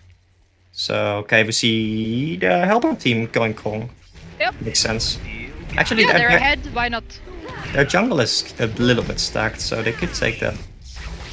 The Hellborn team does actually have good vision in the Legion team, or in the Legion's team jungle. Meaning Oh, that, that's crazy. Yeah. yeah, they know that like the Legion team is basically all top sitting behind the Tundra there because of that vision there. Yeah, except for the Thunderbringer, of course, he's pushing bottom lane, but it gives a lot of vision because, Yeah. you know, when you're not farming the jungle, you're usually sitting behind someone. And since the Thunderbringer is playing so passive bottom lane, well, they're not going to be sitting behind the Thunderbringer. Meaning that they have to be sitting top. I mean, it just gives so much information. And they decide to do Kong with that, which is a good choice, of course. Especially because Doctor and Oogie both actually benefit so much from the stats, as they both actually do pick up the stats, which I do like. As Doctor just needs a lot of mana and a lot of HP. And actually, I just noticed... Oh, they're going middle. Yes, they are. They're gonna get a lot of damage onto this Doctor. Can they drop him though? Yes, they can. And that's a very high value kill for this Legion team. Yep, Doctor actually... I think it was 5-man ultimates, basically. Yeah. Actually 5-man ultimates. Even They the used Thunderbringer. everything, but I Yeah. don't think they care. No, that's definitely a kill they want. I was gonna comment on the Shaman's Headress pickup on the Doctor, which is peculiar, but it does make sense since the Thunderbringer might get spell shards, right? But the Valkyrie has a lot of magic damage, will not get spell shards. Behemoth is nowhere near getting spell shards, and Tundra will likely never get spell shards either. Meaning that a lot of the magic damage that comes from the Legion team can actually be negated here. By... Yeah. The question that you gotta ask is it gonna be more valuable than something like a Nullstone or even a Sackstone? And you could argue either way, I think. Now I think it does make sense here. Oogie got a new fancy item that I genuinely haven't seen before. Armor of the Mad Mage. Yeah, it's basically just... It removes debuffs. That's... I mean, Yeah. if someone gets a Dreamcatcher, I guess that's the idea. Yeah, that's definitely viable for that, but also it just is a lot of armor on demand, and Yeah, I see. it's And a lot of basically... intelligence. You can kind of see it like a Frostfield plate, but a little bit more offensive, because it gives an aura of -3 magic armor. Mhm. And you could argue, well, they have the Lodestone, you don't need that, but it also helps with farming, it also helps with just, you know, Stats. It's good stats, stats. killing people, true. Yeah. Oh, bottom. They're gonna find this Valkyrie right here. He's completely alone, but he's invis. Oh, they popped there. Ooh, but here comes the rest of the Legion team. And this Oogie and this Aluna is sitting. There comes the Thunderbringer ult. Now they see where they are. Can they get something done here? As Oogie goes in the background onto this Thunderbringer, while in the front they're going onto this Doctor who gets stun locked a little bit, but not a lot. And now it's Behe. Nice ulti from him, stopping them in their movement right there. TB is dead from the back. Lodestone is dead, and now Behemoth very low. There's 2 fights happening at once here, and I cannot see Valkyrie what's happening. Valkyrie dropping under the tower, and Legion are just forced to get out of this fight. I'm honestly just amazed how they still don't have any dust on almost any hero. It feels like they're making this a challenge or something. There was dust on Aluna. She used Okay, that's fair, that's fair. She used it very early when they were Yeah. walking behind that tower. She used her dust, but that was it. I would expect like Lodestone or a Curse. At least a Cursed has 2 spots. I would expect him to carry it, but Yeah, no, but like even especially on the Oogie as well, they were actually Yeah. struggling with killing the Thunderbringer, even though they saw him, because he just chooses to not carry dust. And it's not like he doesn't have the slots for it. He even has hatchets, but I would Yeah. even really like for the Hellborn team to just get an eye on the Doctor or something, because the previous kill on the mid lane where they jumped on the Doctor with 5 people was also partially because they just were able to just, you know, walk up with 5 people basically, because the Behemoth doesn't have a PK. He's not gonna be able to initiate without having the invis from Valkyrie. But yeah, the Behemoth actually closing in, I say very carefully on his PK. He's at 1.3k gold right now. Needs about 800 more. But after he gets that 800 gold, he's still going to need some mana, because I think a full combo costs around 300 plus mana plus PK. He's gonna do like a full combo plus 1Q, and then he's just basically entirely out. 200, 300, 330-ish. Yeah, it's a bit rough. Oh, actually, Asaf might be interested in going here. Oh, If he the might Thunderbringer be. uses the W, There he he's- jumps. He goes right into the Nymphora right there, but there's 3 other people. He used Dust? No, that Demon was coming. Nymphora using yeah, Dust. Nymphora using Dust. There comes. Oh, the power throw is gonna hit, but they're gonna get out. And there's No, only Asaf gonna be also 4 used of Dust. them. He did? Yeah, he did. He did. Yeah, okay. Good job, Asaf. I'm That proud was of you. the part that surprised me the most. No, but it's Nymphora also used it, I think. But she has a Sand Scepter. I just also realized, which is a really nice item against like Glowstone and Doctor. Yeah, they especially since the Uki's probably gonna build a sheep as well, and the Valkyrie is likely not close to getting a Shrunken. The Sand Scepter is just really good in that case, but it doesn't really help against the Doctor, because you can lock him down for like 2 seconds. And you just have to But- catch him though. But he's gonna Yeah. he's closing in to get very tanky. So Yeah, and like the problem right now is not not really. Ooh, Asaf missing a stun top. he does miss his stun, but Doctor is flying right in here onto this Tundra, not allowing him to push any more into this lane. But he did get the top tower, or did they get that earlier? I think he genuinely- pushed that earlier. Yeah. Yeah, okay, I And don't remember. Here Yeah. it doesn't like the Tundra is in some sense kind of countered by the Doctor, because Yep. you see the Doctor coming from 2k 3k range away, and that's nice, but the Doctor doesn't care. He just flies across the entire map, and Yeah, catch it you if doesn't there's matter. anyone Doesn't matter close if to see you. him. Yeah, he jumps anyway. Yeah. The only thing that the Doctor basically needs to know is there any team support nearby? And Yep. with the passive way that the Legion side has been playing, there usually isn't. You can see that like in a game, people tend to kind of stick to their playstyle in a way that like we have seen Zane basically split push top the last part of the 10 minutes. And if you then see like Tundra top again, there is a good chance that he's just solo top again. So setting up on him is likely to result in something good. They can actually like set something up with the Nymphora port, but then I don't think the Legion is ready or willing to fight such a team fight right now in a bad spot. No, I So don't you're- think so either. You're They pretty need the comfortable. PK on Behe. Oh, that might be a dead Nymphora here. It might actually be a very dead Nymphora as Lodestone jumps in on her. The power throw is gonna miss, And that's Doctor. but the Doctor catches the Nymphora.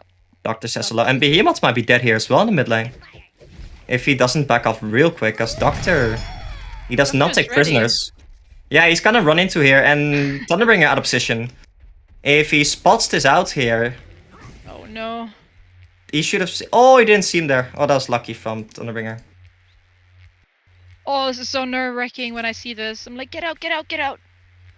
Yeah, it's like even worse, because in this caster situation, you don't actually know like who can see who. I think there is like Exactly. a way to do it, but You just have to pay attention to the fog and stuff. But yeah. it's oof. It's big oof sometimes. But Mhm. Doghouse is playing this pretty nicely. They know they're ahead, so they're pushing. Like they're putting pressure onto this Legion team, and making sure that they stay ahead. And the And Behemoth now- is getting close to his PK now, so Very close. They're gonna let him And- have this lane. as He pops his ulti as well. He just wants oh that my PK. god. Really? He I got think it. Yeah. I think he may have needed an ultimate though. Yeah. I Yeah. guess he was scared for the Doctor to just fly it, and I was like, I'm just gonna get this and get out. Yeah, that's fair. But you should communicate with Nymphora, and Nymphora popped on the heal pot and just like nuke it after.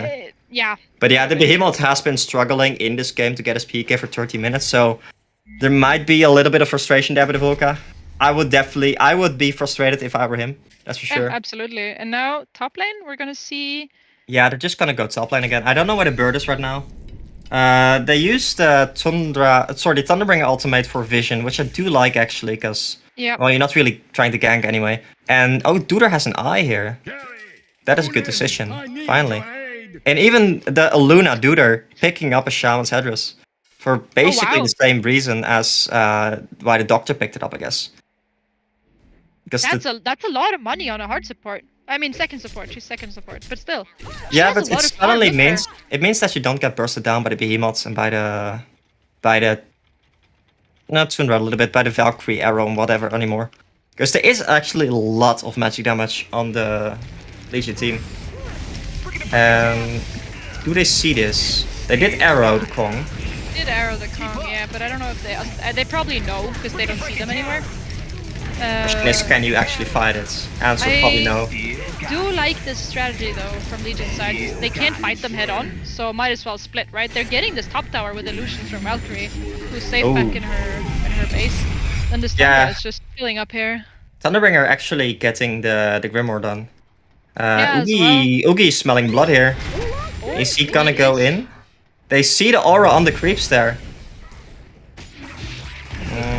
He has not a sheep? comfortable. Yeah, he does. He has a sheep, as you said.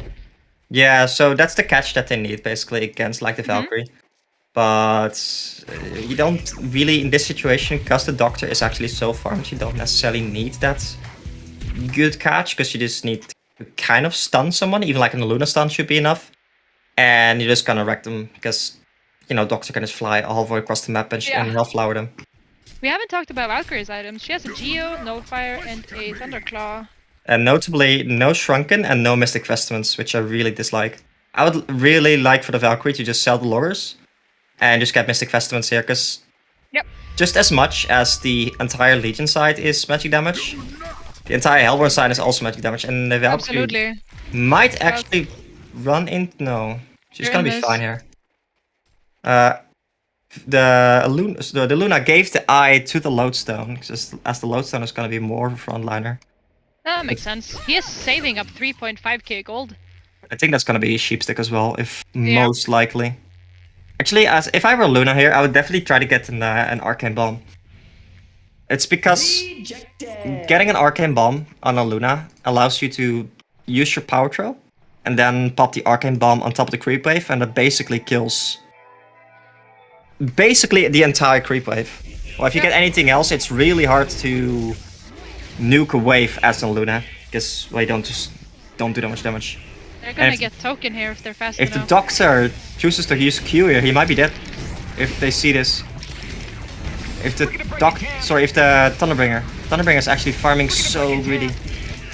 Behemoth in position, this might be big actually. Behemoth is ready with an ultimate here. The only question is if... Do they see them? Yeah, they do see them. No, he smoked. This might be big. Oh, he got it! He got it. He actually got it. I didn't even say anything. I was just curious to see how this went, and that was a huge jump. And Doctor dies as well, and they get the top racks. Wow, that was fantastic coordination by the Legion team, as they're going to go in top from Hellborn Door. They're going to catch this Valkyrie and bring her all the way down. He's going for the racks, and he's gonna get it. He's still gonna get the racks. And even though they lost 4 people, didn't they bring out a... They used 2 buybacks. Wait, 2 buybacks.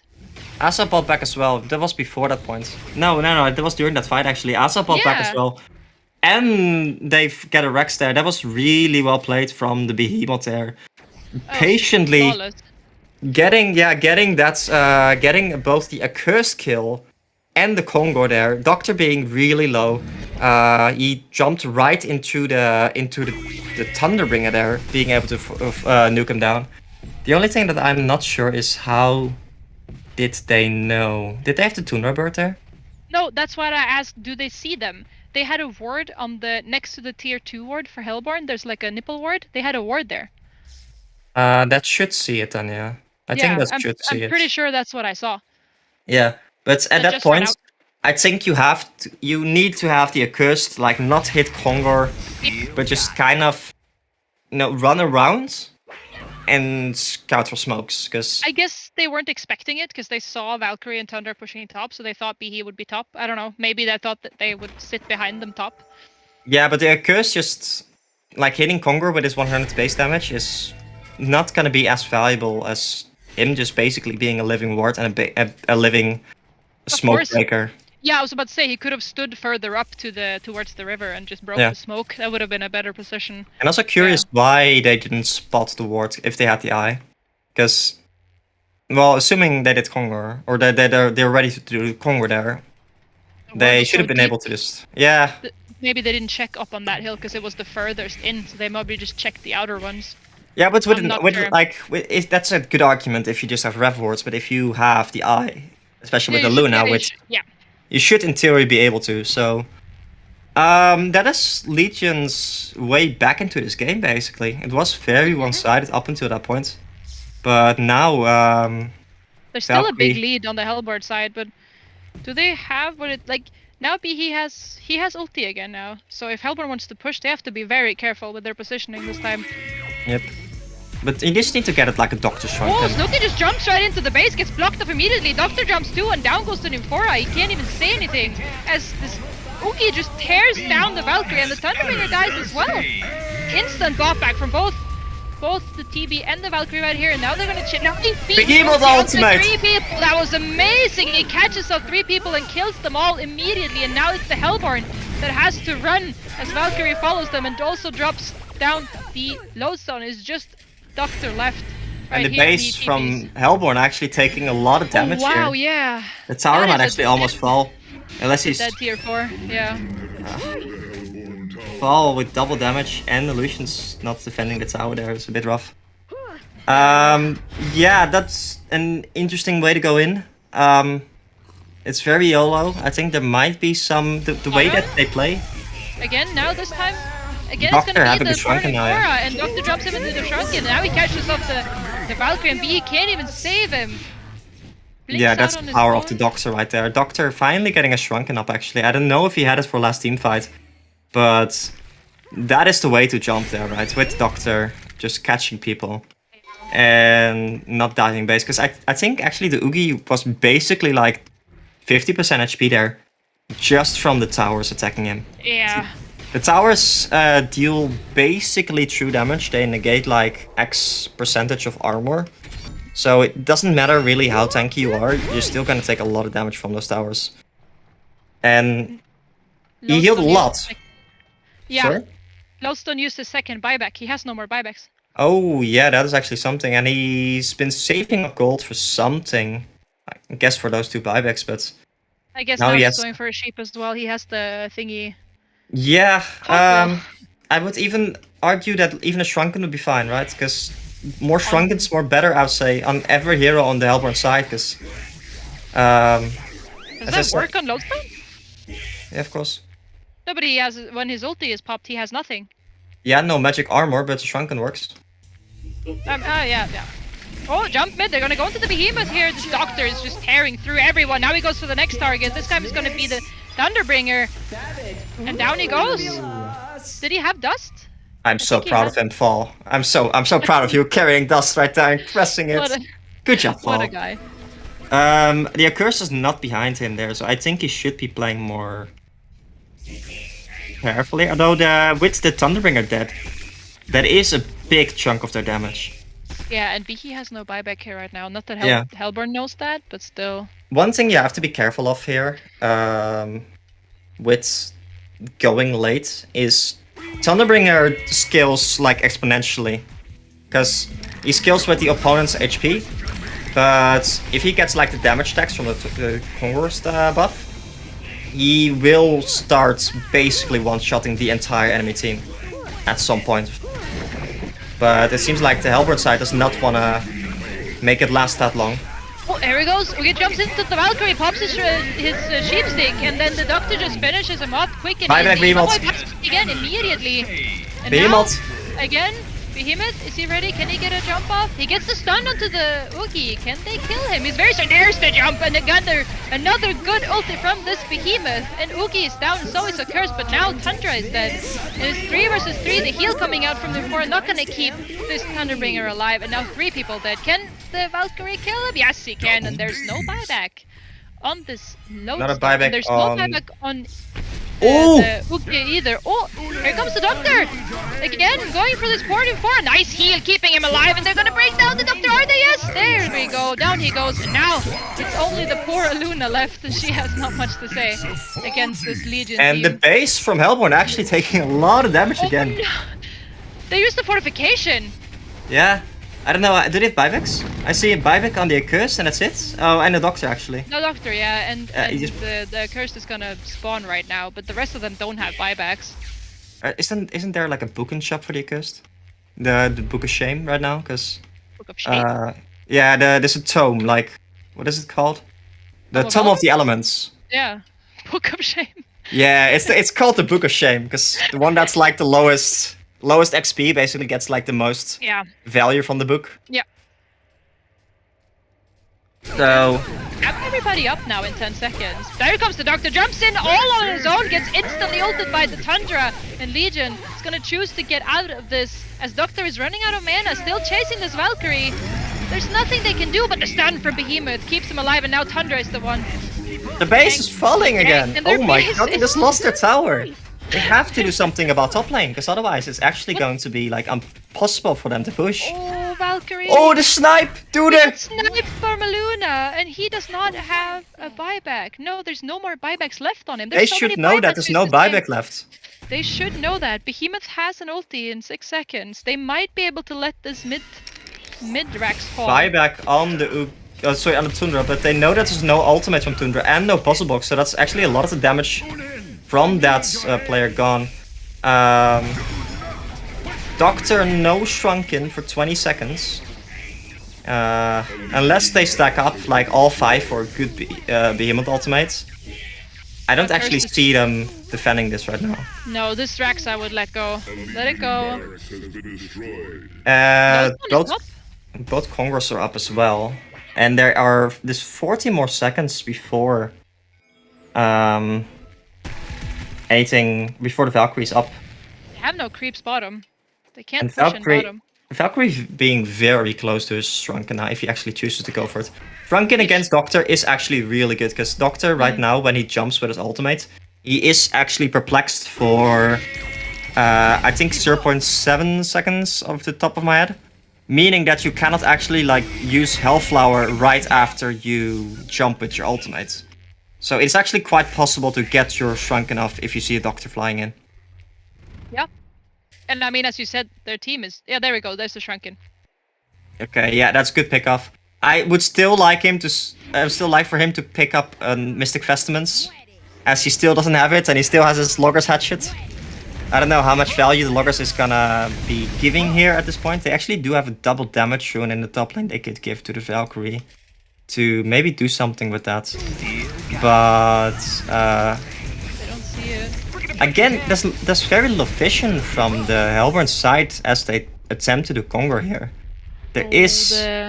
You need to be careful for the Nymphora port, but if the Nymphora decides to show bottom right now, Yeah, they're not gonna go. that means that they don't have to be scared. I actually would have liked for the Nymphora to maybe not show. Because the Yep. Nymphora not showing, where's she gonna port to? Okay, top Running lane. top. They want to just go for the base. They're gonna sit here and wait for Hellborn to push, and then they That is a Valk ultimate. They don't think they saw that? No, they didn't have any vision there, so they should not have seen that.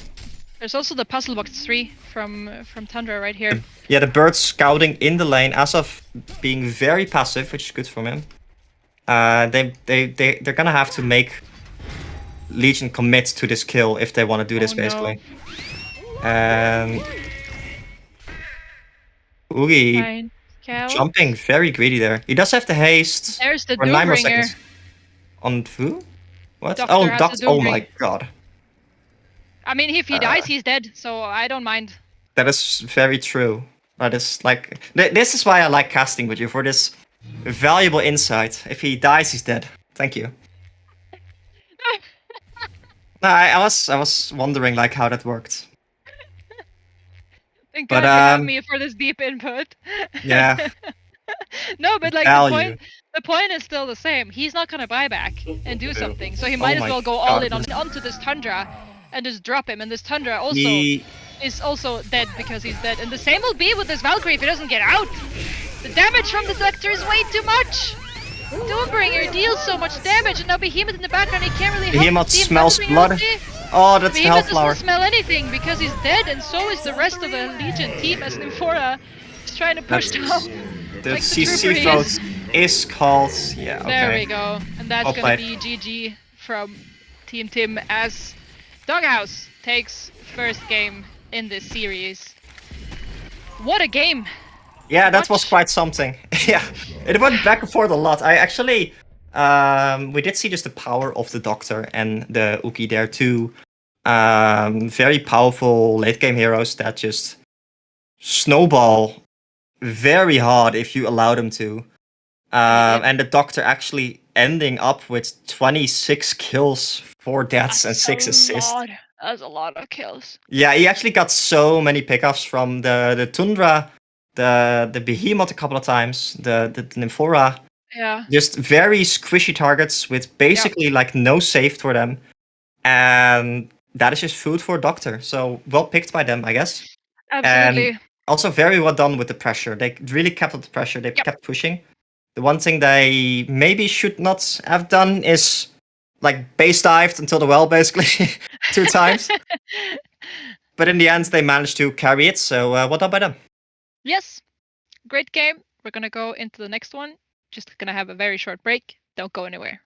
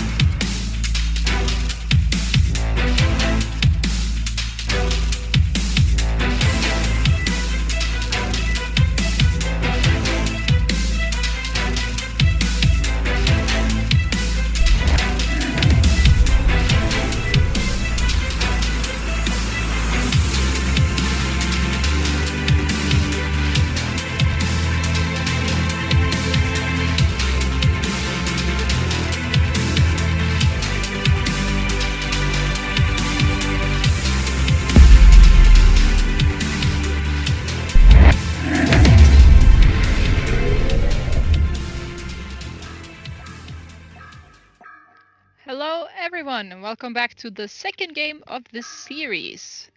And now we still have Team versus Doghouse. Doghouse being 1-up. This is a best of 3 for those that are curious. And my name is still Trulte, and I still have Dutch Ownage with me. How you doing? Good. Yeah, I'm happy you're still named Schulte. I was worried for a second you would have Yeah. name changed in the meanwhile.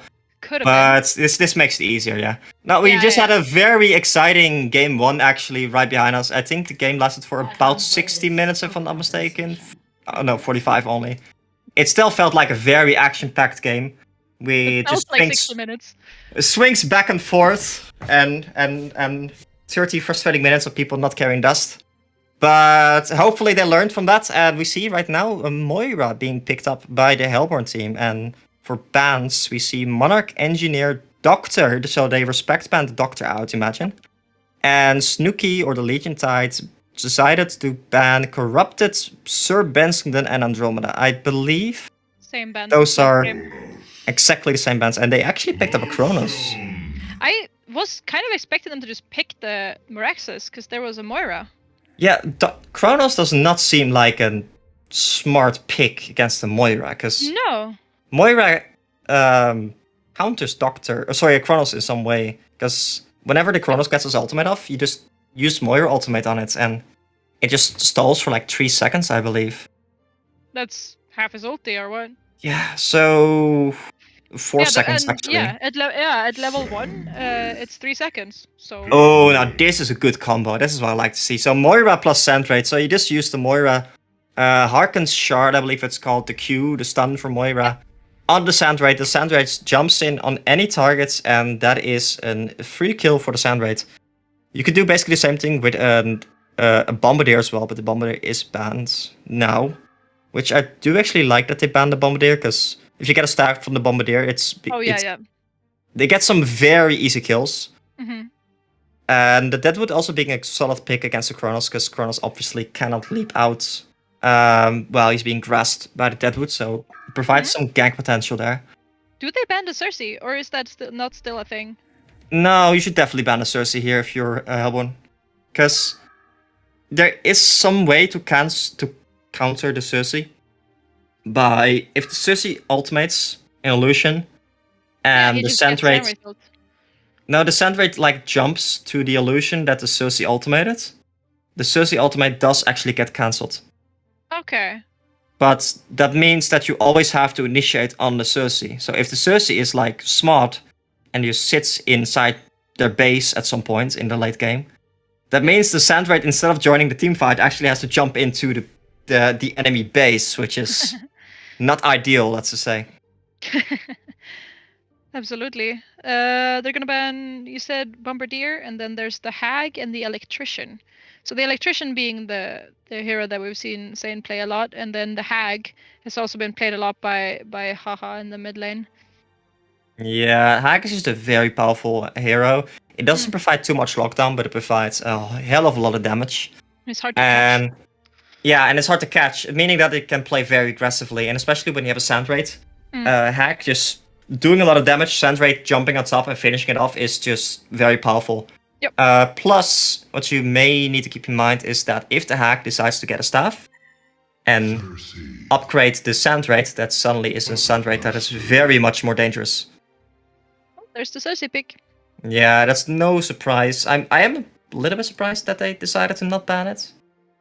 But I guess they're not scared of it. Like, maybe they have some way of dealing with it. I don't exactly know how comfortable Duder is on the Cersei.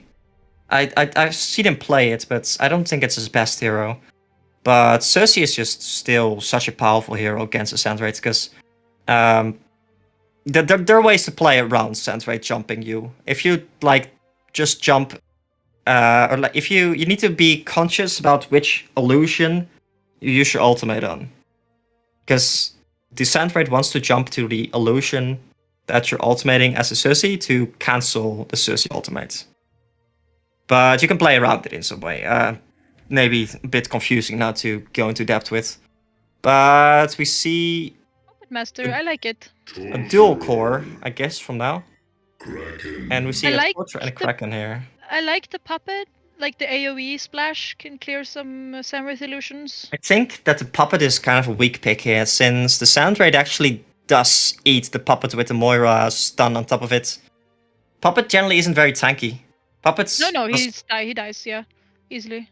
So, and they don't really have any save for him, right? They have, well, if they choose to go something like a defensive support-ish kind of hero here, they can maybe save him from the Sand Wraith stuff. But yeah, the puppet just doesn't really do well when he's under pressure like that. How do they lane this? Do they want like a second support now to go with a tri-lane? Or what's the plan here? So Kronos and No? Is the puppet mid? No. Puppets is likely to go into a trial lane. I think you could consider sending the Kronos solo. Yeah, that's what I'm thinking too. If you send Kronos solo, you send Lodestone solo, and then you have a tri-lane. Okay, so search the puppet and Luna. I do think that's quite powerful. That's the Luna and the Cersei both actually provide a lot of damage, and the Moira, the stun and the charge is just so awkward to use, right? The Deadwood probably being position 4 Deadwood here is not really something I enjoy seeing too much, because I feel like the Q from the Deadwood is really powerful level 1, but generally speaking, you get like level 6 at a point where your ultimate is no longer actually that much of a threat, right? While if you have like a Deadwood sitting middle, getting level 6, everyone in the enemy team needs to be scared, because the Deadwood can just punch you and you're out of the game. Yeah, or at least back to the well. Yeah, and then you have the Samwraith ulti on top of that. Exactly, but the support Deadwood usually just stays underfarmed, doesn't really get a chance to farm a PK. Basically the same situation that Vulka was in last game with the Behemoth. Because you saw how much work he did once he got that PK. But before that point, he just wasn't really able to do much, as he just didn't have that PK.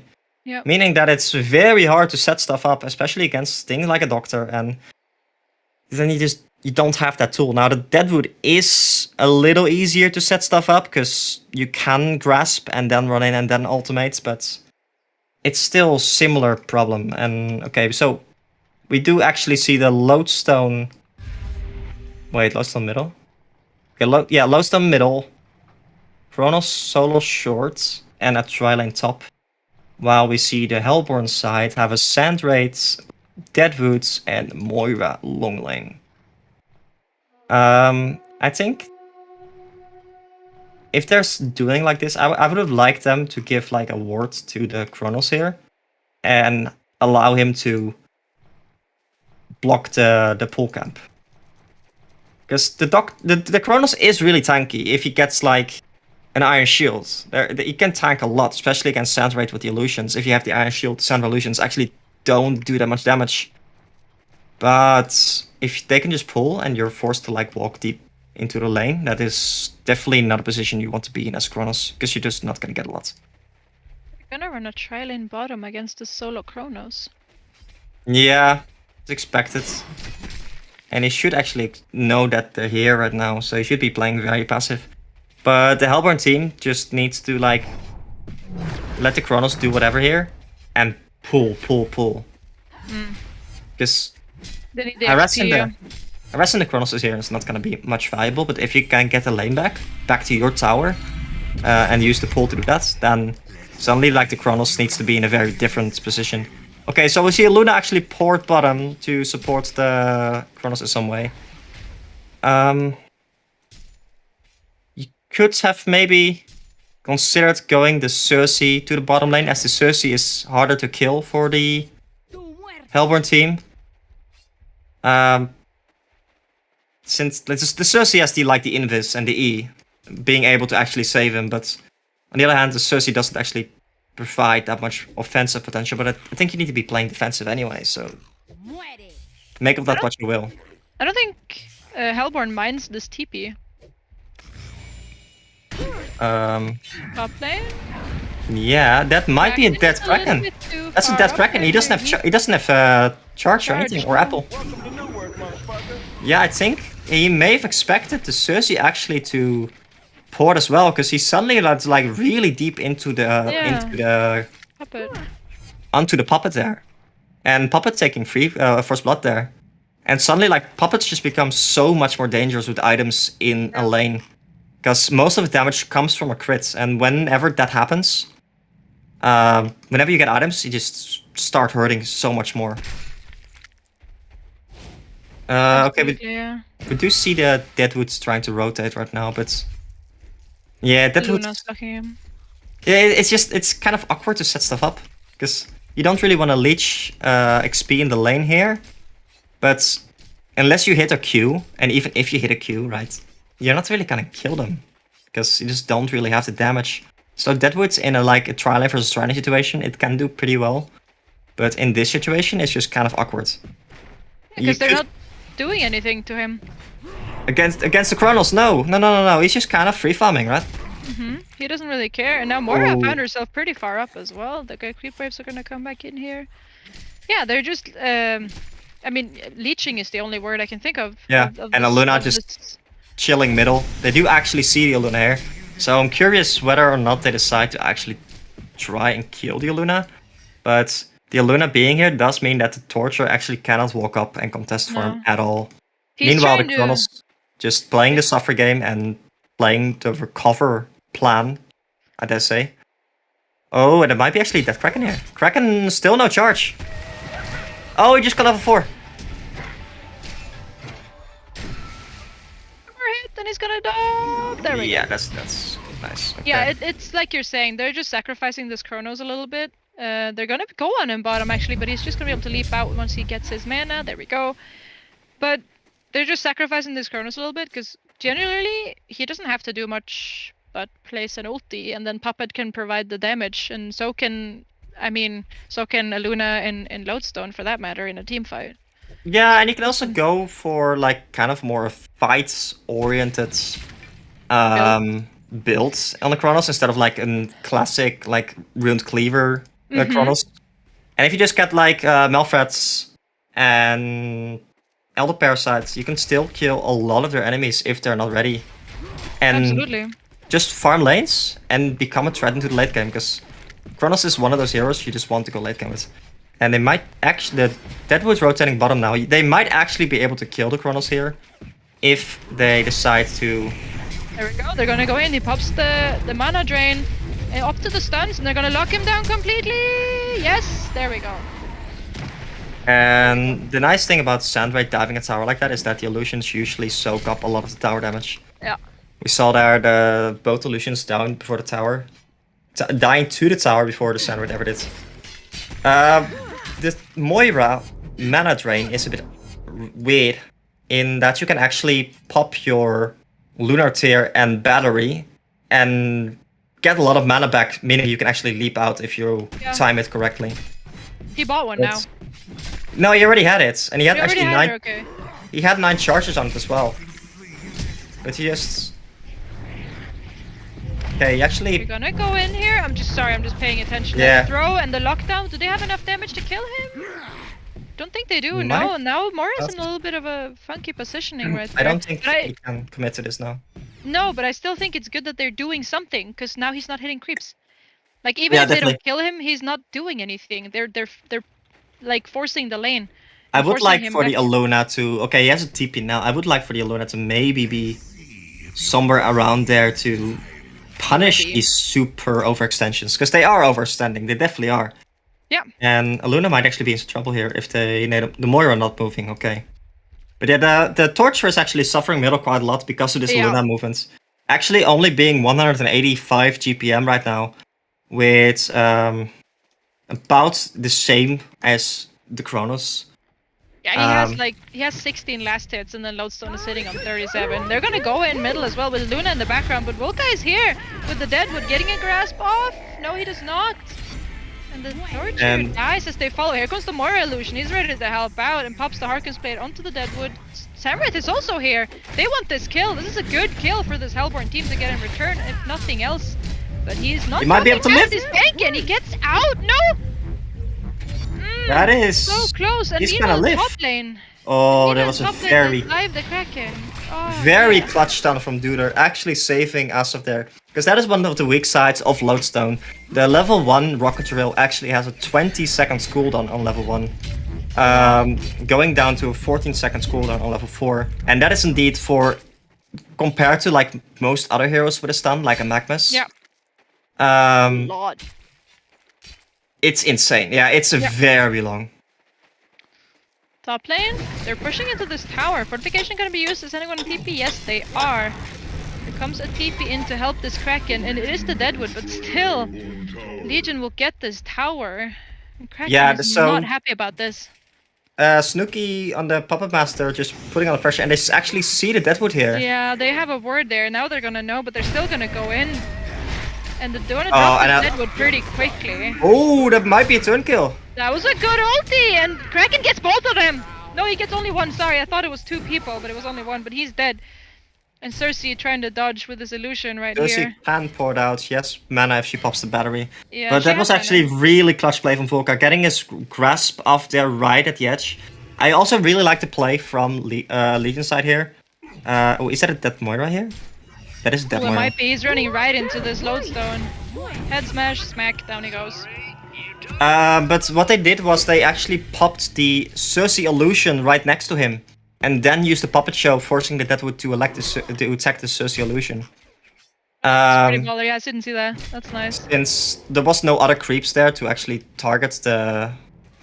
there we go. Kraken's carrying dust. He's not allergic to it, and they're gonna catch the Cersei right here. Boom. Yeah, I personally tend to like carry dust a lot of the times just to counter like jukes. Oh, they're going in middle. They're trying to go in middle. Oh, there's a middle party. Yeah, there we go. There's 2 people here from the Hellborn team, but there's 3 from the Legion. And they're gonna get down this Asaf tanking a lot, but not enough. Oof.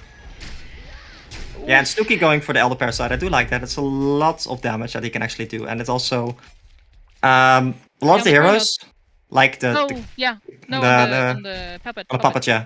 The Kraken and the Deadwood before they get their PKs, and also the Sandblade, they're forced to chase you with slows and with just movement, right? So if you're fast, you can actually outrun them. Okay. Oh, they're going middle with the Moira shards and the Sandblade ultimate. And down goes the puppet. That's a very high value kill for this Hellborn team. But here comes Legion with the Cersei, popping her ulti, but there's not much she can do with it. I have no idea where she is right now. Oh, she's there, middle, okay. Yeah, they don't really get much value from that, but that was a good combo by the Hellborn team, using the Harkon shard plus the Sandblade pop in to just initiate their... Oh, they're going in, they want to go in. This might be Dead Luna here. And they're gonna be a Dead Luna, 1 more hit, there we go. But in the background, there's an ulti onto the Slowstone. Kraken gets him, and down he goes, but here comes Kronos with his ulti ready, and he pops down the Samwraith pretty quickly, and now nicely body blocking the Deadwood, who's trying to run away. Moira pops the stun onto the Cersei in the background to maybe stop them, and it's gonna be the toilet dropped. Here comes Torture, he wants to help out. Stun being popped, oh, that's a nice stun, getting both of them after the toilet is over right there, but Puppet Master, he gets the kill onto the Torture. And they're also gonna finish off every single hero on the Hellborn team. Yeah, Torture, not really being tanky at all, only have a 700 HP there. He's not tanky, no. He went in, he did his spells, but that's it. He doesn't do much at this point. If he would have stayed bottom, he might have gotten the tower instead. Maybe that would have been a better call. Yeah, he doesn't have impalement levels. The W. Nobody could have pushed and get some damage and some farm, like instead of dying. Yeah, but that's fine. So I think it was correct from him to try and help out his teammates there, because they were all super low, and it was actually quite a clutch. But it's just unfortunate that if you are like, oh, Luna's dangerous, yeah. If you're level 6 on Deadwood there, that is like -1 enemy in the Legion team that you have to deal with. They're gonna go onto this Torture. Poor Torture doesn't get a game. While Luna is scouting everyone. Moira gonna try to catch him with the illusion. Samwraith is here, he gets his Q off. Trying to dodge with the Deja Vu here, but that's just not gonna be it, as there's 4 people chasing this little... Okay, and they have the Moira and the Sandwraith ultimate right now. So the Moira is just sitting behind the Sandwraith right now. Maybe they could set something up again on the Puppet Master, but they don't see the Puppet Master right now. Deadwood plus and Kraken Deadwood, smoking up. They want to kill this Kronos. He's gonna leap out, but it's not gonna be far because he's just gonna leap right into the Kraken ulti, who he gets off and together with that grasp. Xerxes is gonna copy the ulti, and Aluna is here with a power throw, but that's not gonna do much. I think you can almost argue that you should try to jump either the Torture or the Moira at that point. Just get a kill. Because Yeah.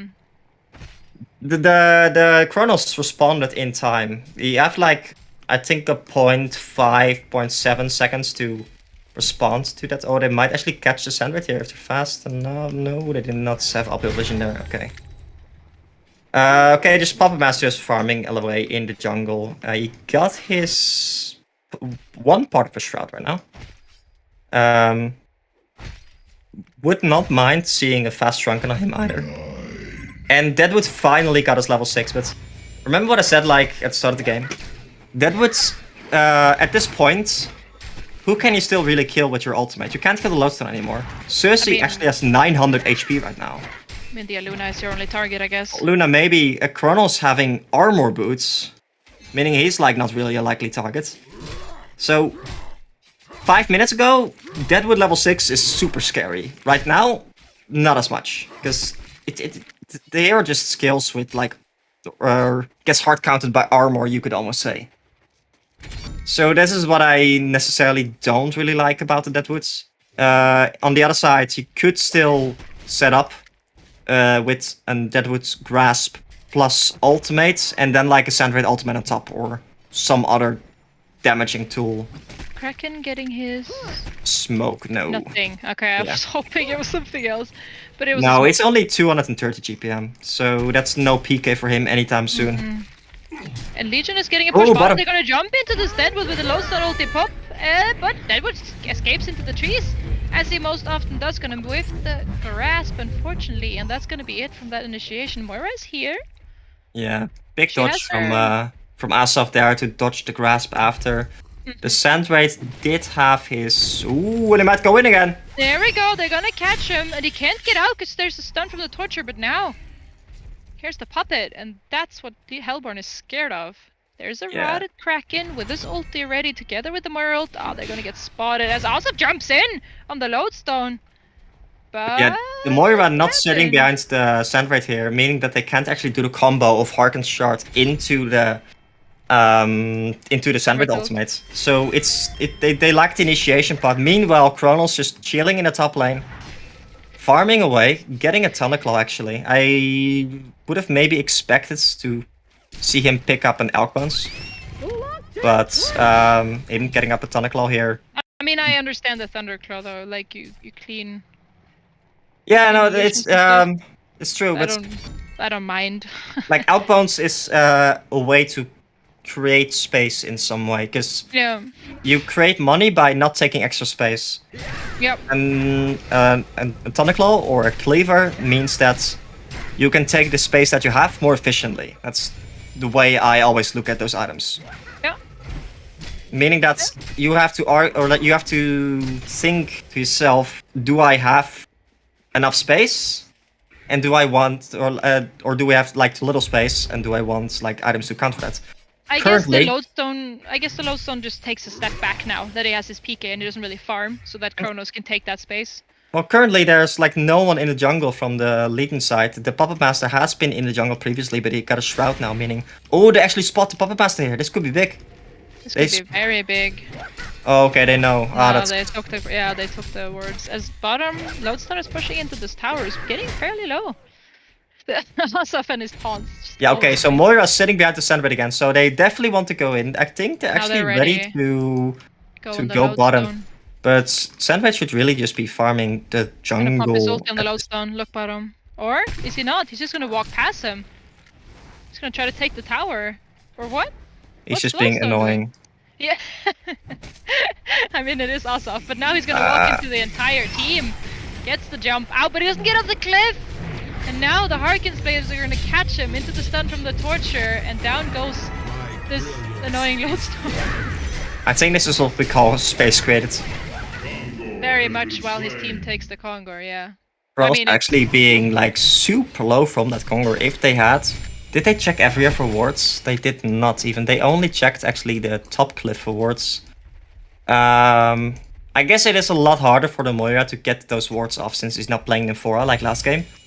But if there was like a ward there and the Kronos jumps, or sorry, Bottom. They're jumping, sorry, but they're jumping onto this Puppet Master and That they're is a dropping big everything catch. and down he goes, and there's the power of that combo that we talked about. As TPs are coming in from the Legion side trying to get some kills in return. But Cersei doing so much damage actually. Out is except the Deadwood. Moira tries to help him out, but there's nothing he can do. And that is a trade that the Hellborn gladly will take, I believe. Yeah, Top at that lane, point, though, I was Glowstone is getting thinking, ready. yeah, the Torture is silently farming away in the jungle, not really No, but being part Glowstone of is gonna try to anything. kill him. Yeah, Yeah, but it's not gonna get to him. Okay, no. but I was thinking getting a Shrunken on the puppet, but right now I'm actually not even sure that that is the correct choice here, because it does help against the Sandrade's jump. Whenever you see a Sandrade ultimate, you just pop Shrunken if you're like out of position anywhere. But if they pop the Kraken ultimate, then the Kraken does actually have his PK right now. I was about to say, where did he get that from? He just didn't have it, and now he has it. I'd say IE just hacked it, pretty sure. That's what he always does, this guy. Yeah. He have nothing, and then suddenly he has it. Like, A bastard. Man, I hate when people do that. It's just hacking. Asaf actually being very far up. Bottom lane being denied. They might actually choose to go here. Deadwood walking into the... Oh, There we go. then they're trying to go for it. He dodged the slow as well. And top lane, they're gonna try it against this Lodestone, who just jumps away. Yeah, I think you do need the Torture there to Yeah. kill that. I'd like the Torture to maybe... Like, the Torture has been able to recover in the last, I'd say, 8 minutes after being That's not the worst. bullied middle, basically. He was bullied. That's not even a joke. Now Moira is barely dodging this Lodestone, just taking his mana and running off. But we he has go. been silently recovering in the jungle, meaning that the Sandrade had less space to deal with. But now he has like his farm back up. It means that he needs to start doing stuff. And he is pushing top lane, which is definitely one way of doing stuff. And actually we see the Moira getting in a very sneaky ward there. I love these That's kind of really wards. nice. Yeah, They just those give are very so nice. much information when like people like Asaf, when they're trying to push lanes, when they're setting up these kills, they're very powerful wards. But the Torturer hasn't really been ganking at all. So you No, could he's just wonder, farming. should he maybe step back a little bit and try to start setting things up? Because the Yeah. Sandrade, you want like the Sandrade has his Thunderclaw right now, so you want to just start putting farm on the Sandrade. Top lane, they're gonna find the Torture right here, or is Torture gonna find him? That is the Think- question. I think he's stuck in there with him, not the other way around. No, yeah, but like when you have a Sandwave, you have the freedom to just go for people one place and then Sandwave clicks R. Like it's Yeah, even more than that. I think if you have the Sandrades, you have the option to just set up solo ganks. anywhere. Yeah, because like the Kraken right now on the bottom lane, right? Yeah, I was about to say he's if sitting the there. Puppet Master was like farming this lane right now, you could actually just jump the puppets and have the Sandrades plus Moira sitting on top of that. But and there's that's a kill. Lodestone. But Or there's- yeah. In this case, it would not be a good jump, I think. He's gonna walk No. past him and gonna find him, and Lodestone's gonna be very far away. Let's be ready. He popped his Elder there. There we go. Oh, he jumps. He misses his stun, but he pops his ulti. No, he does not. Listen. But here comes the Sarah with the stun. But Lodestone is there, popping his own ulti as Kraken catches That- the that might Puppet be- Master, and they both. The Kraken is dead as Imba has to run away on the Sarah, and they're not gonna get the kill that they came for, and that's gonna push. this Sandrade's Puppet- popping the invisibility, actually probably saving his life, I think. Yeah. They should have known that he popped his invis there, as they actually Moira's might get a coming, kill Moira's here. coming. Moira's coming. Oh no, it's gonna He's be too gotta- slow. Oh, the toilet, he got it off! Yes, he got it off! They caught him! And that's a dead puppet. At the end of all of this, they do get the puppet kill. Neda actually ultimating the Deadwood. He might actually get a kill here. Oh no, the ultimate runs out. and here comes the rest of the Legion team as well, as he must to get out! We catch No, him! he not get out, he catches him, and that's a dead sand wraith! Or can he escape with the sand?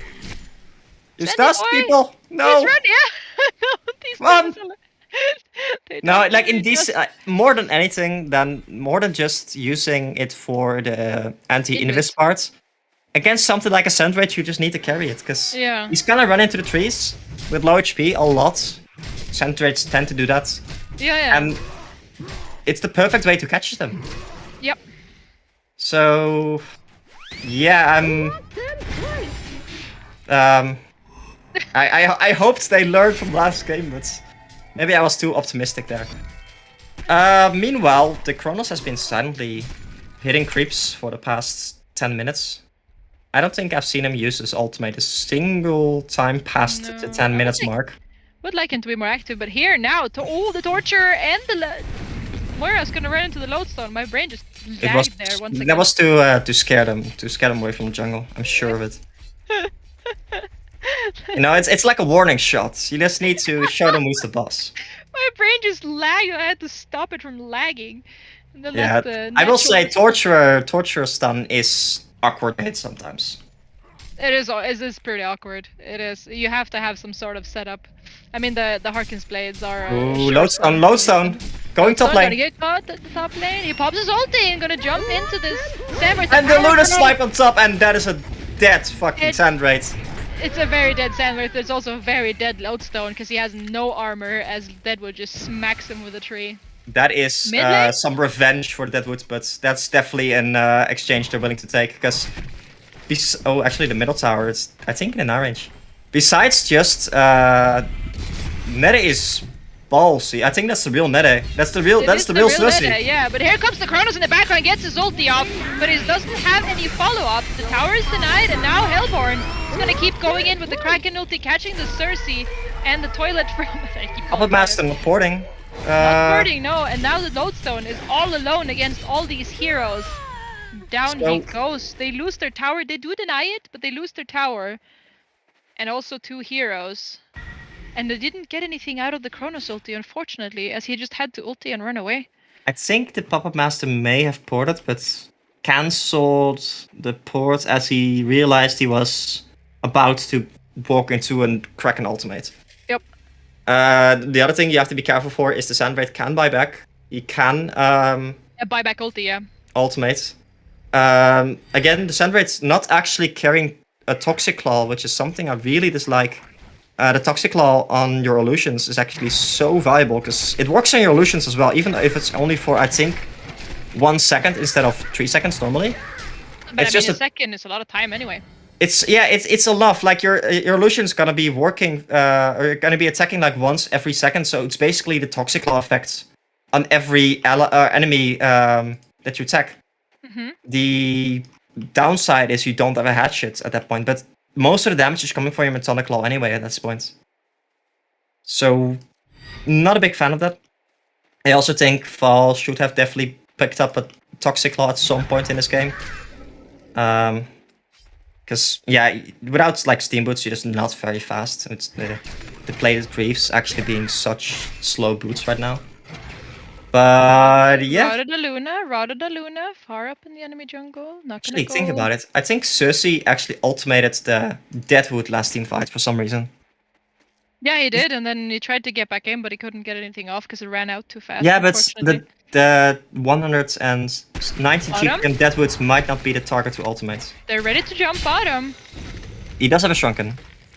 He does have a Shrunken. Moira sitting behind behind the Sand Wraith again. Yeah, constantly sitting behind him. He has We a level actually 2. do see the Sand Wraith right now with the ward on the near the tower. Yeah, they do. Oh. They do see them. Now they know that's gonna go, and who they're gonna go on is gonna Cersei. be top lane. Yeah, they're gonna catch the Cersei right here. Oh, and Cersei got his ultimate off.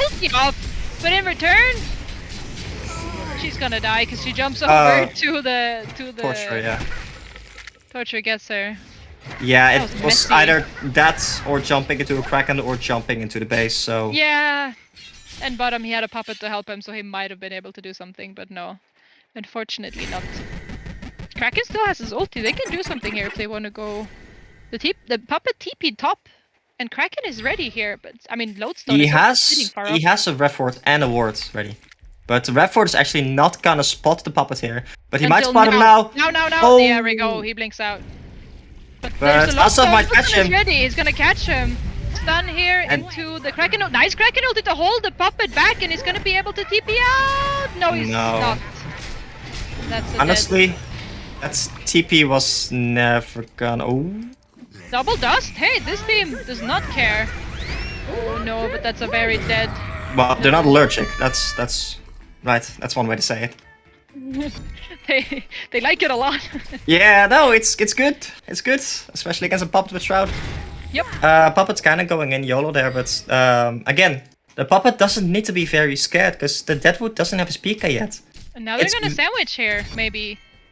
Puppet Oh, and they Lodestone? have a Rev Ward. They have a Rev Ward.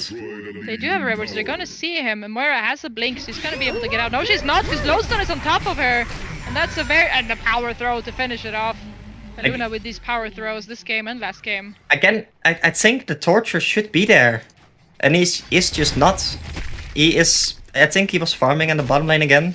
And he has been doing really well in getting his stats back, actually sitting around the same amount of creep kills. Oh. They're gonna catch this Lodestone right here. Samrith is here too, but so is the Puppet, and this might not be the best. Oh, the Torture is chasing, and here comes the Samrith ulti as well to try to follow up, and down goes the Lodestone as Samrith. Sandray jumping the Cersei, cancelling the Cersei ultimate. Yes. Yeah, I did not see that. Thank you. I was trying to find where he was, but he cancelled the Cersei ultimate, which is really good. So that's what I said. If you can actually jump the Cersei with the Sandweight to cancel his charge, but if you are in a team fight, it's very hard to see which ultimate or which illusion the Cersei is ultimating, because you don't necessarily need to like ultimate the illusion that's like right next to you. You can also ultimate the illusion of, say, the Luna, right? Like that the target or the illusion that's attacking the Luna. And then you need to keep like the moment you're ultimating as a Sandweight, you need to first like find the Cersei, then you need to find like which hero the Cersei actually ultimated. And it's just in those chaotic situations, it's just really hard to do all those things. So right now he actually denied them a Cersei ultimate. Pretty good. Which is, or like a Sandweight copy, which is definitely really good. Alternatively, which is a bit more memey, I dare say, you could drop all your items and then ultimate. Meaning that the Cersei... Yeah, but then the illusions doesn't deal the mana burn that you want to get onto these enemies, Yeah, right? you could drop your boots though. Because a Sandweight without boots is not that scary. True. So there are ways to do that, but then the enemies, they're just gonna walk away from your illusions. And actually, we see Deadwood and Kraken sitting in the bottom lane right now. Puppet's thinking about farming this. He is gonna farm this, but... oh, they're actually going on him. We're with 3 people. And... Oh, can I that's catch not Mr. gonna Dust? work when you have Shrunken up. Sandweight, Shrunken is is he out gonna now? jump in? Shrunken... Or... Ooh, he might be dead still. He might be dead still.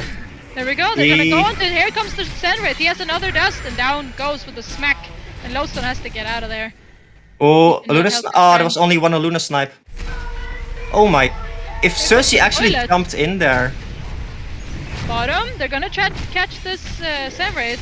Or, I mean, sorry, that's the enemy Samwraith, that's the Cersei Samwraith, she's gonna be dead. And that's gonna give Deadwood his beloved PK. Finally. The puppet still had his ultimate up on the sand right there. So if Cersei actually like immediately went in and started hitting that puppet, I think Sandweight would have died there. Yeah, for sure. But it's just a bit of greedy play coming from Snooki there, deciding to stay around We're instead gonna of catch just the Sane, the Kraken, who gets his Going ulti out. off, but there's not gonna be any follow-up to that, unfortunately. Deadwood's no ultimate right now, so they don't really have the biggest catch. But Moira, in with her illusion, gonna jump onto the Lodestone. Torture is here, gonna jump as well, gets the stun up. That's a lot of damage to this Lodestone. Good The tablet. Luna stun's gonna get both of them. That's gonna stop it. But Deadwood, he does not care. Deadwood should also does care. not have ultimates, but he's just Yeah. trying to set up for the Torture. Torture does pick up the the PK, which is definitely good. It allows him to basically follow up with the rest of his team. But yeah, the Chronos really not being the biggest factor this game. We also see the look at the mid lane right now. The illusions from the Sand these were just the illusions from his W, actually basically draining the Chronos mana down to 0. That is the power of the Sand the no Fire Blade. You can just mana drain the entire enemy team, and some heroes like a Chronos without mana is just not gonna be very scary. Nope. But he has been doing good keeping up his farm. I do think maybe the Elk Bones in hindsight would have been better. Because it's just more efficient. You can... when you're trying to set up ganks and you have an Elk Bones, you're still keeping up your GPM. Because the Elk Bones are a large part of the GPM that you're gaining. But if you have something like Thunderclaw, you do actually need to keep up the farming game to be a factor. So in the situation that he was, I do maybe argue that an Elk Bones could have been better, but I it's hard to say that in hindsight. Either way, Sandrade's currently probably working on a Shrunken. If he has that Shrunken, he's still not gonna be really a match for the Puppet in a 1v1 situation, but he doesn't need to be. He has the Deadwood to punch, and he has the Kraken to ultimate. He's probably not gonna jump into the Puppet unless the Puppet is completely alone. So his job is probably to take out like Aluna and also the Cersei. Torture being pretty far up. I've not seen the Puppet actually make any plays this game. Thinking about it, It's just farming. Puppet has just been farming, but I think he could have used his ultimate a lot more to just get some solo pickups.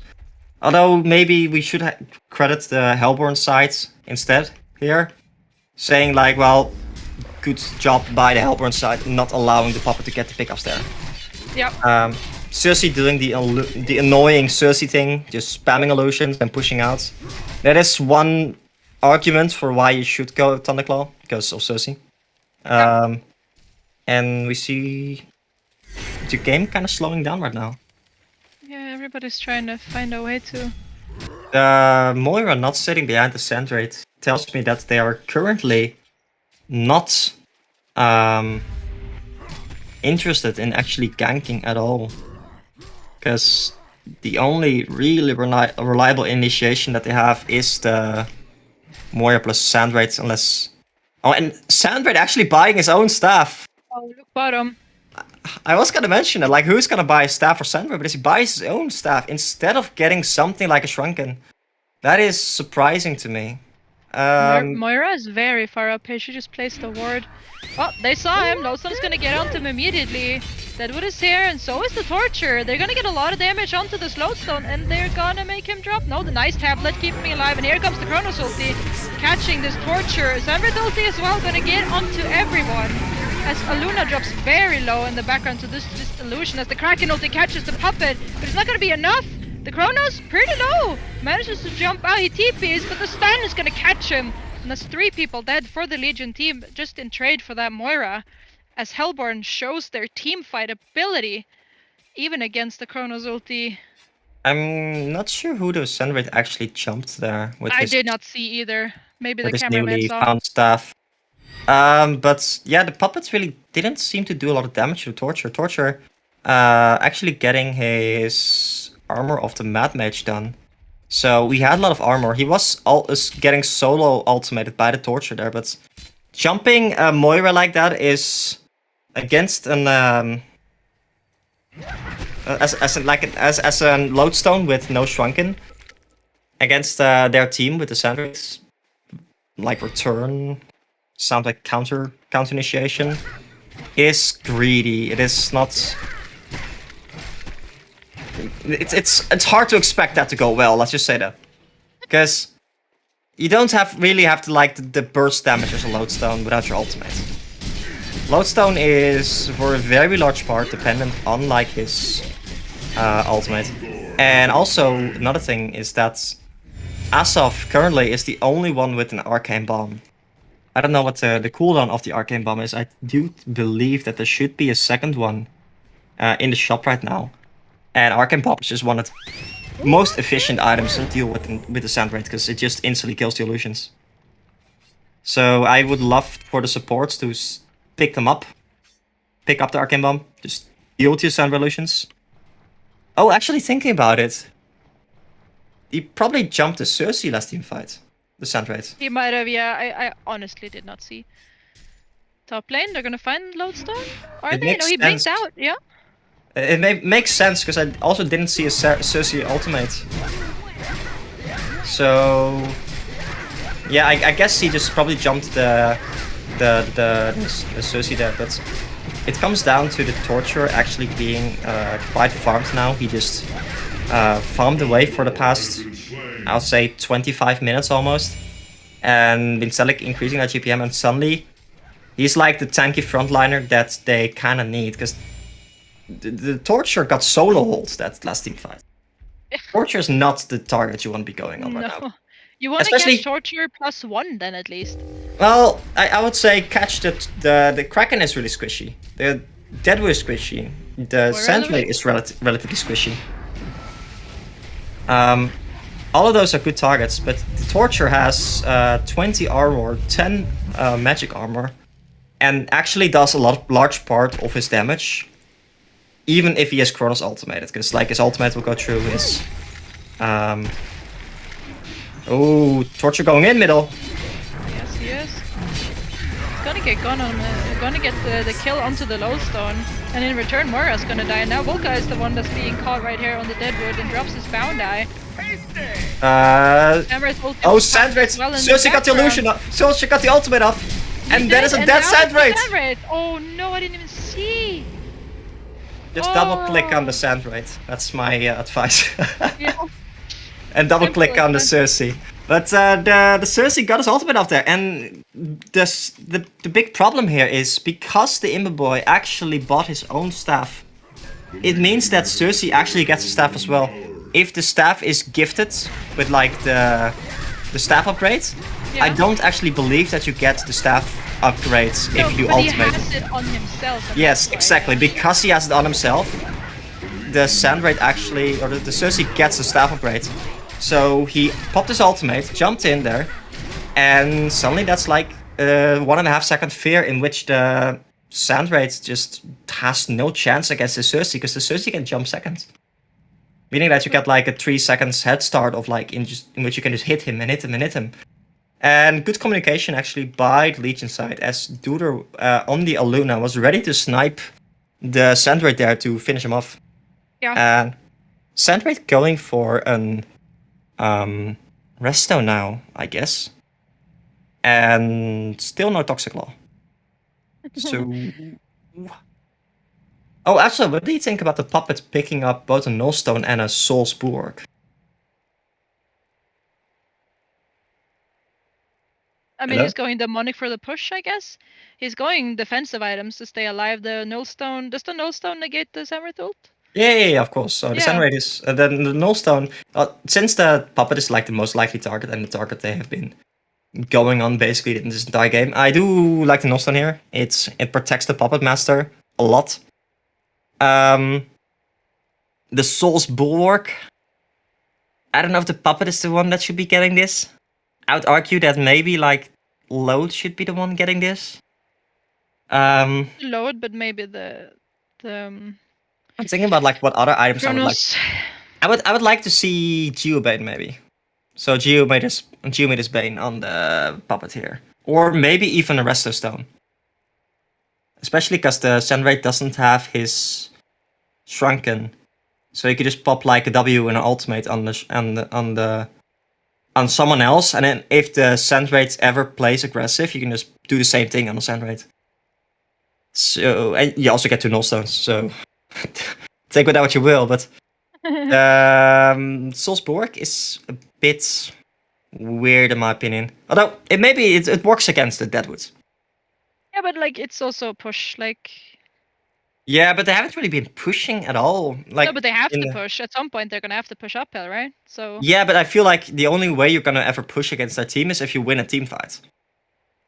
So Yeah, and they at don't that really. point, Yeah. you don't really need that as much. It's also on positive right now instead of on negative. But I think it's just to protect against the Deadwood. Maybe he felt like that was the biggest issue he was facing, that the Deadwood was just punching him. In which case, you can wonder if the Soulsborg is the best way to protect yourself against a Deadwood like that. You could... I'm thinking of other items. Chewbane could work. I could consider getting something like a Wingbow. But and it definitely helps the armor, right? Yeah. But it wouldn't be my first choice. Let's just say that. And the Kronos slowly grinding his own Resto Stone here. Does he have mana to actually double ultimate if he were to get the Resto right now? That's the question. I'm not really sure. So it's like 200 mana for an ultimate plus Resto. So I think that's 350 plus or 375 plus. So it's 800 mana in total. If the Sand Raid drains like any of your mana, you're just actually not going to be able to get the second ultimate off. So it might be very valuable for the Kronos to save up charges on his power supply in case he needs it like in an emergency. But if the Sand Raid gets his ultimate off and it starts hitting the Kronos is just gonna drop in mana. And game continues. I think the Hellborn side is just gonna be forfeiting this Rex. There's nothing they can do. The Samurith doesn't have a buyback, and Deadwood is up right now with an ultimate and a PK ready. They do have... Yeah. Ooh, Torture jumping in very aggressively there. Moira making Lucian. Not gonna catch anyone. Gets No, slowed. without the Sand Raid, you could doubt like how much you can do. Yeah, thank you, hit the Sociolution. Congress gonna be a while, I believe, or I think it's like 5 more minutes for the Hellborn one, and the Legion one is also 2 more minutes. So, yeah, I think the Hellborn side probably wants to just stall this until they get a resto on the Sand Raid, but as we say that, There's a rest on the Kronos. Val picks up his own resto. So this is definitely like more of an utility. They see the Puppet Master actually. This could be big. But they he's can't. not alone. This is gonna be. There's the jump. They're gonna jump. Oh, but the Kronos ulti in return. Ulti from the Samurith as well pops. And he jumps onto the Cersei in the base as you talked about earlier. He's gonna TP out. And he got stormed. He's not gonna be able to help his team, as both Torture and the Mora is dead to the Legion team. And there goes the Cersei. Netta just sitting in the base. I love it. Well played, Netta. Netta just sitting in the base, just forcing the GG. They're done. Netta is sitting in the base, nothing. forcing the Sand Raid to jump to the Cersei in the base. Actually, solo. Let's just support solo killing and Sand Raid. And you have to think, right? They had the opportunity to ban the Cersei. They had the opportunity, and they instead decided to not ban the Cersei and just give it to them. In hindsight, questionable move, baby. Yeah. That was a struggle game. Yeah, okay, but either way, well played by both teams in the end. Absolutely. Doghouse Fun game just... to watch. Especially, I think the Hellborn side was very on top with the combos, with the Moira and the Sand Raid, providing the initiation for the Deadwood and the Kraken every time. But in the end, I think the Cersei was a very big part of that game in the end. So well played with both sides. Any final thoughts for you? It was just like super slow, and then there was a huge combo, someone died, and then there was a break again. I didn't feel like they really got anywhere with the Hellborn team. Like they had, like you said, they got their huge combos off, and then they didn't do anything with it. They didn't have the chance because they were so far behind. That is the Sand Raid in a nutshell, though, because Sand Raid is just wait for the ultimate, then go hard, and then wait for the ultimate again. But Sand Raid having to get his own staff here, maybe even getting a staff in general, you could argue that was maybe not the best choice. Because if you get like a wing bow on the sand raid, for example, right? Suddenly the puppet is gonna do so much less damage. Suddenly all your illusions are gonna like stack up on one and just hit down whatever target you're going for. But then again, everything you buy makes the Cersei ultimate stronger at that point. Yeah, she doesn't even have to buy anything. Yeah. That's gonna be the last game for this series, which means Doghouse takes 2-0. But Team is not out. They're gonna drop into the losers bracket, which is gonna be played tomorrow, I believe. And then right now it's gonna be in a few minutes we're gonna have Doghouse versus the Nova Brigada. So don't go anywhere.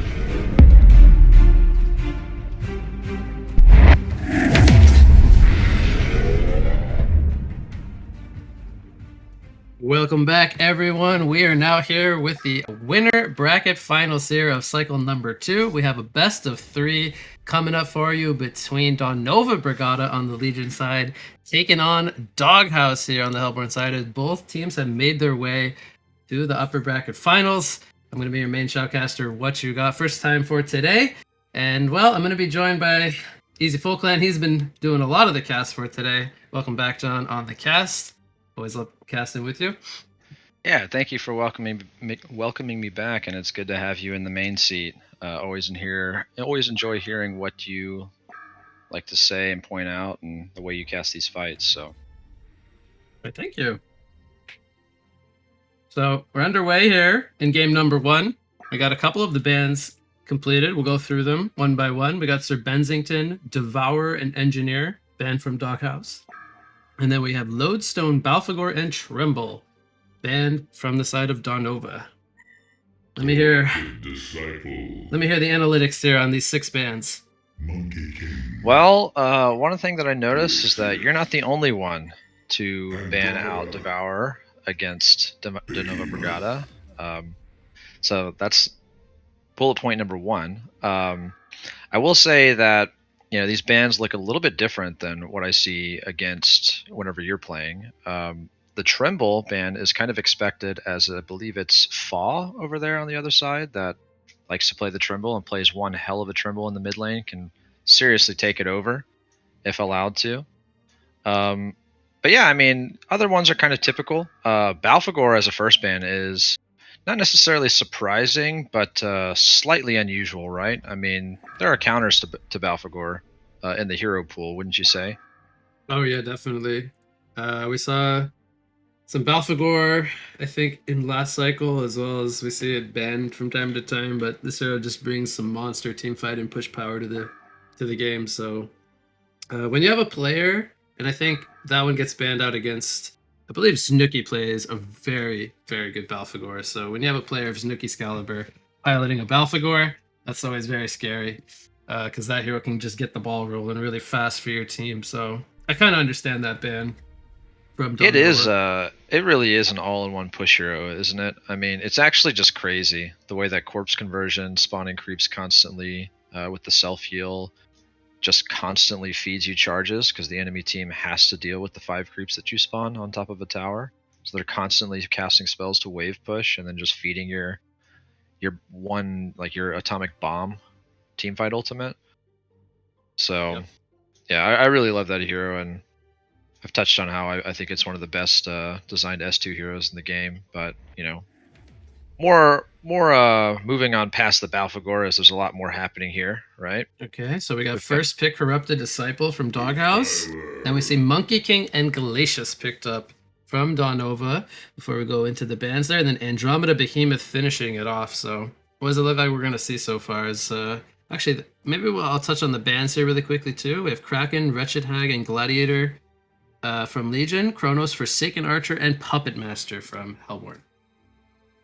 Yeah, I mean, I guess one thing that really strikes me is just how prominent Monkey King seems to be in the meta these days. And obviously it's because of recent item changes and maybe slight hero buffs to that particular hero. But that hero used to be nowhere near the meta, wouldn't you say so?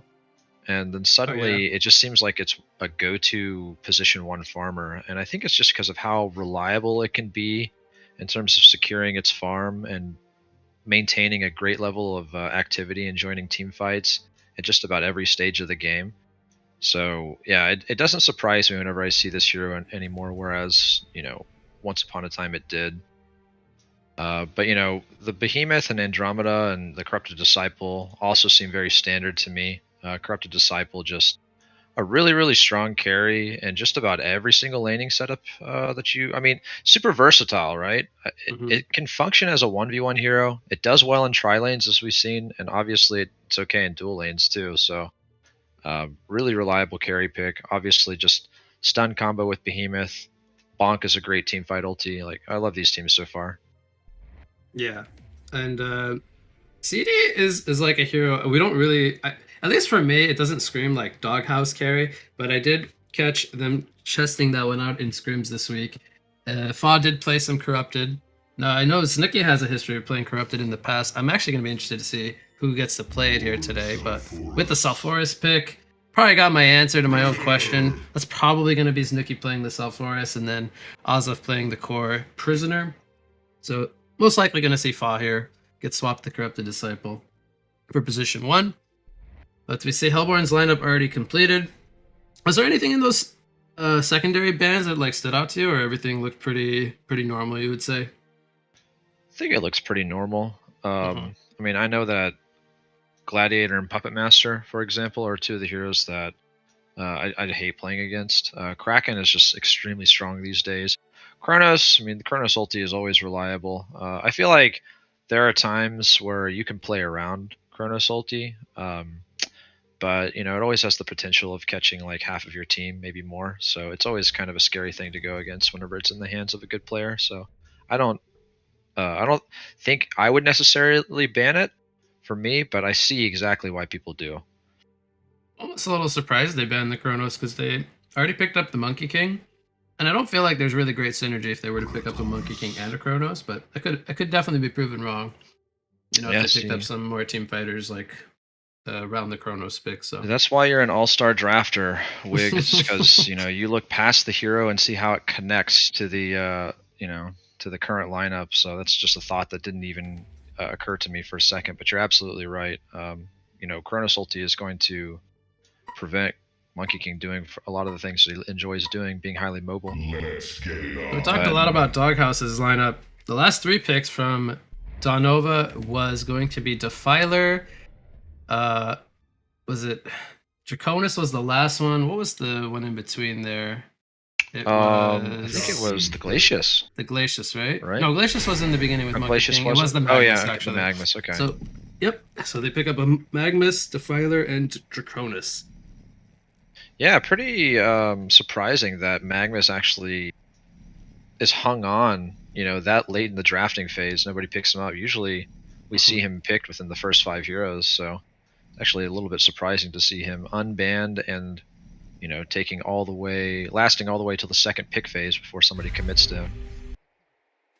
I'm a little bit surprised that Dawnova goes for a straight up Tricore here. They have 3 heroes that scale incredibly well with the Defiler, the Monkey King, and the Draconis. So they're going to lack a little bit of initiation this game, but they're going to definitely have heroes that deal a lot of damage moving into mid game. It's one of the things I was going to say. It does feel like it's a pretty greedy lineup, but you know, if there's anything that you can't discount the way that these professional level players are able to farm on Draconis if given 100% free or uncontested free farm in the jungle. I mean, they really make a lot with that space, make a lot happen. You know, kind of around that 7 or 8 minute mark. But before we get into the game, I do need to tell you guys about the sponsors for the tournament, Community Gaming and Polydoge.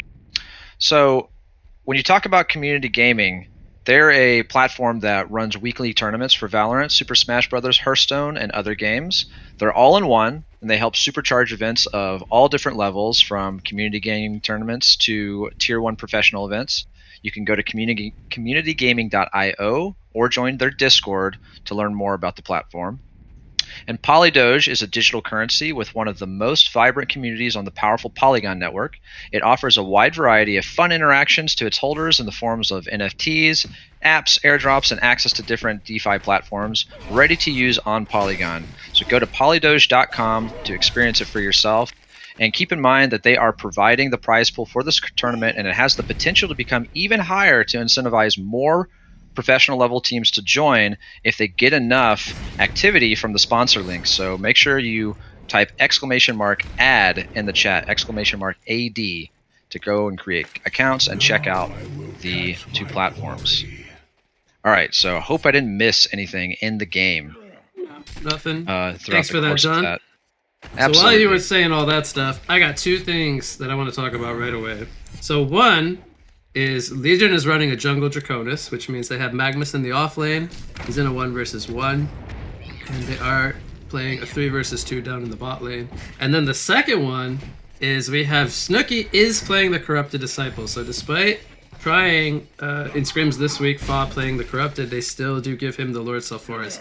I am a little bit surprised by that, but at the same time, players of this caliber are very comfortable with swapping heroes like this and just going into different lanes. So I wanted to get your take on, I guess, well, the second isn't as surprising, maybe more so the fact that Legion did decide to run a more defensive lane setup where they have the jungle Draconis. Well, it seems like they're kind of forced to, right? I mean, having Draconis in the jungle, yeah, wow, scary stuff for Draconis. It actually falls to the lane. You wonder if that was intentional because he saw the haste of Behemoth. So maybe. Yeah, I kind of wonder. But what, you know, he is the first death of the game. Bloodlust claimed by neutrals. But it doesn't count. The Bloodlust was still. Yeah. I know, it's, you know, tongue in cheek. But yeah, still waiting on the real Bloodlust. But yeah, I mean, I kind of feel like we're forced to run a defensive setup here on the Legion side. If we're going to commit to a jungle Draconis, you always need to be able to kind of prevent them from roaming too easily on him, which I think if they ran a traditional tri-lane down here versus a solo, the two support heroes would just have too much of a time pushing out the solo hero from the lane and then just making easy transitions into the jungle. So, but we see that he actually rotates out of the jungle at level 3 and just shows up top. So he has like some stacks in the works in his own jungle, but I'm guessing they're deciding they want to pressure this Self Forest because this Magnus with boots against the Self Forest, more or less a free lane for the Self Forest. Right. And I mean, does it make sense? Do you think their strategy is kind of just like, okay, give Draconis some time here in the lane, soak up some XP, and then, you know, hit level 5 or so, and then transition back to the jungle and clean up those stacks, and then hit a quick level 7 or 8, you know, around the 5 or 6 minute mark? Yeah, I think this definitely makes sense. It's just unfortunate that they didn't do it a little earlier, because then Self Forest wouldn't have as much going for him. But like you said, Draconis can always rotate later on and continue picking up his farm. So more, the main reason for doing this is just to kind of slow down the Lord a little bit. Okay, yeah, and you can actually see that they did make a pretty good attempt at going on him, but Prisoner here in the top rune situation picks up an invis to help him escape from Defiler, but Defiler puts tons of pressure on him in the meantime on his way up there. But what do you think about this mid lane matchup? I feel like Prisoner is in a pretty decent spot, but Defiler's a really big nuisance, isn't he? Oh yeah, Defiler is a very tough hero to 1 versus 1. Now, something I will say though, Prisoner is a very good laner, and if he ever gets any rotation when he hits level 6, that should definitely be a kill on Defiler with prison breaks. So I would definitely like to see maybe either the Behemoth or Andro try to smoke up or get a rotation in really soon, as Prisoner's about to hit that level 6. But otherwise, Defiler is doing really well here, 28-3. Prisoner also doing well, 27-3, so fairly even so far. Well, you pretty much predicted what's about to happen. Behemoth pretty much aware of this level 6 timing on Prisoner and showing up with the smoke, so probably just going to land the leading stun into the hook, into the tower. Level 5 now, he needs one more creep kill or so for the prison break. Yeah, I mean, slightly missed time almost, you know, because he would have had it, right? Mm-hmm. And, I mean, Magnus was there, so maybe they just weren't anticipating Magnus to be there and hoping they could just get a little bit more of a chase off, not relying on the ulti. But, yeah, just unfortunate that didn't work out for them. But Defiler's still forced to go back to base in the meantime, so Prisoner given the free lane at the moment. Yep. So CD, he's currently the top farmer here, 5.5 minutes in. Full steam boots, power supply. And then Monkey King in comparison, well, you know, he's got the jungler in his team, so 2 versus 3 for the most part. He's not having that great of a time. He's only 150 gold per minute. So yeah, I mean, doing well for Hellborn so far. It's pretty rough, Monkey King, you know, going against this tri-lane, but at the same time, you know, we know that this hero can bounce back with pretty minimal item setup. All it really needs is levels to, and maybe a light brand. Light brand just helps this hero shine so much in the farm situation. Defiler pops the ghosts. I don't think this will be enough damage for a kill, but if anything, they're going to start to put some pressure on the towers. They got a catapult wave here. Bottom lane, we see Tundra Blast coming in. There's the volcano from Draconis, and now CD's taking a lot of pressure. Still has the apple and 8 power supply charges. He's going to use the apple there. Monkey King, he's trying to... Well, I think he's got the spells on cooldown. Doesn't have mana for a vault. But down below here, we got the Bloodlust coming out on the Andromeda, so... CD, he wants to maybe go back in here. Behemoth has a fissure up in 3 seconds. This could definitely be a kill on the Monkey King if they can get in range. Magnus uses the Lava Surge here. I think this is more defensive than anything, trying to just save Monkey King's life. Oh, he actually Aurora's thinking he's behind the tower, but they spot him out anyway, so that was a good kill nonetheless. They do get the Monkey King kill. He continues to not be doing too well here at only 185 gold per minute. Yeah, they get a little bit back, but you know they lost that mid tower in the meantime, and Legion got Bloodlust, so safe to say that I feel like after all is said and done, slight advantage for Legion, especially getting that tower. It's a big tower push this early on. Yeah, you leave Defiler alone for like 20 to 30 seconds, and all of a sudden you look away and your tower just gets melted. So that is one of the big advantages of this hero. Very, very strong in the early game. Yeah, I mean we've seen her do work in the later game, especially if she's able to get a decent lift off. But what do you think the South Forest pick was? You know, whenever I see South Forest, he's by no means a walking ultimate, but Right. always give high consideration into exactly what the Undying ability is particularly countering. Do you think it's like to counter the Spirit Heal from Defiler? Well, in theory it could. Now, speaking of him, they're going to go for a dive here. Magnus, I think he should have range there for the Lava Surge. We see the TP coming in, but Fa is going to fall there. The Ghosts are still up for another 19 seconds. They have Prisoner. He's going to have to try to line up a hook here. ZD's tanking some Ghost damage. Eats a wave here. The Magnus goes in with the Lava Surge. There's a Prison Break. Will it catch them both, though? It only catches the Defiler, and he does pull him in with that old ball and chain. Now Magnus, he's got mana for the Steam Bath, but no mana for a Lava Surge. Still needs quite a bit. They might be able to walk him down here. There's the Shackle, removing the mana pot. And Magnus should fall from this, I believe. Or... well, they have a Fissure coming up in 2 seconds. That should... if the Fissure connects, it will. Nede lines it up there in the tree line, so... they did lose the Corrupted Disciple and the Lord Sulfuras, so I think Doghouse is not really too happy in the end, trading Magnus and Defiler for their two biggest cores, but some good kills coming out from Darnova. Meanwhile, in the top lane, Hasted Monkey King, I missed that one, takes out the Prisoner. I believe Prisoner had no mana remaining, so not the most difficult kill for him. Well, that's just a big kill if Monkey King finds that, because Prisoner is just one of the top farmers for the Hellborn, and you know, Monkey King was damn near there at the bottom for just about the entire game, so that helps him bounce up. Now he's up to 250 GPM. Sometimes that's all this hero needs. So he actually goes on Behemoth too. Top lane Behemoth, he's gonna fall here. Glacius, I think, surprised him. They weren't expecting both Glacius and Monkey King to be up there. So, I feel like Darnova's picked up a lot of momentum in the last like 2 minutes here with quite a few kills. They lead now 6-3. Entering here at the 10-minute mark, we see the Unholy Expulsion used from Defiler. He pops the Veiled Rot. This is something Puppetsoul loves to do. He's going to run into CD here. Will they get in range? He's going to use the Siphon Soul, but there's the Behemoth Fissure. Going to keep him in place. Meanwhile, Prisoner Magnus. getting revenge. Yep. Monkey Up King at the falls. top Oh, a room. nice trade Juke coming in from Andromeda. Magnus doesn't spot him out there. This is wild. I've never even seen this this juke spot right here. These are some. This is what we like to see in winter bracket finals: is high level juke spots and all kinds of crazy mechanics that we don't see in How do you think maybe that some of the these lower players? brackets. How do you think these players find these spots? Do you think they just take a hero and run around the map for about an hour and just try and dip into every crevice they can seem to find? A lot of practice, I think. Practice leads to perfection, or as Definitely. some of them say. We see a 1600 gold lead. Well, almost 1800 now, 2200 XP lead. Dracon is kind of quietly level 10 here. He's now the top farmer in the game. Feels like all of a sudden he took off in GPM. He's working on a Dreamcatcher.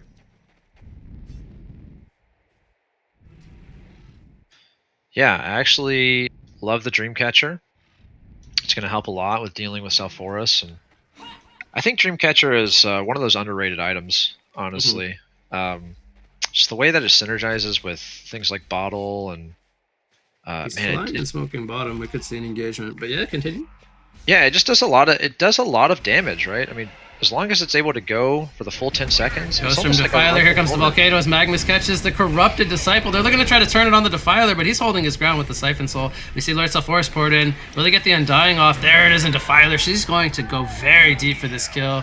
Corrupted does die to the DOT of Draconis as Prisoner also fell. Was that in the top lane to both Monkey King and Glacius? So we had a bit of a split fight going on there.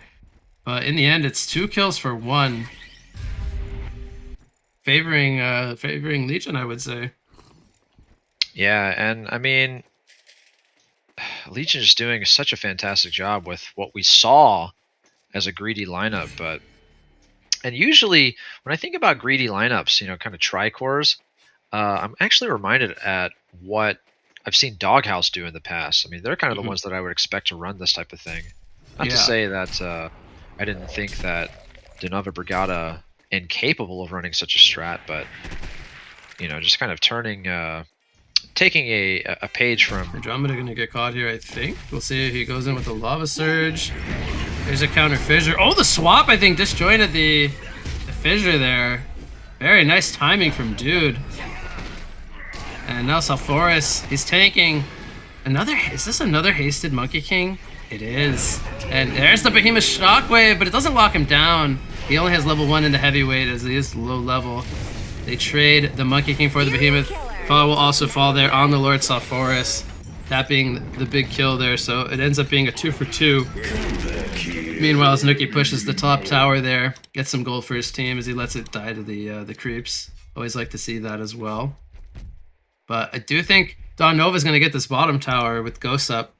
So we see the counter tower pressure, the lead, quickly back to where it was before this engagement took place, back at 2,000 gold, 2,000 experience. Yeah, I mean, tower for tower, but obviously a pretty distinct kill advantage in that last exchange. You know, finding kills on Salforus is a pretty key thing because, I mean, he reminds me, Draconis and Salforus kind of remind me of similar roles in this game, in that they're just like both tanky heroes that can just transition and soak up a lot of farm and, you know, pick up some early items to help turn the tide of the game. Except Draconis, just as you kind of pointed out, scales a little bit better than Salforus. So if Draconis can go even with Salforus for as long as possible, then I think he eventually wins out for the team. So speaking of Draconis, what do you think we'll see him buy after he's now got his Dreamcatcher completed? I think he did just pick up a power supply. A little bit surprised he goes for that after the Dreamcatcher, but he's That's gonna a maybe good turn it into a question. Sackstone. I'm not sure. But I've next big seen item. things- Yeah, I mean, there's a lot of items that are pretty viable on this hero, but obviously Agree. something like Shrunken Head comes to mind to help deal with Behemoth and Lockdown, but there really isn't that much magic damage that can be avoided by a Shrunken Head. You can see that. Well, I take that back. There's actually quite a bit. There's some major nukes between 4 heroes, so you can avoid a lot of it. But I wonder if he's going to go more of an HP route or just like a more damage route, more balanced route like a Dawnbringer or something, or maybe even, who knows, something like a Frostfield. I always love Frostfield as an item, but not necessarily. No cake for you. Not sure if it's the best item in this situation, but they have a pretty decent physical presence as well, so could see it. Answer is I don't know, Wig. I don't know. That's fine. It's fine to not know. Well, we'll just have to wait and see. But we saw across the map some towers being pushed, and ultimately the mid one went down to Hellborn. The bottom one got denied. So all the outer towers or tier 1s from Legion have fallen now. And it's the same for the Legion side. So all 6 tier 1 towers have fallen. So what do you think about, let's steer our attention to Corrupted Disciple if we can. There does seem to be some sort of engagement brewing in the bottom lane. Oh, Draconis actually goes in with the Volcano. He says, get off me, bro, throws a fissure. Now, he's taking a lot of damage with the Streamcatcher, but I think Draconis might not be it. Oh, he might get in range. He does! Gets a Dragon Flame off. And they're going to take out the Behemoth, who is getting closer to his portal key. He needs another 1,000 gold or so. Prisoner, speaking of portal keys, I want to say he's saving up for his own. He's on 2020, 2200 there. He sold something. Got enough gold for it. Has it flying out right now. I think that's a good start to Doghouse's teamfight presence. It is, absolutely. What do you think he goes for next? Do you think staff is in order on Prisoner this game, or does he look to be, a little bit more unstoppable with Shrunken? He's going to go with the prison break there. Hold that thought. And they catch the Monkey King. He could not kill the Shackle in time. Had the Hatchet on cooldown there. But your question was staff or Shrunken? Something like that, correctly? Yeah. On Prisoner. I think there's viability to all of them. They're gonna go in with a hook or fissure into hook. There's the shockwave. Will Draconis fall? He's got Shackle on him. He's gonna fall. 2 big kills, and that's what you like to see as soon as you pick up that brand new portal key. Those are fantastic picks. Evening up the game here. Yeah, taking out the top. She's got what's up. Nothing gonna come of that though. Yeah, I was just gonna say, taking out the top farmer of the game, Draconis, slowing him down a little bit, making sure that Monkey King isn't able to bounce back as effectively, and all the while, Corrupted Disciple is getting the farm that he needs, nearing a Searing Light, and Behemoth getting close to a portal key, like you said, about halfway there, but Prisoner approaching his next item decision, probably just 5 minutes or so, I would imagine. So.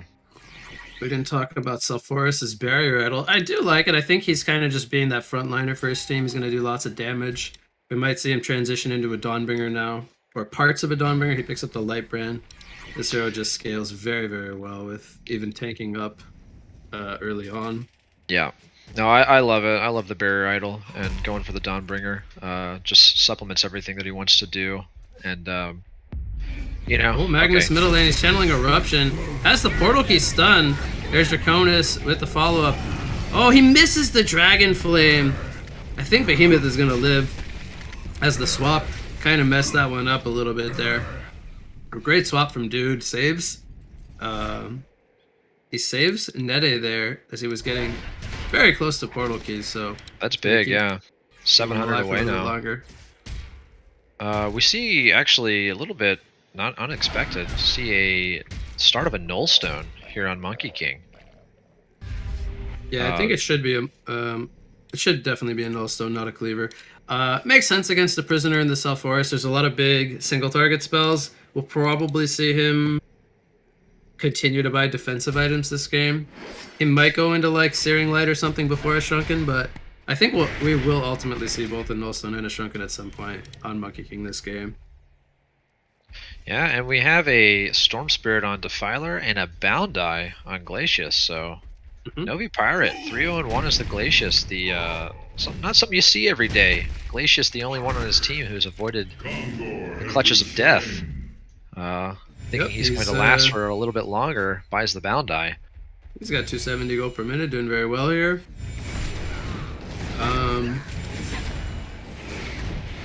see here, he needs 300 more. We do see the Searing Light picked up uncorrupted. I think we will probably see that finished into a Dawnbringer. I don't see an immediate need for him to go straight into the Shrunken before finishing the Dawnbringer. So yeah, actually, now that you're talking about Corrupted Disciple, I can pose my question. How do you feel about this particular Corrupted build as opposed to the build that your teammate Probus goes? Because the main difference that I see is that we have an Energizer in place of the Astrolabe. So, what are your thoughts on that? I think the Energizer makes a lot of sense this game because he's against a lot of mobile heroes. So he needs to, if he's going to drain the Monkey King or the Draconis, even the Defiler who can slow him, he needs to be able to keep chasing. But it also works both ways, right? Like if they're chasing him, he can use the Energizer to try to buy himself the distance. Top lane, Glacius and Behe going at it. This would be a big kill. It has there's a Boundai on the Glacius, but is Behe actually? No, he's gonna fall here. Almost got to question Nede being up here a little bit. He was really interesting. You always love seeing it. So Draconis and Magnus both had smoke activated and walked right past him in the Invis rune. So Nede got really deep because he wasn't, just a couple of ships passing in the night. They didn't actually see. He didn't break those smokes. They just walked right past him. Then he ran into the Bound Eye Glacius, and they just doubled back and got a quick kill out of him. Legion team sees what's going on in their jungle here. They got that ward. They're going to jump on the Corrupted. Now, I don't know if they can necessarily bring him down. There's the Stormshare from Defiler, though, but we have Andro swap. He's going to use it right away. They kill the Magmus, and they survive on the Andromeda, so they baited all 5 players here from Legion. Kind of defend their own jungle. They didn't get that Corrupted kill.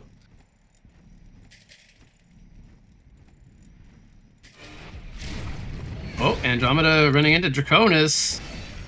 This might be a kill. I don't know if he can get out of this one. There's the Dreamcatcher on him. He's going to get a little bit of Fountain Regen. And it'll be enough to keep him alive. Yeah, we have the finished Dawnbringer on Corrupted. So now, undoubtedly, going to be pushing forward for that Shrunken Head. There's just too many. Cataclysm comes out. Prisoner gonna go straight for the TP. Oh, but he sees Glacius coming in. He's gonna cancel his TP. You know, I was just about to say, right before he died, I was just about to say how Prisoner was having a really good game. He was on 400 plus GPM. And right before I got to say it, Ozov goes ahead and gets caught there in the mid lane. But pretty hard for him once he gets hit with that DOT from Draconis. He can't blink away from it. Mm-hmm. So Yeah, well, the moral of the story is just don't think thoughts about the progress or performance of the players, Wig. I mean, it's just, you're going to lead them to their doom. Definitely not trying to jinx anybody here. What do you think we'll see Defiler pick up after a Storm Spirit? Oh, well, I guess I'm going to get the answer. He just got an item delivered. I think we saw him do this earlier today. We did. As well. It's a great effect. For a portal key. What do you think about the portal key pickup? I mean, it really works for him. I know that. And I kind of like it, you know, just getting in there with the spirits. It actually synergizes, I was talking about it earlier with Trulta, you know, synergizes really well with the Storm Spirit. The fact that you can, you know, portal key in. Somebody. Yeah, well, not just Link Storm somebody else, which can prevent Shrunken Heads before a stun lockdown, but even, you know, just blinking in, being aggressive yourself, and then Storm Spiriting yourself, right? Spirits are still doing damage, you know, trying to bait out some abilities, so it's a pretty good little setup, and I like it. It also helps him play really aggressively in, you know, pushing deeper into lanes. Portal Key obviously cancels on damage, but, you know, there's nothing that helps you be a little bit more bold with your positioning than an instant 1100 range teleport. Tyler has the Ghost up with the smokes. He's going to blink in on the Andromeda. Ghosts are trying to catch up. See the damage coming in. Andromeda swaps in the Prisoner. I don't know if that was a good decision, though, from Dude. Prisoner's going to fall right away. He doesn't get a prison break off. Now Draconis is being drained in the background. There's the Behemoth Shockwave coming in. Going to lock down both the Defiler and the Draconis, and they will both fall. Glacius goes for the TP. He will be successful, but there's the hook from Prisoner. He buys back into this fight and definitely going to influence that one for the Doghouse, as they do get the Magmus kill there as well. So 3 kills for the 1 plus the buyback. Would you say that that was worth it there, John? I would say so, absolutely. I mean, that was a 3 for 1 exchange after his death. So, yeah, I'm definitely very happy with the way that went for the Hellborn side. And I mean, just taking out major targets, right? Defiler and Draconis, like, you know, a lot of bang for your buck. Now we've got a 500 GPM Salforus, you know, and a 500 GPM Corrupted Disciple who is nearing a Shrunken Head and 900 gold. And this tower likely to go down as well. Prisoner needs to be careful mid. Glacius stops the portal key. There's the freeze. And the Lava Surge, though, stacked on top of each other. Is the Storm Spirit from Defiler? I think Prisoner's gonna fall. This is just an onslaught of heroes. They even use the Eruption, John. Why the hell not? Just throw an Eruption on top of that. Hey, I mean, does fall. You know, a little bit of overkill, perhaps, and, you know, could influence the decision for Doghouse to take a fight within the next 2 minutes, as we can see that Eruption is going to be down for that long. So it's a respect ultimate. It's about sending a message. Yeah. Meanwhile, top lane B is getting gone on by the Monkey King. He flips back over his rock, baits out a lot of TPs. Now here comes Magmus with the Lava Surge. Swap comes out on the Behemoth. Will he fall, though, in the background? It looks like he will stay alive for now. Monkey King's still going on the Andromeda, but Draconis is now here with the Cataclysm. Nobody's died just yet. Undying on Defiler. She will fall. They do trade the Lord Sulfuras for the Defiler. Andromeda does end up getting caught there. She cannot escape. And CD didn't have the TP up. I don't know if it got stopped or what happened, but maybe he poured it down to the bot lane, so he could not be there for that fight. Definitely influencing the exchange there going the way of Dawn Nova. And now we see them trying to get some tower pressure here in the top lane. But Bihi smoked up with a shockwave here. Are they going to look to go is the question. Doesn't look like it, but yeah, I'm still just paying attention to Glacius over here. Still the lone player in the game that hasn't suffered a death with arguably one of the most fragile heroes in the entire lobby. So You trying to get him to die, John? no, this Okay. is no.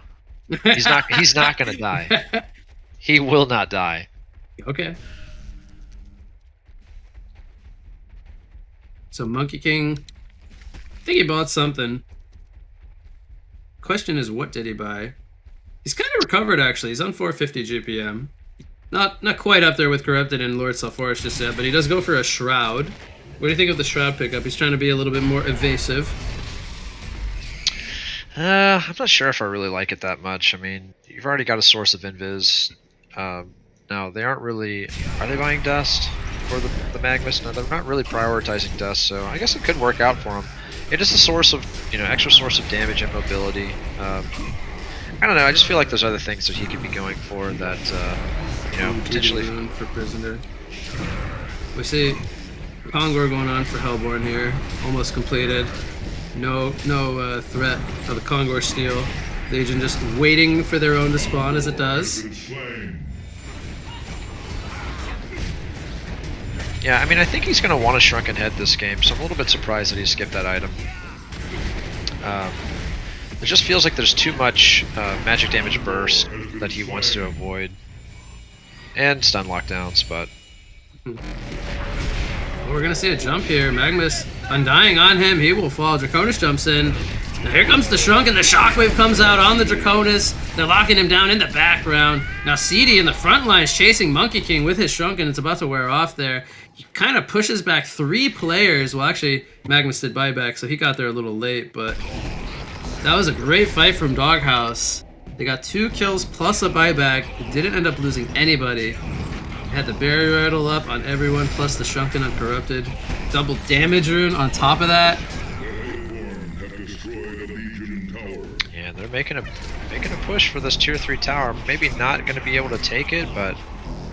Well, no Defiler ultimate for 30 seconds. We'll see how much they're willing to go for here. There's a swap. Sulfuris does still die. Took a lot of eruption damage, but he jumps in with a stomp. And there's the Glacial Downpour. As we see Storm Spirit lands on the Corrupted. He doesn't have a Shrunken for 20 more seconds. And I think we will see... Oh, CD's actually... What is he doing? He's going back in. I think he might have just killed himself here. He tried to do a juke, but the creep saw him, so perhaps a little unfortunate timing there. He mans up, gets the counter kill on the Glacius. You did caster curse him, John. He has fallen for the first time. Now he does drop the bound die. I think his team will recover that at some point. He's trying to figure out. They're trying to figure out where it dropped. But okay, he didn't lose the eye though. It doesn't count. If he doesn't lose the eye, it doesn't count. Oh, okay. We're changing the rules here, huh? That was the conditions the whole time. Oh.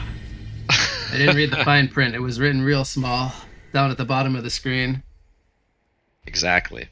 But moving on from that, I mean, yeah, that was definitely a misplay. I'm not exactly sure how he found himself in that situation. Actually, there was a Draconis buyback. I think we didn't notice it, but so they did end up burning 2 in total, the Magnus and the Draconis buybacks. Okay, yeah, but they utilized them to pretty great effect. Especially finding that kill on CD. You get a lot of space while he is dead, so. And CD, with that 2,600 gold, kind of curious what he's going to decide to build into next.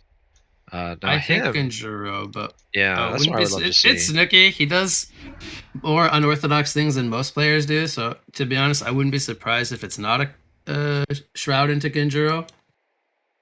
But how about Prisoner's got his Shrunken finished already? Then we see Behemoth picks up a tablet. Behemoth doing very well this game. Almost on 250 GPM. Come back here. You know what a lot of people don't realize when you play a hero like Behemoth, a lot of the times it's very hard to get golds in early game. And the fact that he's already got 2 items here at 30 minutes is very good. So he's had a very good game, I would say, only with 4 deaths. Not too bad. We compare that to the Magnus, so that's like his counterpart this game. Magnus only sitting on the portal key with 1,000 gold, so he's not quite at the point where Behemoth is this game. Yeah, and maybe even has an easier time in the early games as far as into the mid game. I mean, but Magnus, I have no doubt, this hero just naturally gets items as the game progresses. You know, past that 30 and 40 minute mark, he'll be able to finance something. But I guess he will. Skull Draconis. Okay, yeah, What do you think I'm of excited. Well, one, I'm excited to see it because I don't actually recall seeing this item in a competitive match yet, and you know, ever since the major mechanic change. And the wolf, I mean, just look how far these things travel. We can see him, one going left, one going right. This thing is absurd. I mean, look at this go. Go, Frost Wolves, go. Spots out the prisoner. Hard camp, and I think it's the other one must have ran to the forest, right? Yes, and where was he? He was between his own medium and hard camp. In his jungle, spots prisoner over at the hard camp on the other side of the map. I mean, like, you know, like, that's all I have to say about that. That's funny. Yeah, he gets the, I think it's a 1 second root effect when he activates it again. Right. And it looks like, yeah, you can hold on to that second activation the entire time. So like, the item is never like truly on cooldown until you use both activations. Mm-hmm.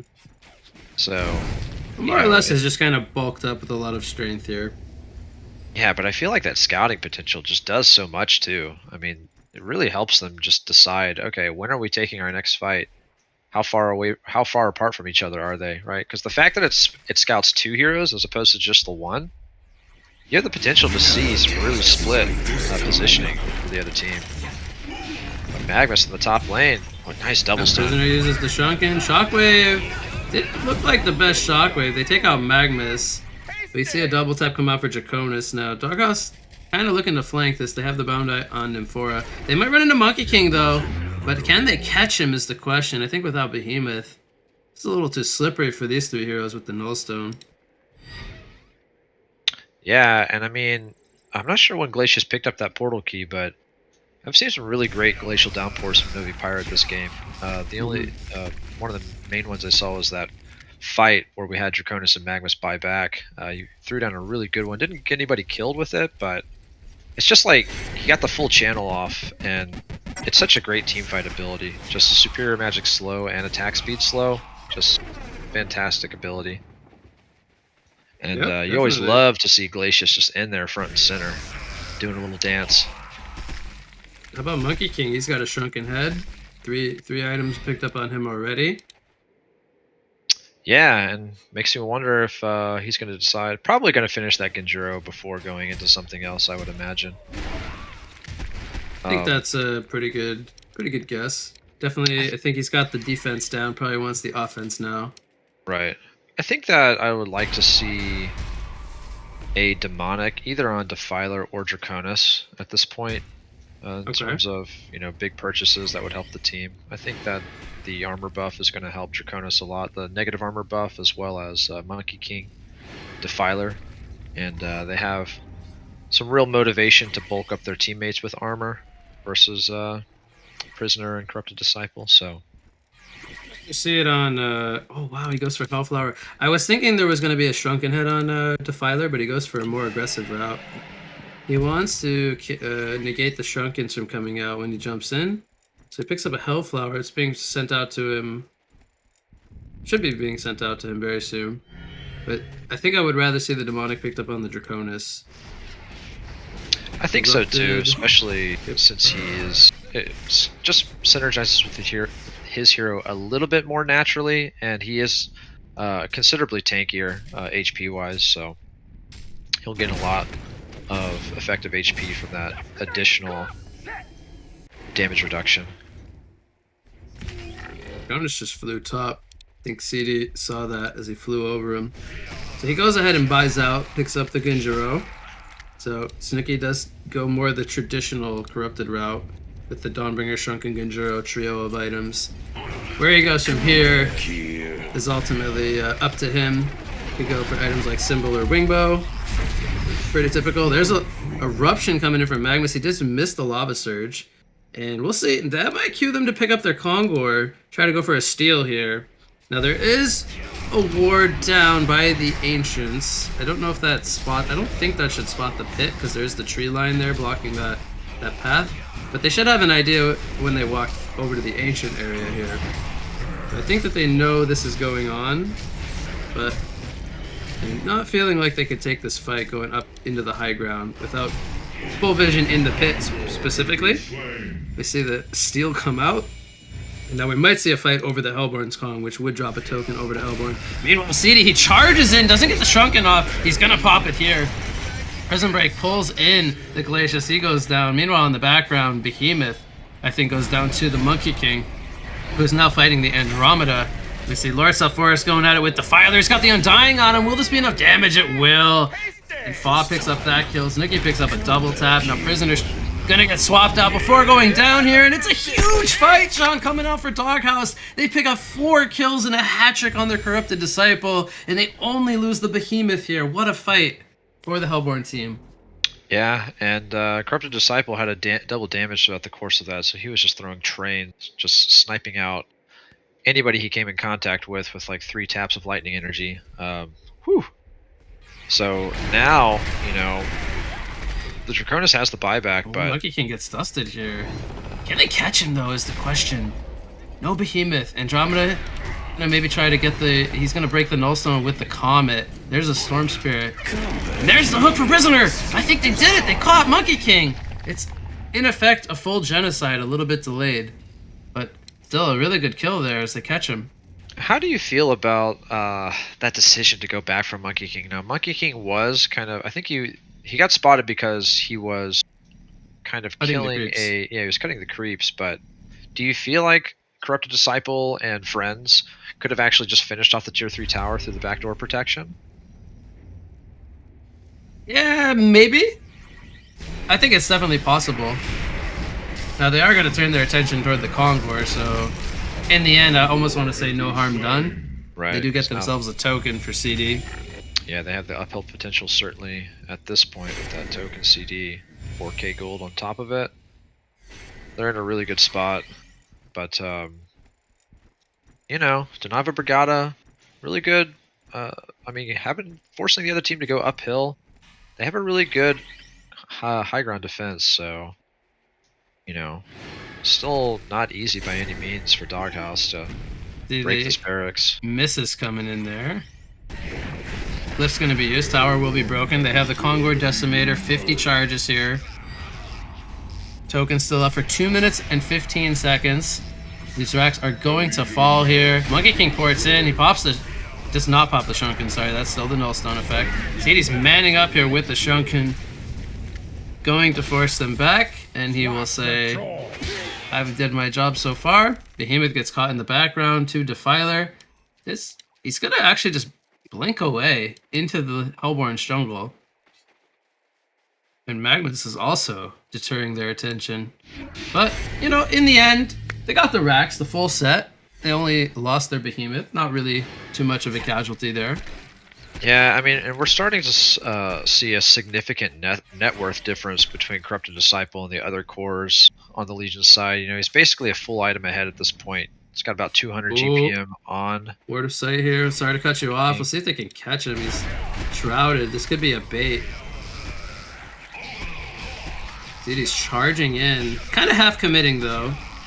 Team support was a little bit too far behind. But yeah, continue that thought. Oh, yeah, I'm just saying, you know, Corrupted Disciple is holding this token. He's going to be ready to buy his next item as soon as it expires, and will probably still have buyback. Just a significant difference in his net worth in comparison to Monkey King, and arguably the harder carry on top of it. As if we can see him right-click a full symbol. And what did he sell to get that? I think it was the Energizer. Right, that's right. I was going to ask you if he should go Wingbow or Symbol. I think Symbol is probably what I would have said either way. But I think with this big defensive item picked up, it's going to be really hard to bring him down on top of having the Andro swap. Yeah, I mean, Wingbow is certainly a damage option, but we know that his hero is going to be able to just do great sustained damage as long as he's able to stay alive, so I agree with Monkey the King simple play. buys out here. Goes the Ginjiro, does not have a buyback. Now CD has token for 15 more seconds. They almost don't want to kill him here. He's up for 10 more seconds. He's going to sit in the Cataclysm. This is going to be really close. I think he will lose the token here. Here comes the Eruption in the background. Lands only on the Andromeda. Meanwhile, the Shockwave catches Defiler. She Storm Spirits herself, but she's got the Undying on her. She's going to fall. Behemoth's going to get counter killed possibly here. Misses the Stomp. Monkey King going to take him out. Behemoth does end up falling there, as well as Glacius. And now Magma's going to fall as well. And ZD, I think he was hitting the Raxes throughout this engagement. Melee Rax does fall. So only Monkey King and Draconis are alive versus 3 from Doghouse. Looks like he's going to clean up the range Rax here. 2 Raxes ahead, John. Can Dawnova come back from this? It's looking pretty grim. Slim chance of making it back, especially since they're turning their attention to this tier 3 tower with no backdoor protection. Breaks. Go ahead and break it. There's a hook on the Monkey King.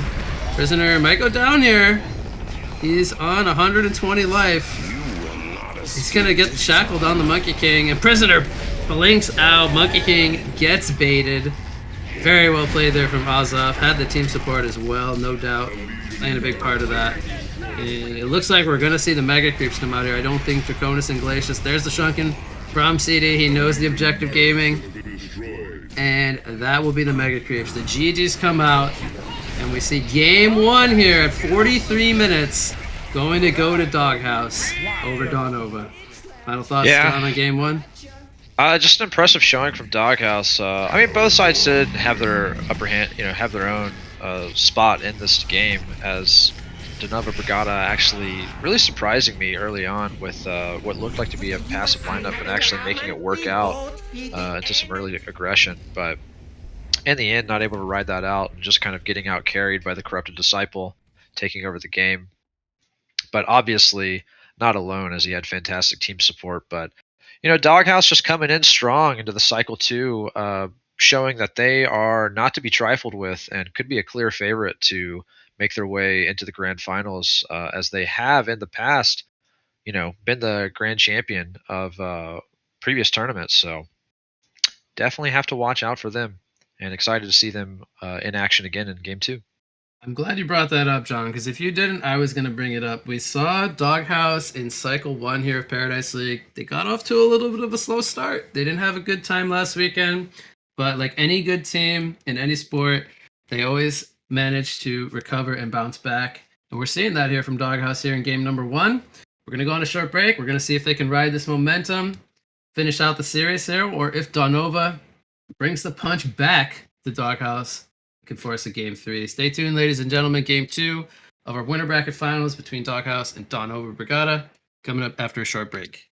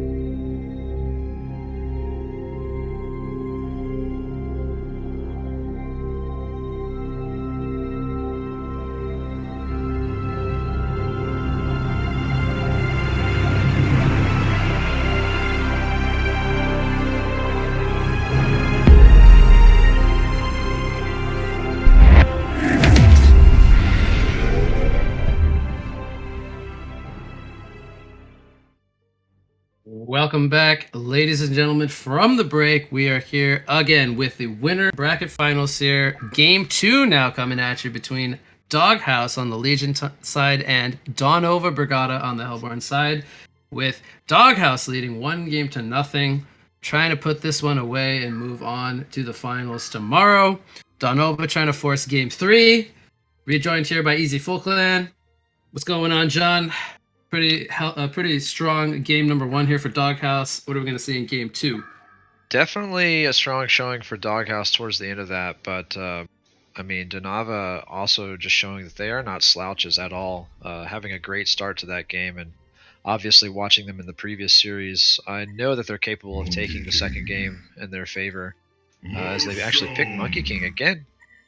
So deciding that the Monkey King pick was not responsible for their loss in that first match, but we actually see a change up in the bans here.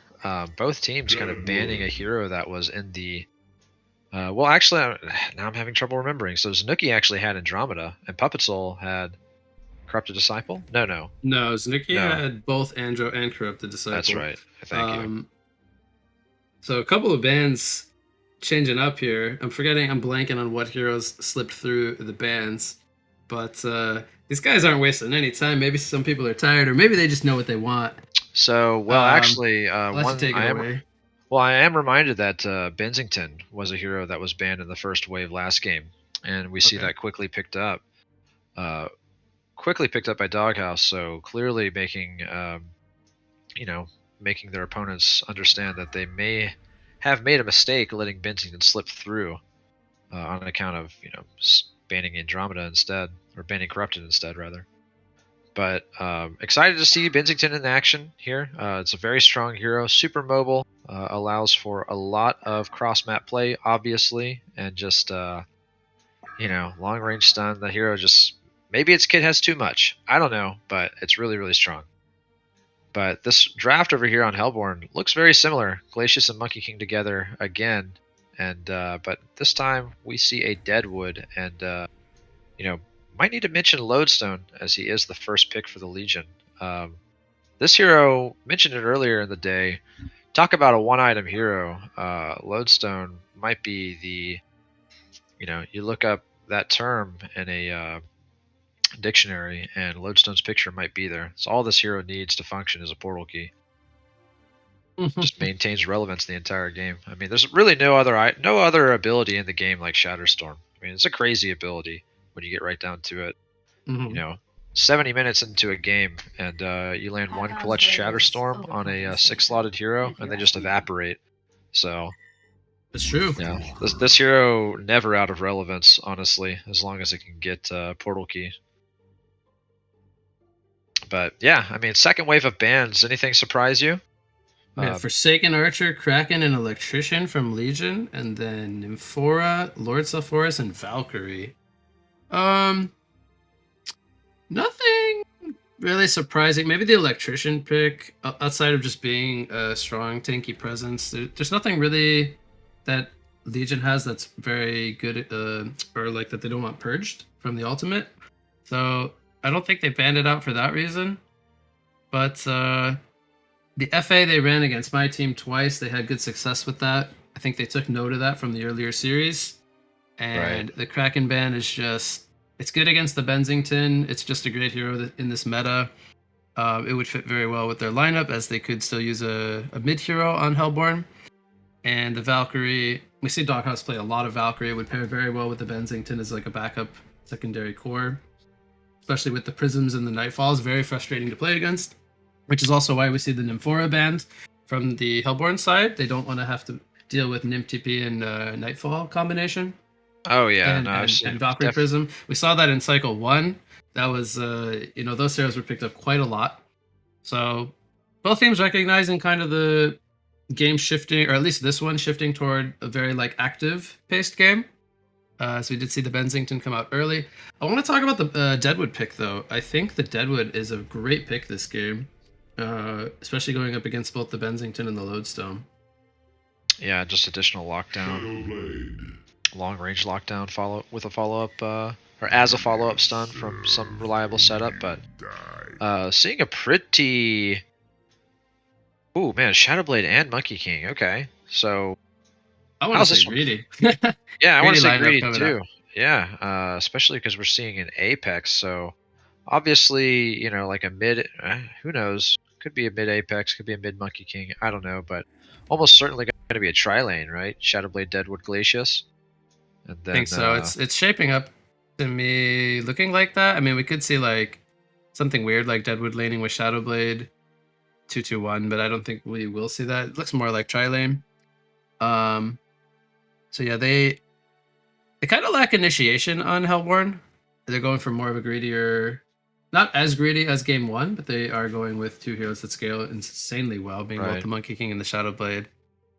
The one thing I fear for them is that they have their main initiator, which is Apex, has a very long cooldown ultimate. So they kind of have to play, I think, around the Apex a lot this game.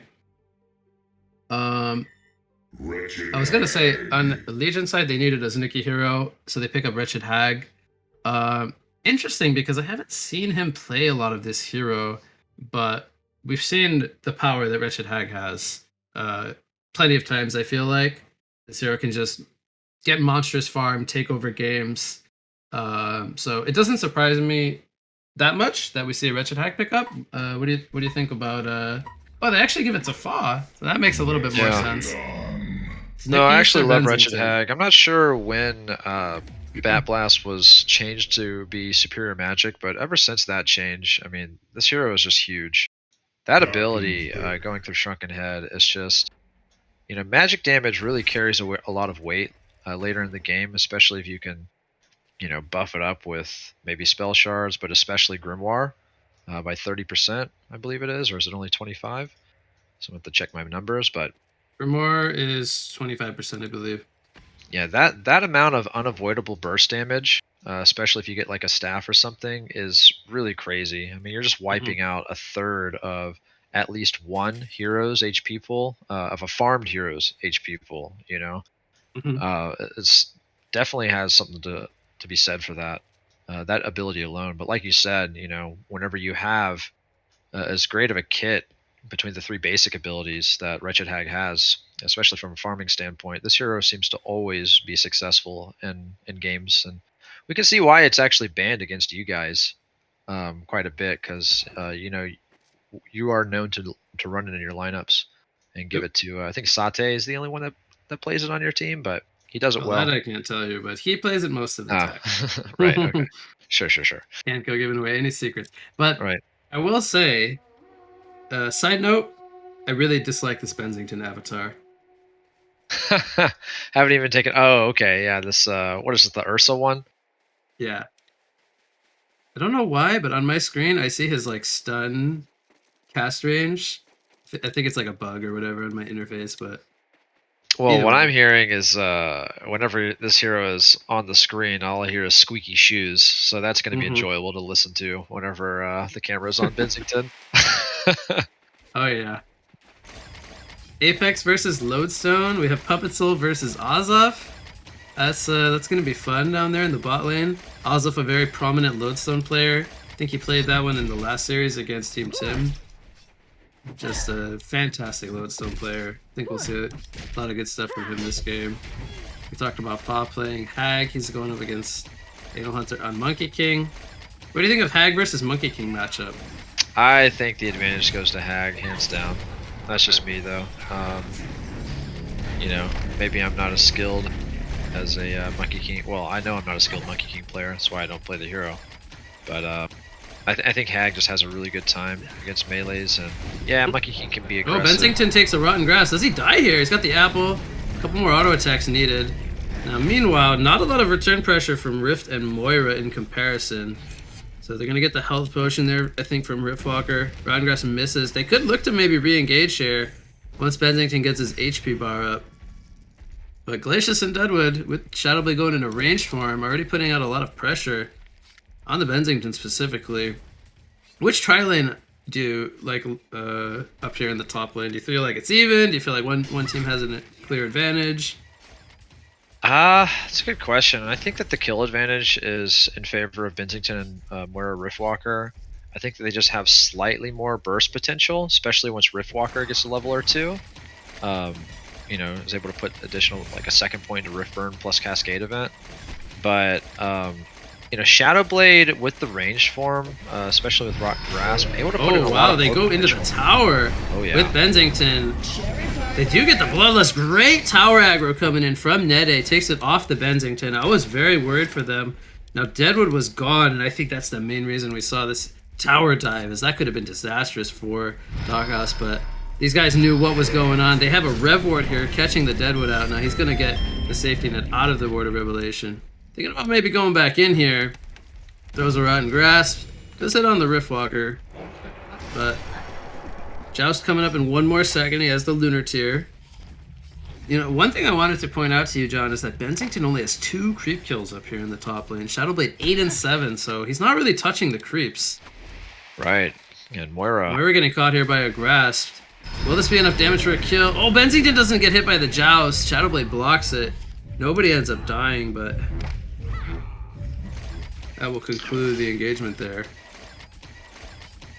Yeah, Bensington not having the best start, and he's had to pull out additional region to himself, so, you know, Doghouse ends up getting the Bloodlust, but still struggling in this top lane as Moira, I guess that's an intentional death. Oh, he's gonna get stunned. He there. jousts away.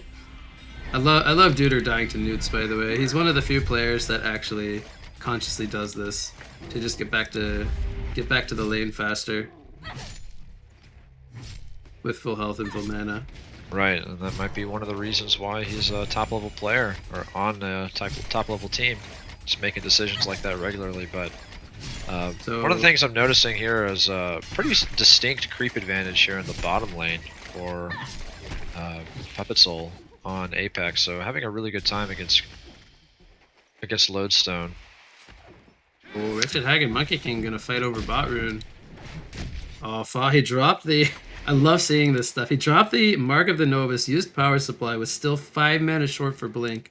Monkey King got his bottle refreshed. And now Hag gets caught. He couldn't get the Blink off.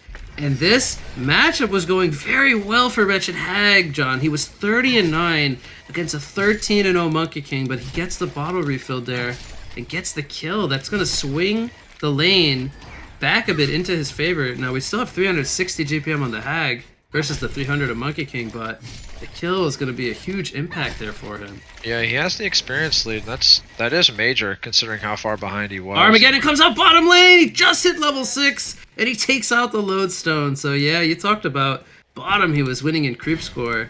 I'll throw a kill on top of that in the 1 versus 1. Yeah, now over 400 GPM. That's very significant. Kind of curious to see what item he transitions into to try and assist his lane situation even further. Guess we'll find out in just a few seconds. Chalice and health potion. So yeah, Chalice makes a lot of sense. Smoked Smoke up Deadwood Deadwood. here, middle lane. Now I don't feel like they can kill the Wretched Hag straight up. I could be wrong, but Yeah, I think it would have to have taken a picture-perfect combo from Monkey King in order for that to happen. Bats come out middle lane. Hag blinks into the tower. It gets the kill. I think Fa hit level 7 there. Maybe had the level 4 Sonar Scream 2. Big damage coming in from the Hag. And Fa says, I'm going to get payback for that prior kill, evening up the score there in mid lane, 1 kill apiece. Joust Meanwhile, misses top in the top lane. Yep. Benzington could be in some trouble now. Riftburn does some good damage. It looks like Hellborn team's the ones that's in trouble. No more, no Shards of Shark. Shards of Arc, can't say the name there. Was off cooldown for a couple more seconds. But 1-0 up in the top lane. They bring down the Shadowblade. Yeah, so once upon a time, Shadowblade, having the better time here in the top lane. But Bensington now clearly dominating, almost 100 GPM ahead after that unfortunate demise of Shadowblade. And if this pace keeps up for Bensington, it's going to. He's going to be able to set up a kill. Probably, I would like to see they're him gonna go in. Oh, he misses the Joust. Are they going to be able to counter kill him here? Grass comes out, connects on the Bensington. He might fall here. Mana Sunder causing problems for Shadowblade though. And Riftwalker, he throws out the Rift Burn, or not the Rift Burn, the Shared Existence, the slow. Glacius goes down. Hasted Hag coming in for some assistance here. Gonna bait out a TP here. Shadowblade, he's calling for the ports, needs some help. Now he doesn't have his own TP on cooldown. Deuter is gonna actually spot him here. But will they go for a dive is the question. I think they might try. Bottom lane, both the strength heroes going at it once again. Lodestone dies to the DOT from the Armageddon and the Burning Ember. And they do take out Shadowblade. Fall came back up there on the Hag. They recognized that he had not TP'd out. Now Monkey King, he's thinking about maybe going in here. There's a couple of low targets. If he can pick the right one, maybe even get two. Deadwood Grass catches Moira. They want the Hag, though. That's the big kill. There comes the shards at HoN. But there's the counter stun from Bensington. Do they have the burst? There's the bats, though. Take out the Monkey King. And look at how low all of the Doghouse players are, John. Can they pick some kills off here? Is Glacius coming in with the smoke? Bensington, can he get the freeze off from Glacius? Shadowblade takes out the Moira. But there's enough mana for a joust, and Snicky will survive. Meanwhile, Riftwalker goes for the TP. He's going to be successful. And now Fall, he's going to go for the blink in the trees. And it looks like everyone other than Moira survives. Wow. What a chaotic fight. It's so hard to keep track of what's going on with these two teams. Escapes from the Doghouse players are just so narrow, but they worked out time and time again. And it just seems like after that showing, it just feels like they are dominating this game. Really, really sticking it to De Nova Brigada here in game 2. What's going on top lane? That was just a Moira Forge almost catching out Deadwood. Illusion Rune on the Apex. Now he's got no Armageddon for 15 seconds. Moira, she's getting body blocked like crazy. She gets frozen by the Glacius. Bensington forced to do a defensive joust. Apex wants blood. He throws the taunt up. He's feeling very confident here. Shadowblade jumps in on the Bensington. There's the stun coming in from the Soul Sight. And that is why he's feeling so confident. Now Riftwalker also going to be in trouble. He goes down. And now he's porting. Where is he porting? Into the mid lane. There's a Monkey King going down to the bot lane. Shadowstorm, I think, came out. Might have been defensively. Wow. Apex so close to killing Wretched Hag right there. Last second power supply by Hag is going to end up saving his life. It looked like Fall, or Puppet Soul rather, had that all but calculated. Hail Gaming. I think he's referring to the supports having no boots. You know, I will say I played a game of Behemoth today. I think it was not casted, where I didn't have boots for like 15 minutes. That was not too fun. Yeah. Oh, can he steal the rune from Monkey? Oh, he cannot. Monkey got the Merrick's rune. Try to bait this though. We had Hag moving over. So yeah, I mean, you know, Bensington looking to get level 6. What do you expect his first ulti to be? I'm thinking he's probably... I would like to see him somehow set it up on Monkey King or Apex once they kind of fan back out and go solo mode again. I'd like him to see him set something up with Hag or Lodestone as soon as he dings level 6. Yeah, I think either target is good. If they can lock down Apex. Now, he has a haste rune, so that for the next minute and a half or so is going to be quite difficult, but Monkey King not having the greatest time, 250 JPM. We saw him still recover quite well last game when he had the slow start. Boy, flips Lodestone back into the tower, puts some good pressure on him. Top lane, we have Apex jumping in. No Armageddon for 10 seconds, but Moira going to fall here. Numbers advantage, 4 versus 3. The team support gets here. Rotten Grass hits on the Bensington. Now there is Armageddon. It hits onto 2. Will it be enough damage? Oh, the back is from Fa. And Apex with the haste rune cleans up. Bensington survives on 60 life, so good news there. But they did lose the Riftwalker and the Moira without a counter kill coming out in response. And what does Apex go with 2,000 gold? Is this just a portal key? No, this is a Nightfall, light bottom lane. right? It's a Okay, farm just using it to farm. Okay. But yeah, and we've got a light brand here on Apex, so going semi-carry on Apex, looking to complete a Dawnbringer this game, which makes a lot of sense. Synergizes very well with the hero. Already has the natural dot on auto attacks, and Shadowblade Top running lane. for his life. Oh, Azov wants this kill, but I don't think he has the range, unfortunately. Yeah, we could definitely see a Dawnbringer. Do you think a Grimoire of Power would be out of the question? I suppose not. Seems like it could, assist with that high Cooldown cooldown reduction ultimate. and Yeah, the high damage? cooldown ulti, but Makes a lot of sense. yeah. I mean, do you think of Apex? I guess you can think of Apex as kind of a bursty hero, so Grimoire Power supplements that a bit, but yeah, I don't know. I haven't played enough Apex to really, see a clear argument of one over the other, but I'm starting to see merits of both, I think. Yeah, I think either one could make sense. The more I was thinking about it, Grimoire was making a lot of sense to me, but I have seen people go Dawnbringer on this hero. But the cooldown reduction, I think, would be on top of the spell damage, but the cooldown reduction 25%, making the ulti closer to like a minute and a half would be pretty nice. And yeah, I mean, and he's just a great hero, having the double movement ability in his basic kit. So shorter cooldowns on both of those. Pretty nice. Gonna pop a Veiled Rod here, try to set up bottom lane. We might see TPs come in. Monkey King already rotating over. But they had a ward on the tier 2 tower. A really good ward from Dude. Spots out these rotations, and we see how Doghouse already fell back, recognizing the smoke coming out from the Apex. Yeah, with the ward. And, one thing that I like about seeing some of these pro players play, and you just saw it there with Puppet Soul, just this willingness to give up on that gank attempt without much of a second thought. I mean, he saw the backup from Bensington right after he popped the smoke and just didn't even decide to, take a second thought about pushing forward, because I just burned smoke. I still have it for 20 more seconds. Nah, just switches to the creep wave immediately. Ooh, Moira's respawning the Forge.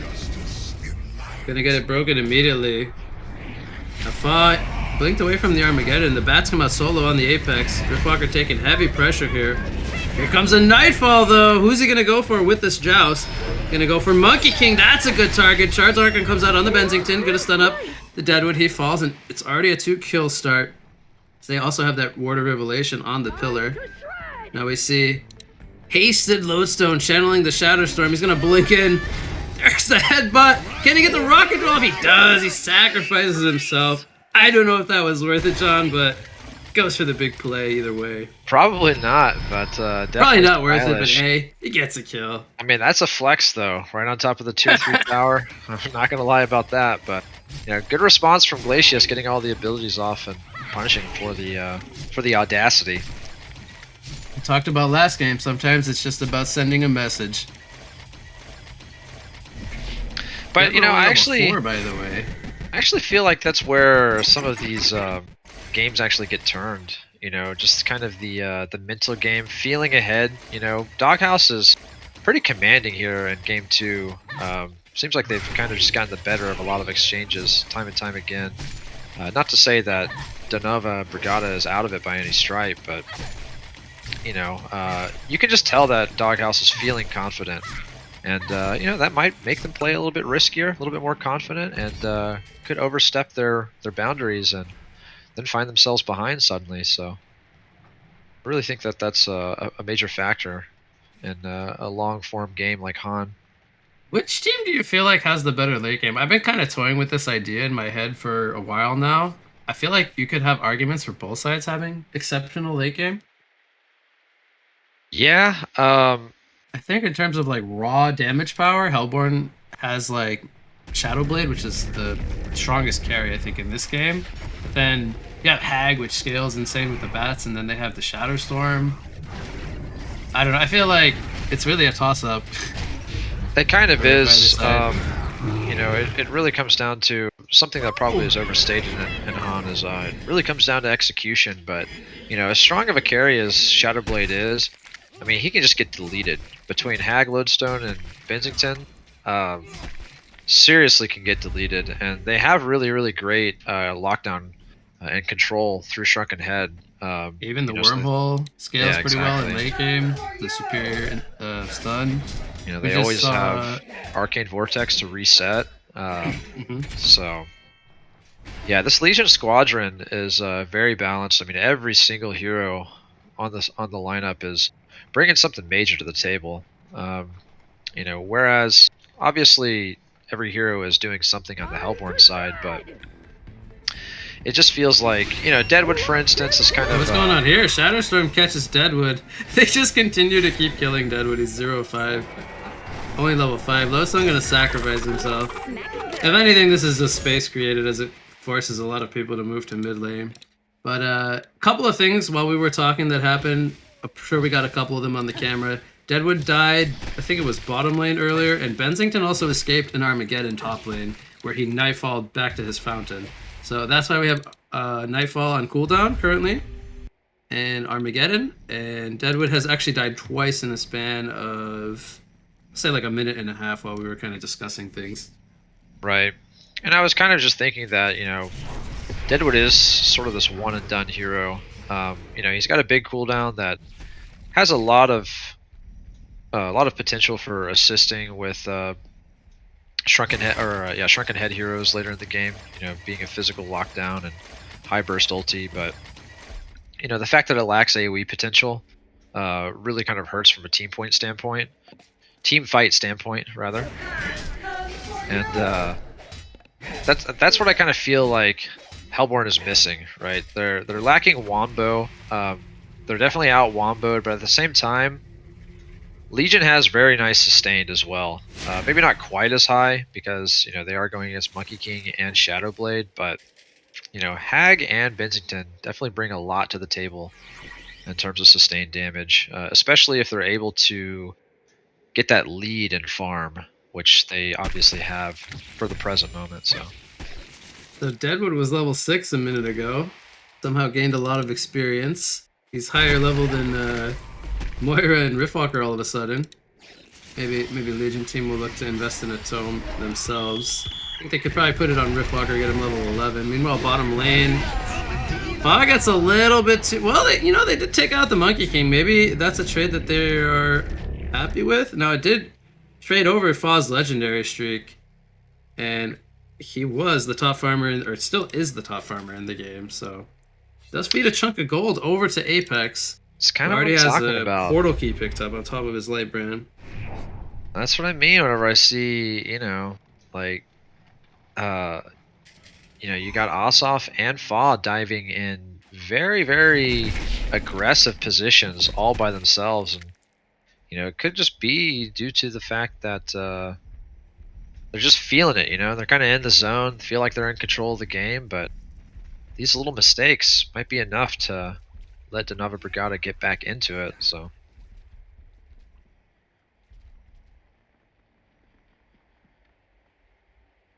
Kensington's been pretty quiet this game, I feel like. Ever since he got the Thunderclaw, I haven't really seen him do much, and obviously there's a reason for that. He's able to farm creeps pretty efficiently at this point, so just content to do so while an opening presents itself on the other side of the map. Peter finds the ward mid lane. He takes that out with his forge as he had the Riv Ward on the downhill. Monkey King doing Ancient Stack. Hasn't really built into any big item yet. Goes for Knuckles and Sackstone, so a lot of build up. But pretty quiet game for him as well. He's got the 1-4 stat line. He had picked up that Hag kill early on.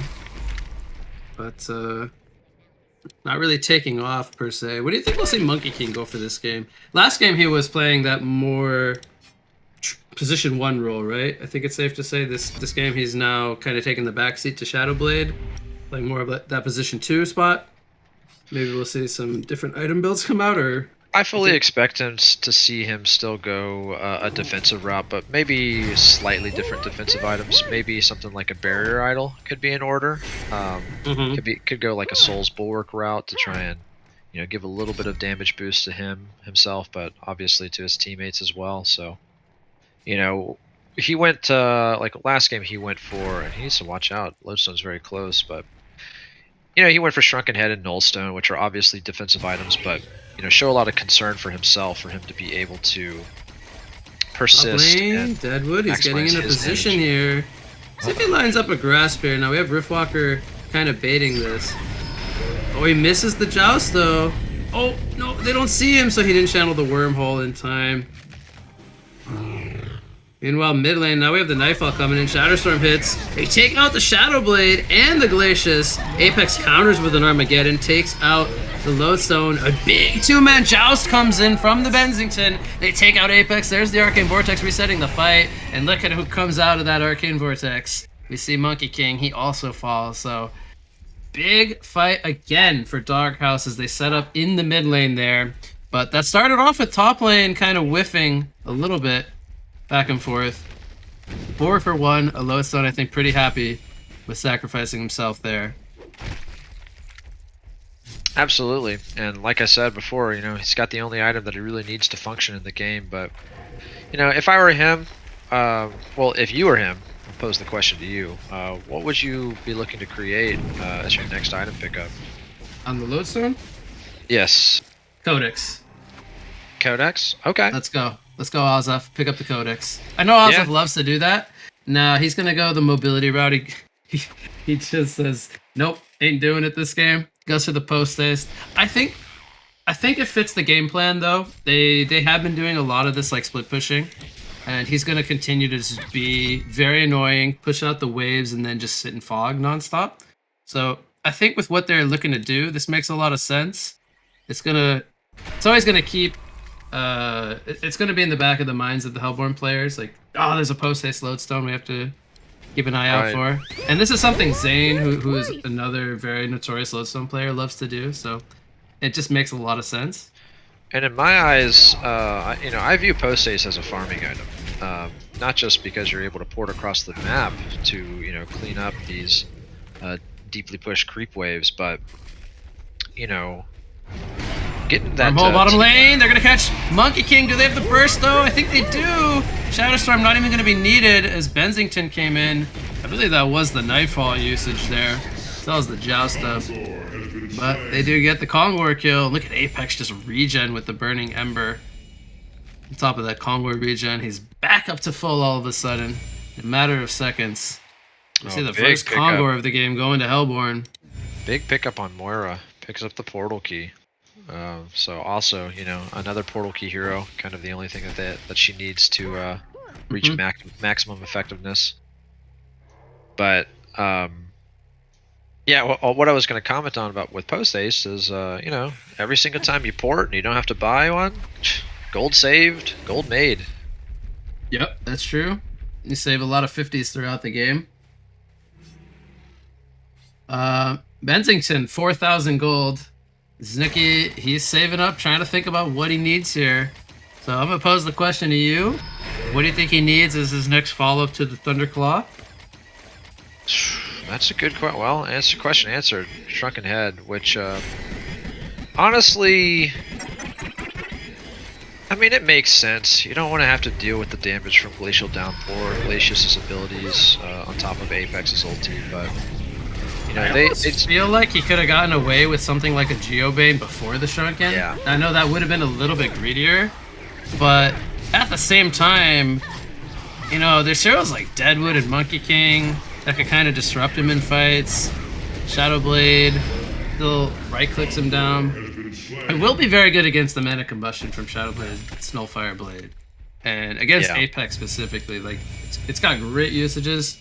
I do think he needs one at some point this game.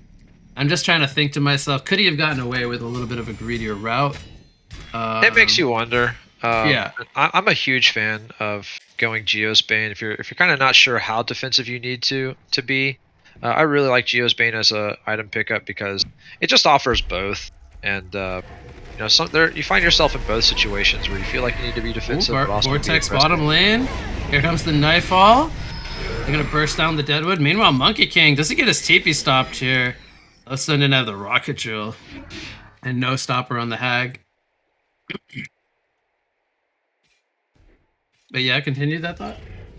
Oh, I just like that, you know, Geosbane assists you to both ends, you know, and you're going to find yourself in both situations. Situations where you need to be defensive, and situations where you need a little bit of a damage burst or push potential or whatever. And Geosbane just offers all of that, maybe to a lesser extent for a more specialized item, but the fact that it's just so versatile is certainly a strength. Even something like picking up just the Firebrand part into the Shunkin, you get the Shunkin a little bit slower, but you increase your farming speed by quite a lot. You can be more, around the map a little bit quicker. Bottom lane, Armageddon came out, but this was a bait coming out, it looks like, from the doghouse. They're gonna get a couple of kills here. Wretched Hag sacrifices herself. She does pick up the hat trick though before dying, and they do only lose her in this fight. Came at a cost of Apex, Deadwood, and Monkey King. Yeah, So one hell of a maybe bat you caught the blast, beginning honestly. of that because I was actually not watching. I didn't catch the very beginning, but what I do know is that it looked like Apex and Monkey King went in pretty hard on Wretched Hag, and she just got the right positioning after getting tossed around by Monkey King and just popped the Grimoire and the Bat Blast and just evaporated both of those heroes almost instantly. They finally took her out with the Glacial Downpour and the other 3 heroes showing up, but yeah, she just did some work turning a bad situation into a favorable one. The Wretched Hag, she also, like the Bensington, goes for the early Shrunken Head. Say early, we're entering around 30 minutes now. It's not necessarily early, but he goes the defensive route, I think for good reason. Yeah, Safe I would to say you think we'll see the staff picked up, but we haven't seen the staff come out yet from Wretched Hag, I think it just makes too much sense, good possibility. especially Staff after you into go Resto or Grimoire. something. Yeah, maybe not. You don't necessarily Or have staff, to have a Resto. Staff stable sheep item or something. into Resto Yeah. Stone last item, yeah. I think we're gonna see staff next item though from Fa. I would be surprised if he maybe feels he needs something like a Hellflower Sheep first. It's just too good with the current setup, right? Whenever you have Bat Blast, as long of a cooldown as it is, and you're already buffing its damage output with the Grimoire activation, it just makes Nice so all much bottom sense. lane. Now there's a Shrunken up on the Apex. They don't have a stopper to the Shrunken TP. Moira's gonna catch the Deadwood here with the Shards of Harkon. Can the team support get there in time? Hag blinks forward, gets the haunt. This should be a dead Deadwood. That's a dead. A lot of dead in one sentence. Meanwhile, though, it does buy space for Shadowblade to take the tier 1 tower. Pretty important tower for them to finally get down. Right, and he quietly, finishes a Shrunken Head here after his fully upgraded Nullfire Blade, so kind of in a carry positions, and his next item that he pushes for, probably either a Geosbane or a Wingbow, if I had to guess. Apex gonna go in. There's the Armageddon. Shrunken gets used by Bensington. Lowstone taking a freeze from Glacius in the tower. Now they're gonna trade the Monkey King for the Lowstone. Bensington getting a lot of tower pressure on him. Hag blinks into the base though. Was that a good decision from Fa? Or will he die? He does sacrifice himself. He gets the Shadowblade kill, picks up the double tap. As we saw buyback there from the Monkey King. And the fight is not done just yet. We had a buyback from the Lodestone, reports back in with the pose as they take out the Apex. Moira also falling. I don't know who won this fight, John. You gotta tell me, because we had a couple of buybacks from both sides. I think it was one buyback apiece. So I think it was a 3-for-3 plus a buyback. Maybe it was kind of even in the end. I would say I think it's pretty heavily sided in favor of Doghouse. I mean, they only lost the 1 core. Lodestone, obviously, nobody wants to die, but Lodestone doesn't really need to survive in these big encounters anymore. He can basically, he has a full willingness, I would imagine, to sacrifice himself for the greater good. They really only lost Wretched Hag. They obviously commit the buyback from Lodestone, but, the only mistake I saw is Hag being really aggressive. He ended up getting Shadowblade in the end, but they take out Monkey King. They go buyback for buyback. Top lane. Rottengrass catches him. Does he have Willowmaker? He does. Doesn't want to use it though. They didn't need it. They had plenty of damage there. A little bit of a dieback. Not a dieback per se, but he does die after buying back. But they go buyback for buyback. Monkey King ends up dying as well, but they basically got all 3 cores at the cost of 1. And that's why I say it was pretty heavily favored for Doghouse. Bottom lane, Joust misses. There's a Shrunken Head on Apex. I think they're trying to force it out. Wormhole! Looks like he canceled it in the end. Wasn't going to hit. So there is the finished Geo's Bane on Bensington as well. So we mentioned it, just comes after the Shrunken Head. So Yep. nice little pickup. And We're in the top lane now. I expect him to go for a wing bow now after this item setup that he currently has. Just going to be really good against Shadow Blade and extra armor to help ward off a Deadwood Punch and all that good stuff. So plus, I mean, you know, you love seeing Bensington as a ranged hero once he picks up wing bow. I would love to see Hag. We talked about Hag going for a staff. He's got 40. He's almost got enough gold here. He could sell the chalice or the bottle. And then what if Hag upgrades the Bensington? I think that'd be fantastic with the wing bow we talked about. Yeah, it's actually absurd range at that point, right? Let's do a little It's calculation. like around. I think it's around 700 because melees now get 75 range from wing bow, whereas range heroes get 150. So he gets a little bit.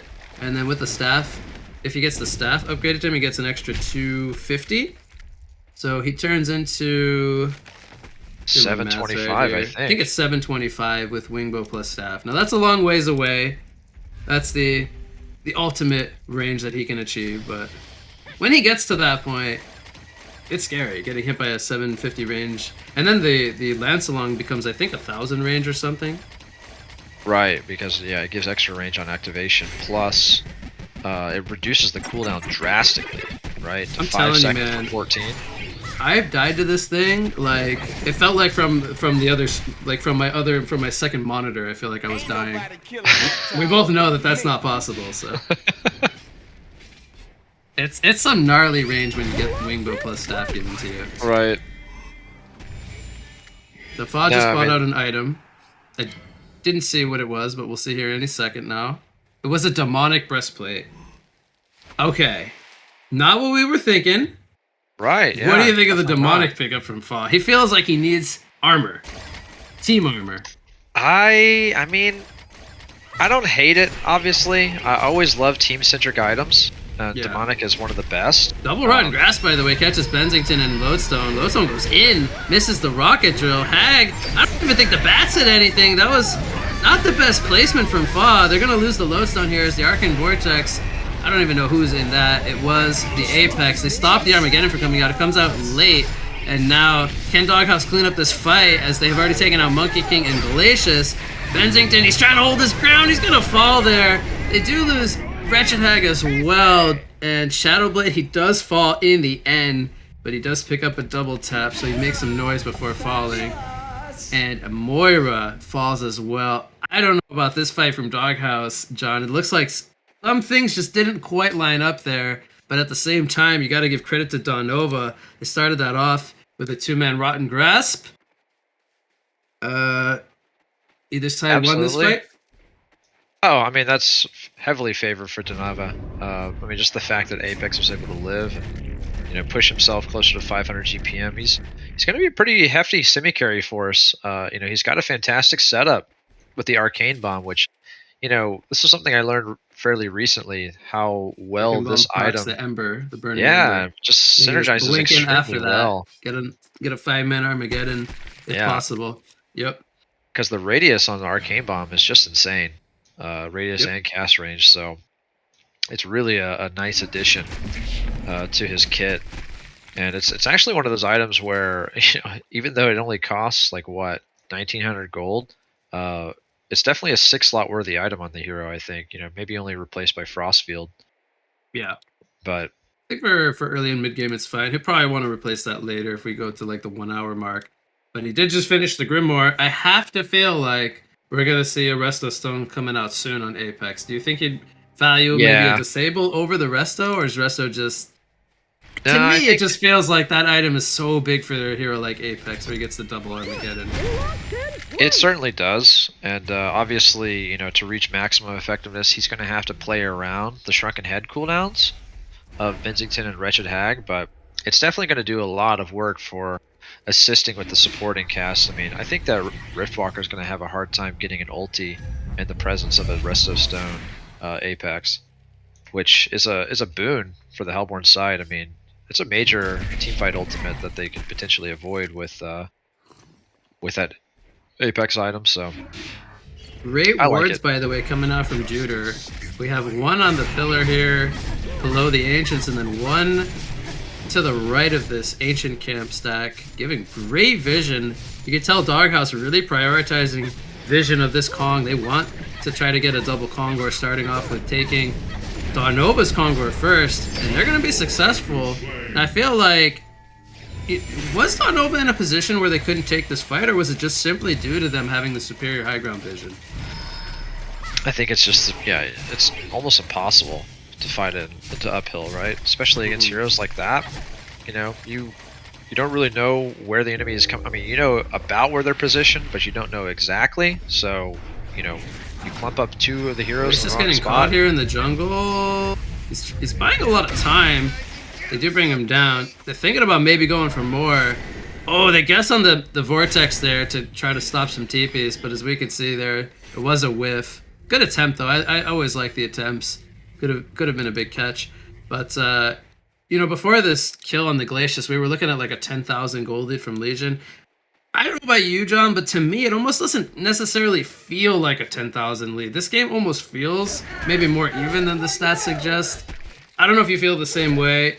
I'd be perfectly fine with if you disagree with me, but maybe it's because Hellborn has this Apex that's doing really well on top of what I feel like they have the stronger late game carry. I don't know if they necessarily, you know, we've had this debate all game, who has the better late game and all, but Shadowblade could get to that point where he's scary if give him enough time. Yeah, I mean, that's really all he needs, and they have a decent high ground of, actually, now that I look at their lineup, I actually don't really like their high ground defense on the Hellborn side at all. I feel like Doghouse really needs to stage a successful siege, especially now that they have a token. You know, don't rush into it. They like to be really aggressive, flex their stuff, but I feel like they've gotten themselves into situations where they've overextended, and I don't want to see that anymore. I want to see them break a tier 3 tower. Apex going deep for this Moira. Uses Armageddon here. That's a 90-second cooldown. He's going to go for the Shrunken TP here. There's the bats. It's not nearly enough damage, even with the Grimoire.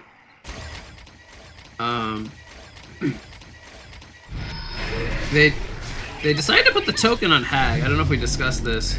Wormhole, it's going to miss on the Glacius. Sandscepter catches him, though. If anything gets him in range to catch him.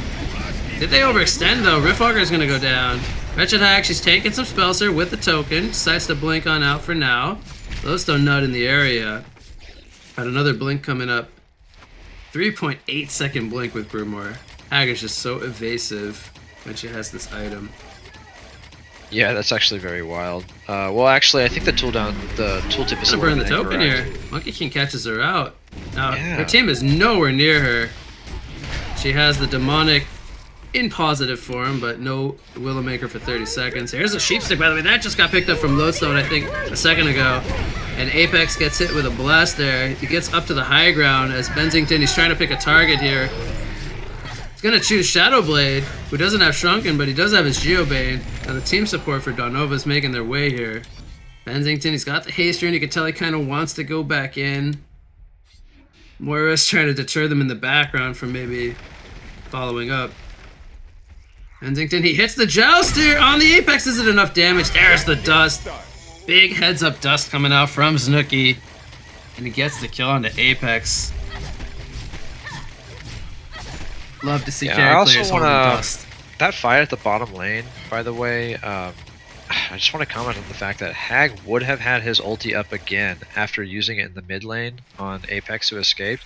Would have had his ulti up again in that situation in the bottom lane. Willowmaker comes out on Wretched Hag. She pops the Shrunken. Look at the heal coming in from the Grimoire. She's almost back up to 3/4 life. Or about half life, rather. They kill the Deadwood there. Force the first buyback out from Puppet Soul on the Apex. There's the Armageddon, though. Moira Arcane Vortex holding Shadowblade in place with the Shrunken. Shadowstorm blows up. Moira's the first one to fall here. Benzington with the Wingbow. He's trying to pick a target. He's going to find Shadowblade now. Shrunken had worn off, and Janko falls. Doesn't have a buyback. That's not a good sign for Darnova, as Glacius gets hit with a Rocket Drill Stun. We have a Sheepstick up, though. Will he be able to get in range? He should. He's going to go for the sheep here. Is the follow-up damage here. They have a Hellflower still on Fa, he just picked up a Hellflower. Here comes the Nightfall. Hits onto all three. He's going for the Apex. They do take out the Monkey King. And that could be a Rax, John. Buyback, second and final from Monkey King. Yeah, this might actually be 2 Raxes, because they sense that Apex and Shadowblade are not going to have a buyback, so with that lead, Hellflower picked up on Wretched Hag, by the way. Very nice item pickup. Links in, Hellflower's the Glacius with Shrunken on. Another kill. Meanwhile, Sheepstick comes out on the Monkey King. Shatterstorm hits, there's the head smash, and Monkey King is staying dead for 85 seconds. Not a lot of good signs here in game 2 for Dawn Nova. 25,000 lead all of a sudden for Doghouse. A couple minutes ago, this was a much different game, but some very well-coordinated fights, I would say, from Doghouse.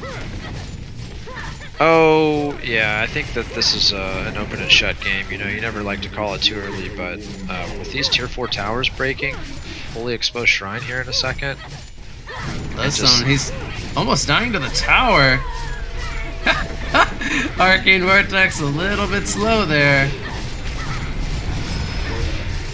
Shadowblade pops the Shrunken here. Wormhole is gonna hit. It stuns him up through the Shrunken. There's the bats. Deals some good damage, but big picture, Sacrificial Shrine has fallen. We all know what that means. Game has concluded. Game 2 goes to Doghouse and the series as they sweep Dawn Nova Brigada here, 2-0. Final thoughts on Game 2, John, and the series. I think that Dawn Nova Brigada just gave it their best effort, but, you know, just this game, maybe just a little bit too greedy of a draft, you know, having the Apex, the Monkey King, and the Shadowblade all in one. You know, a tri-core that maybe just a little bit too farm reliant in order to make something happen, but, you know, still making his plays in spite of that. But just a fantastic showing from Doghouse, you know, showing that they really are one of the dominant teams that needs to be contended with. And we're certainly going to see them, you know, in the finals of this tournament. And I don't know, man, pretty high likelihood that they might be able to take it over Team Tim, who won it last cycle. So, which obviously it's not certain that they're going to be there necessarily, but, you know, they could make their way back, right? Yeah, for sure. Team Tim are Cycle 1 champion. I think they got knocked down to the loser bracket, correct me if I'm wrong, by Doghouse earlier today. So, Doghouse, they didn't lose a single game today. What a bounce back from last weekend. Having themselves a fantastic day 1 here of Cycle 2. We'll see if they can keep this going tomorrow. But they're going to be waiting to see what happens down in the loser bracket. We got more games coming tomorrow, of course. I think this did conclude day 1 here. Very long day. A lot of games. Some casting for myself as well. Yeah, thank you for jumping in. Always a pleasure. But yeah, great to see Doghouse bounce back. Yeah, I want to thank all of our casters too. Thanks Trulte for stepping in the first and second game. Thanks Dutch for stepping in the second game. And of course, thank you, What You Got. You are one heck of a caster, one heck of a player. Love sitting down with you, talking about the games, and love watching you play too. So hope I can step up the player part, because had a couple of losses today. Like to turn those losses into wins, but can't win them all, especially against that's true. Players that are as strong as we're seeing here between some of these top teams. So and honestly, you know, these teams it just feels like it's anybody's tournament at this point. Maybe, you know, Doghouse, really just a lot of momentum on their side, especially, you know, taking that winners bracket finals in 2-0 fashion. But it just feels like every single team is able to take games off of each other. So you just never know what's in store. So really excited to see, you know, the conclusion of Cycle 2 and the following 3, and of course the grand finals. Yeah, I think you said it best. Every team has kind of shown, or at least all of the top teams here have shown, that they can take a game, if not 2, off anybody else on their best day, or any given day for that matter. So that's great news. I think that just leads to unpredictability, and we'll just have to wait and see what happens. Just good HoN nonstop. So yep, I think that's going to conclude day 1 here for Cycle 2. I'm gonna say thanks for having me, and I'm gonna get some rest, have some food, and get ready for day 2 coming up tomorrow. So, any we're final probably- shout outs you want to make before we let Paradise say goodnight to everyone? Yeah, I think we're just about to hear from Paradise, but same thing, same concluding words from me. Thank you to Paradise especially for allowing me to come and cast games for this fantastic tournament that is being held for our beloved community. It's an honor to be able to be in this position. So just want to give him a special thanks before he signs on. And this is me signing out. That's too touching, John. Thank you so much for the kind words, and thank you, Chris, for your kind words as well, and thank you, gentlemen, for the cast. And that concludes it for today, ladies and gentlemen. The winner brackets finals is now done, and Doghouse has been moved on to the grand final for the cycle number 2. Tune in for tomorrow for the loser bracket semifinals, loser bracket finals, and the grand final where Doghouse is going to play against the winner of the loser bracket finals at 2 p.m. GMT. We will see you then. And apologize for today's little bit of a lag from OBS on the stream and the delay on the games. Hopefully things will be smoother tomorrow and in the other cycles. And yeah, hopefully everything will be just smoother from here on out. Anyways, thank you all for watching. And good night, everybody. See you tomorrow, 2 p.m. GMT.